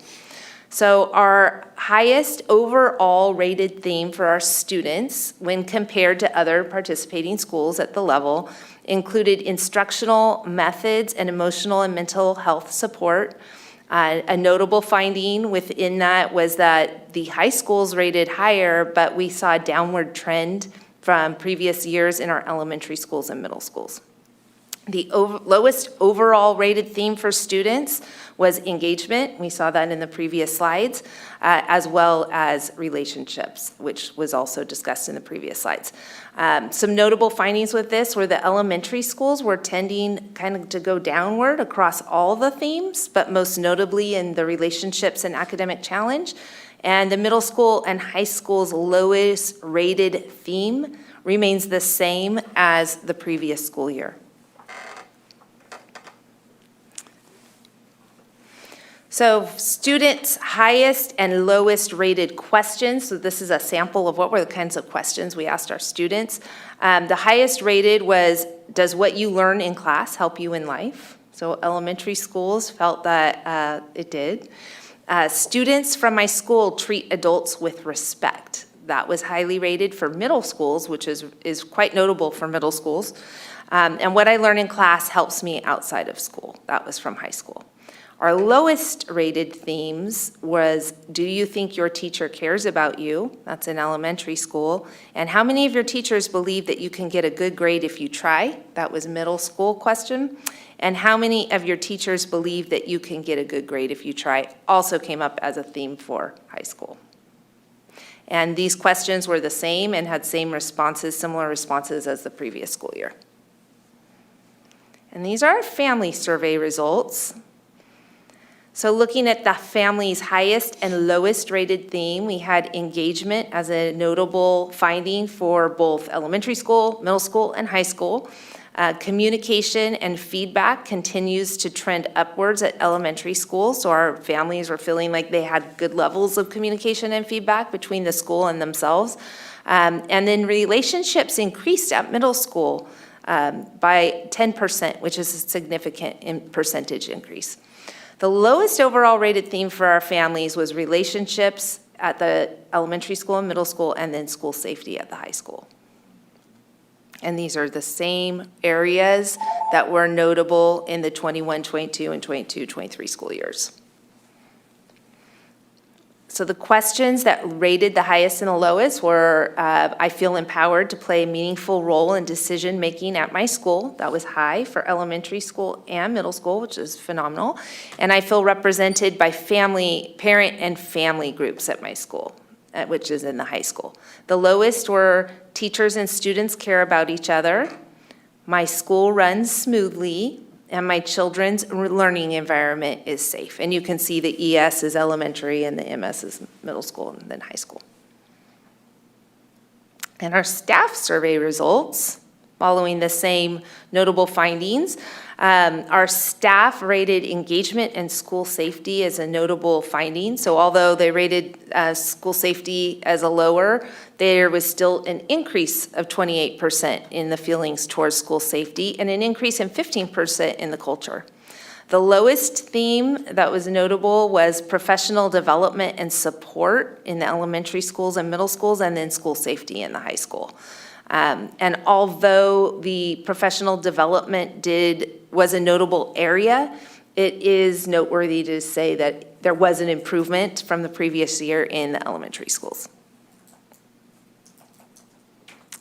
So our staff lowest and highest rated questions, I feel comfortable speaking honestly to families about their child's progress. Families treat staff with respect. And I feel comfortable speaking honestly to families about their child's progress. That was in the high school. Lowest rated, I have access to meaningful professional development. So there's that professional development coming back up. Teachers in my school work together to improve instructional practices. That was in middle school. And I feel safe from harm while at school, high schools. And both high school questions, those responses being a lowest theme and highest theme, remained the same from the previous year. So we want to pay attention to the areas of improvement and celebrating the strengths. So our strengths tell us where are we doing really well and how can we maybe replicate that across other areas. And the areas of improvement would suggest to us that we need to maybe get a little further information. What does that mean and how can we do better? So here's some areas for improvement. The belonging as a theme is trending downwards for our students, which is interesting because they did rate the relationships as a little better. A trend to pay attention to at the middle school level is that our non-binary, transgender, and LGBTQ plus students are rating lower than their peers across all themes, but except in the theme of relationships.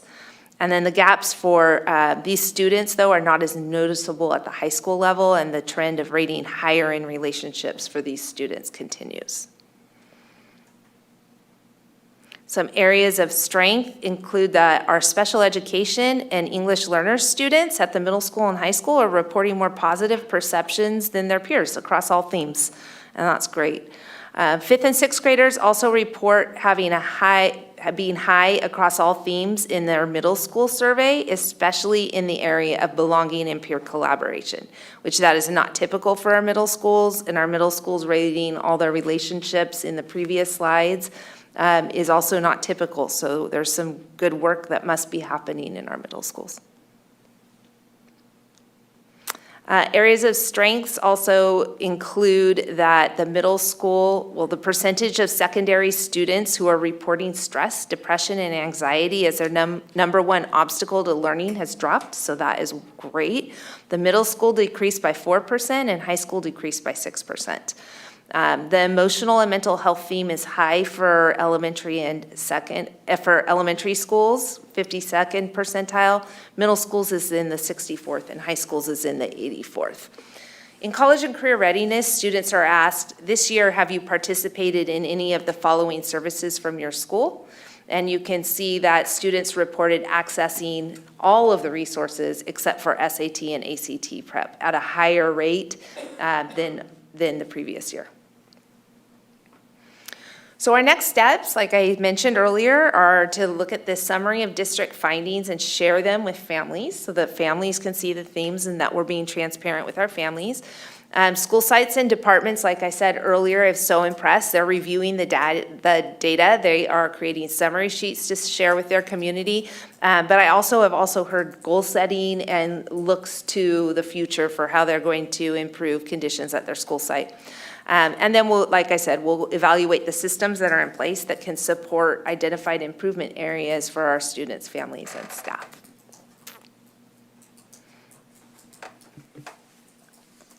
Thank you, Dr. Contreras. Do we have any public comments? No, we don't. All right, seeing none, I'll bring it back to the board for comments, questions, and deliberation. Trustee Flores. The information that we find out in this survey is so important to really find, where our students are, our staff, our parents are. And those numbers of who took the survey, that's remarkable. I loved that. And obviously our sites were doing, a good job at pushing. I did ask my 3 students, did you take these truth survey or not? Because I was going to help them if they hadn't, and all of them had. So, and then I know at Aptos, at pickup, I saw Dr. AHS running from car to car with the paper. Hey, have you taken this, to all the parents? So I thought that was really cool to see her out there really, trying to get engaged with the parents. And at WCSA and Alianza, they had a little friendly competition going. And it was definitely like down to the wire. Hey, we got them by this. We got, and it was, so yeah, I think all the sites were really trying to get this information that now we have and we need to, put to work, and especially in those areas of improvement. We know what we've got to do now, and let's do it. Thank you. Yeah. Thank you, Trustee Flores. Others? Trustee Bolano-Scow. Yeah, I think this was a very good presentation. Woke me up, even though it's 11:53 at night. And I can appreciate that it's appropriate not to put all the schools' data in, because I think we all have a sense that some schools are, we're just knowing our schools, there's going to be quite a bit of variance. The thing about safety at our high schools does stick out, and that's been a big theme and problem at Pajaro Valley High School, and I know something we can definitely improve on there. I want to say about the culture and professional staff morale and issues we've heard with the union in the past, and just my own relationships with teachers, talking about having time and space to figure things out in a proactive way. You know, something in life, we make a plan, but we just got to deal with our students as they are, and you can make a plan, and it's not always one size fits all. And so having that kind of culture where our teachers can feel included in problem solving as well, and having the time and space to do that at times. And I think I've heard some better things about the PD, and just being a music teacher, I know that's true in my case as well. Just having some time and space to figure things out. If everybody's minute is planned to the nth minute, it's just we're going to stress and burn people out, and people are going to leave. And maybe that was the way PVSD ran on purpose in the past. I don't know. But it's sometimes, we'd hear that from teachers. It was just, well, we're just going to have training grounds for new teachers, just burn them out and they're going to leave, and we don't pay that well. And so I'm hoping I think we've already been improving that, and I think we can do that by creating a better culture. And the thing about a culture really is an administrative thing from the DO to our principals. We can look at all of our schools where we have a great principal, an okay principal, and not so great principal, and boy, does that make every difference in how everybody treats each other, how the students feel about it, how the parents feel about it.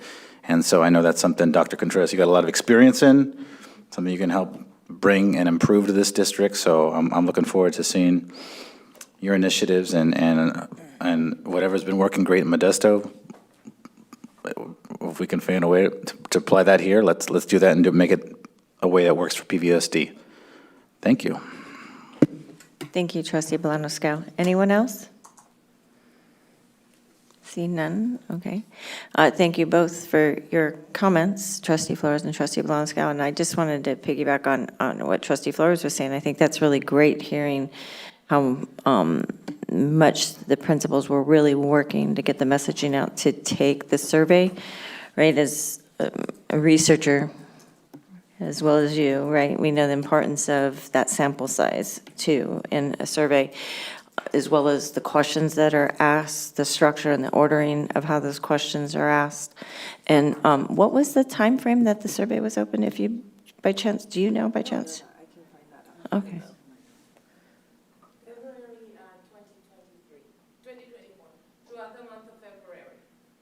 Oh, for the whole month of February it was open? So it's 29 days, because we had leap year. Okay, all right, no, just appreciate, I wanted to know that. Thank you. Thank you. And then, nobody else? Okay, and then I'm going to move us on to item 13.3, CTE program for spring update. This report will be presented by our, the PVUSD Career Technical Education Coordinator, Ms. Edwards. Welcome. Good evening. Good evening, Board President Acosta, Superintendent Dr. Contreras, and Board Trustees. My name is Julie Edwards. I'm the CTE Coordinator in PVUSD, and I have a brief report and update to share with you tonight. Okay, so this is the update part from the sort of look back to this year. This gives us an idea of how many students have been enrolled in our program this year. 3,800 students. We have 48 teachers in the program, a lot of courses, 78, 26 pathways. 70% of our students are in a CTE pathway this year. As a one-year graduation requirement, we're going to see that number inch up a little bit and then probably stabilize over time. We have a wide variety of industries that our pathways represent. We're at 6 high schools, and this year, 15 of our courses are UC-CSU honors, and they are concurrently articulated with Cabrillo. So students in those courses earn Cabrillo credit, as well as getting a grade bump in their GPA for a C or better in a CTE course. All of our courses are A through G and have been now for a couple of years. We have 4 courses with Cabrillo that are dual enrolled courses that go at the college speed, taught by a college instructor. And this year we've had 423. Well, this is actually the class of 2023. There were 428 students who had completed a pathway, which means they took an intermediate and an advanced course in the same pathway, which was a 12% increase from the prior year. And I would, fingers crossed, we'll see what the class of 2024 looks like, but I would expect that number to start inching up even more. So I just wanted to share that brief update. And then when I spoke with you on Valentine's Day, I brought this graph, and I brought it back tonight because since then, the pink and the blue on the far right is new information. So the grant that we had applied for, the regional K-16 grant, we've been awarded $314,000 for that particular grant in cycle 1. There will be a cycle 2, and there's I would say, a pretty good chance we're going to get another infusion of funding for that. And then, and that grant is funding, I'll be talking about it in a minute, health-related pathways. So patient care, public and community health, and biotechnology in our district. We are patiently awaiting Golden State Pathways, very big one-time chunk of money from the state of California, and a week from Friday, they're supposed to announce the awards for those grants. We applied for 9 of them, each at about $500,000. It's going to be amazing when we see how that works out. I'm holding my breath because it's new and nobody knows, and they got apparently more than 600 applications, lots more than they thought. So we'll see how that works out, but I'm really, really excited about that. And then you can see at the bottom, I mentioned this when I was here 2 weeks ago, that the California Serves grant program, which supports the California Seal of Civic Engagement, we were awarded $500,000 for that, and that's a 3-year grant as well. And just a quick little update, our Seal of Civic Engagement numbers from 2 weeks ago to today went from 46 to 72. So I'm super excited about that. More students in the class of 2024 earning the seal. Moving on, a highlight from each school. At PV High, we're going to be rolling out public and community health as the new pathway starting in the fall. And I'll talk about a little bit of the details related to that. It's a pathway that includes all of the elements of high-quality CTE, particularly high demand, high skill, leading to a family sustaining wages at a variety of different professions and occupations.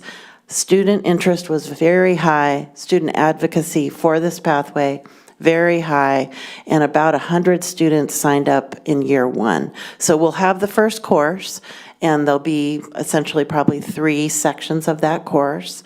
We're looking for a teacher right now. The position is on EdJoin, and I'm doing some outreach around trying to find a really good teacher and working with HR on that. And Cabrillo College dual enrollment is already in place for this pathway. We have medical terminology and personal health as a dual enrollment pairing. So this pathway is going to launch with that in place. Lots of choices post-secondary, 4-year, 2-year, 2-year transfer, technical training, the workforce, and local higher ed programs at Cabrillo, Hartnell. CSUMB has an amazing program in health, human services, and public policy. It's a degree program that's super exciting, so we're talking to them. And they've actually offered to help us write our course So that's a really great out-of-the-gate partnership, and that's a result of the work we've been doing in the K-16 collaborative. So those connections with higher ed are paying dividends besides the funding that's gone along with that. We have connections to local healthcare industry providers. Kaiser has reached out around student internships, and the Watsonville Community Hospital has had our students visit multiple times from the Watsonville Patient Care Pathway. This year, that will be extended to this pathway as well. And we did apply, one of our Golden State Pathways applications was for this pathway. So if we get it, this pathway is going to have a really beautiful, robust amount of funding to help make it amazing as it launches. So that's an exciting development at PV High. At Watsonville High School, we're going to be expanding the engineering technology, land, sea, air, and space pathway. And that we started, this was the first year at Aptos High. We had a grant for that pathway. It went so well. The partnerships are strong. And we have an interested teacher at Watsonville High that wants to teach this class. He's a physics teacher, perfect fit. And so he'll be working with his colleagues at Aptos High to learn all the ins and outs of this exciting pathway. Again, it's engineering, it's hands-on, it's project-based. Student interest is high at Watsonville High School. We're going to start out with 2 sections this fall of interested students. Dual enrollment will be available. We'll be also offering articulation with Cabrillo in the 24-25 school year. So this first course will become a UC-CSU honors course at the same time. And again, all of our local higher ed has engineering options, lots of them, comes in lots of flavors. And local partnerships, Joby Aviation, Monterey Bay, DART, UCSC, Citrus Program. We have all these great partnerships already that we are going to be able to just scale for the students at Watsonville High. And again, one of our Golden State Pathways grants was also to invest in remodeling the metal shop at Watsonville High School for this pathway. One of the really cool things about the Golden State Pathways grant is that it can be used to remodel a space. Very often, our grant funding is for stuff and paying teachers and training, things like that, but not to like break open a wall, take down a wall, put up a new one. This grant will do that. And so we applied for that for Watsonville High School. And then at Aptos High, celebrating, and I just wrote that, big, small, tiny accomplishments, in that we are seeing the fruition of a 2-year project, which is the Tiny Home Project out of Aptos High. And it, again, fulfills the elements of high-quality CTE to an array of jobs. And this particular project has had connections to local residential and commercial construction partners. In fact, the PV Ed Foundation has been the recipient of a $90,000 donation from Granite Construction that has fueled the beginning of building these tiny homes. It's an 8x20 tiny home. It sits on a trailer with wheels. It's that type of a little dwelling. And it's built based on plans that our teachers follow in detail. There's a tiny home under construction at Watsonville High that will be finished in about a year. So basically, the first one is being completed this June, next one next June. Student suggestions informed how the tiny home will be placed in the community. Basically, the tiny home is going to be transitioned to the PV Ed Foundation. They've donated the money. The Granite Construction donation, I'm going to show you this picture. Here comes the picture. This helps. Basically, we receive a donation. That donation goes to the Ed Foundation. The Ed Foundation donates the money for the express purpose of building the tiny home. I work closely with Jenny M. and Alexis Persley in our finance department, and Ruth Bouguillon and Rich Ariano to figure out how all these different parts work so that we can do it properly. and that we will be able to give the students this real-world experience of building a whole dwelling. So the funding comes to us, we buy the materials, the home gets built, the home belongs to the Ed Foundation. It will transition back to the Ed Foundation, who will move it on into the community, receive funding for it that comes back to the district to build the next project. So that is how I think of it like a water wheel, picking up water and spilling it around and around, and so that we can have a fully self-sustaining model, and that we're not depending on any other funding source for this opportunity for our students. You can see here a little bit of progress when they started, what the tiny home, the platform on the trailer, there in the lower left-hand corner, the framing that happened, the siding, the finished tiny home on its way. It will look very much like this. Full disclosure, this is the one our teacher built when he went to be trained on learning how to build a tiny home in Fresno. So he went to a training to learn soup to nuts on how to do this with students, and then came back and has been teaching it, and also training the other teacher that is also building a tiny home. So tonight I wanted to share with you that our student suggestions on the right are that our students in both Watsonville and Aptos High went to speak with them and hear from them about what their feelings were about where they wanted to see these tiny homes end up. And they said they both schools collected their data that they wanted this tiny home to serve an unhoused person or someone who might not have a stable, safe living situation, to provide transitional housing for victims of natural disasters, housing for veterans who might be unhoused, a home for those experiencing hardship, for example, new arrivals to the U.S. with refugee status, or housing for a PVUSD employee. And then the guidance that we've gotten from PVUSD leadership, Superintendent Contreras, and Cabinet is that to approach this with the Ed Foundation, we'll be sharing these guidelines with them as a service, not a profit model, in the transition to the community. So not more of a final sale, fixed price kind of situation. The Ed Foundation will work together to figure out the right way to go about that process so that it's a fair, transparent process that centers the values of the Ed Foundation, the desires of the students, and then the legalities associated with the transition of the tiny home into the community. So, so all three of these, the public and community health, land, sea, air, and space, and the tiny home construction represent CTE at its best, where theory meets practice to serve a real-world need under the guidance of trained instructors and with community support. So thank you. Thank you. Do we have any public speakers on this item? No, we don't. Seeing none, I'll bring it back to the board for comments, questions, and deliberation. Trustee Bolano-Scow. Well, thank you for this presentation. There's some great things in there, certainly. We have heard from PV High students recently about the lack of a nursing preparation. Is that the class you propose, is that intended to help satisfy students who want to explore a nursing career? Health careers in general, but the broader topic of public and community health encompasses a lot more.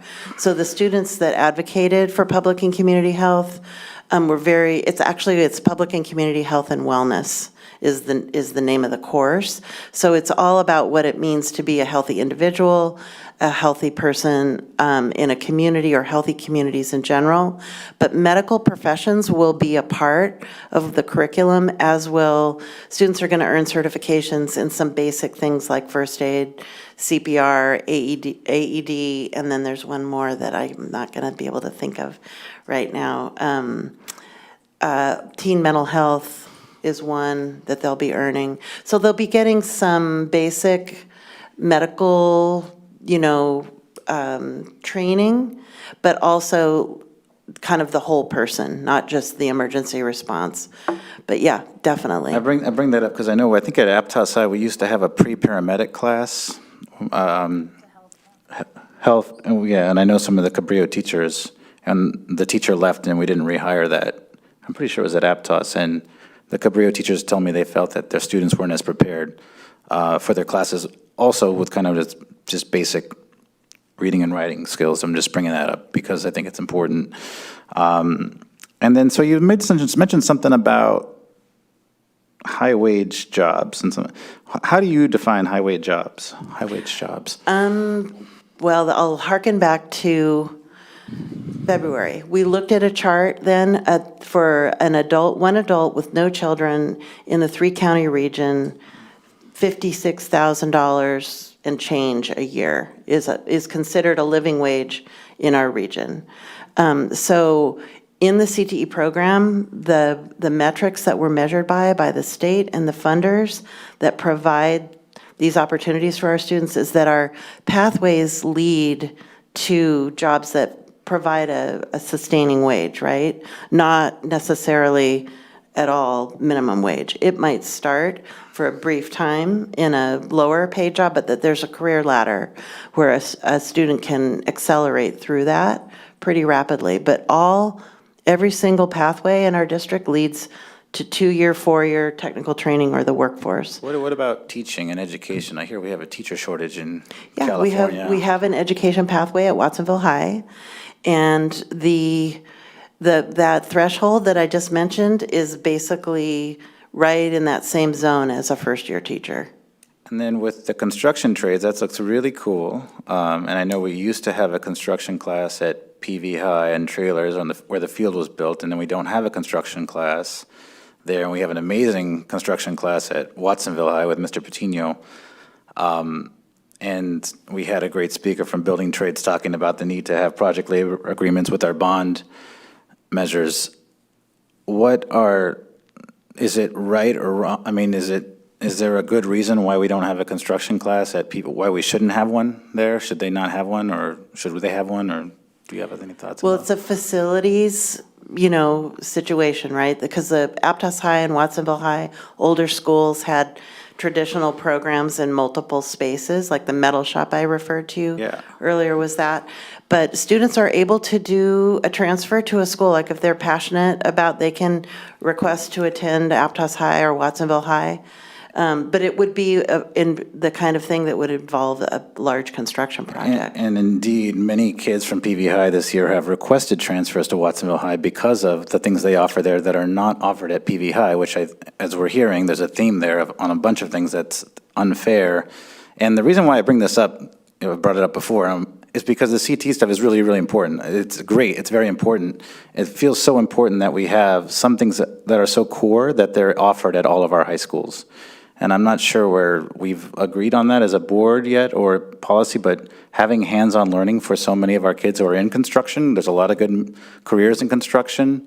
A lot of people are mechanics, plumbers. I know people who live in our areas who are doing these jobs, and those jobs are needed, and they're gonna be needed. And I just worry sometimes, obviously PV High, I worry about PV High, but knowing the importance of these things to all of our kids, that they're equitable. So it's late, I'll leave it at that, but obviously there's a lot of great things here, so thank you. You're welcome. Thank you, Trustee Bolanos-Grout. Trustee DeSerpa? Thank you. How much money do you think we've attracted in grants for our CTE programs? Since 2019, when we brought the program back, between $8 and $9 million. That's great, congratulations. Between all the different sources, some of them competitive, some of them more prescriptive, but the lion's share are competitive. Yeah, that's great.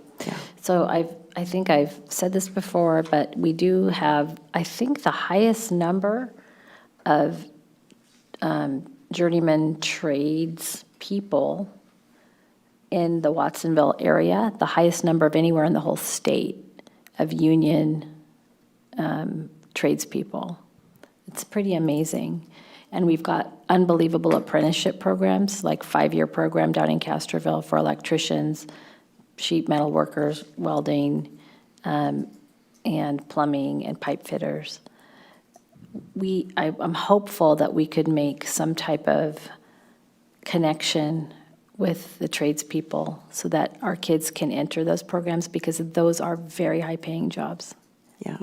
When you're union. Yeah. Yeah. Yeah, our teachers have speakers from different trades come in, and for the tiny home at Aptos High and Watsonville High School, local licensed union member, like an electrician, a plumber, have come and helped the kids and taught them alongside the teacher. So the expert that's doing it, that's part of it. That's great. So yeah, so they're getting exposure You to should that. put them on a bus, though, like have a field trip down there so they could see what the training centers look like. They're state of the art. They're very, very cool. Anyway, I think that would be a really good idea. Okay, thank you. Thank you, Trustee DeSerpa. Trustee Dr. Holm? Thank you for this early morning presentation. I'm so impressed by our CTE program, what it's grown over the last 5 years now. You know, it's just, it continues to develop. I know when, you know, we had our site visit to Renaissance, we were looking at some of, you know, how they're integrating, you know, some of their like production and design, and, you know, and I thought that was really impressive.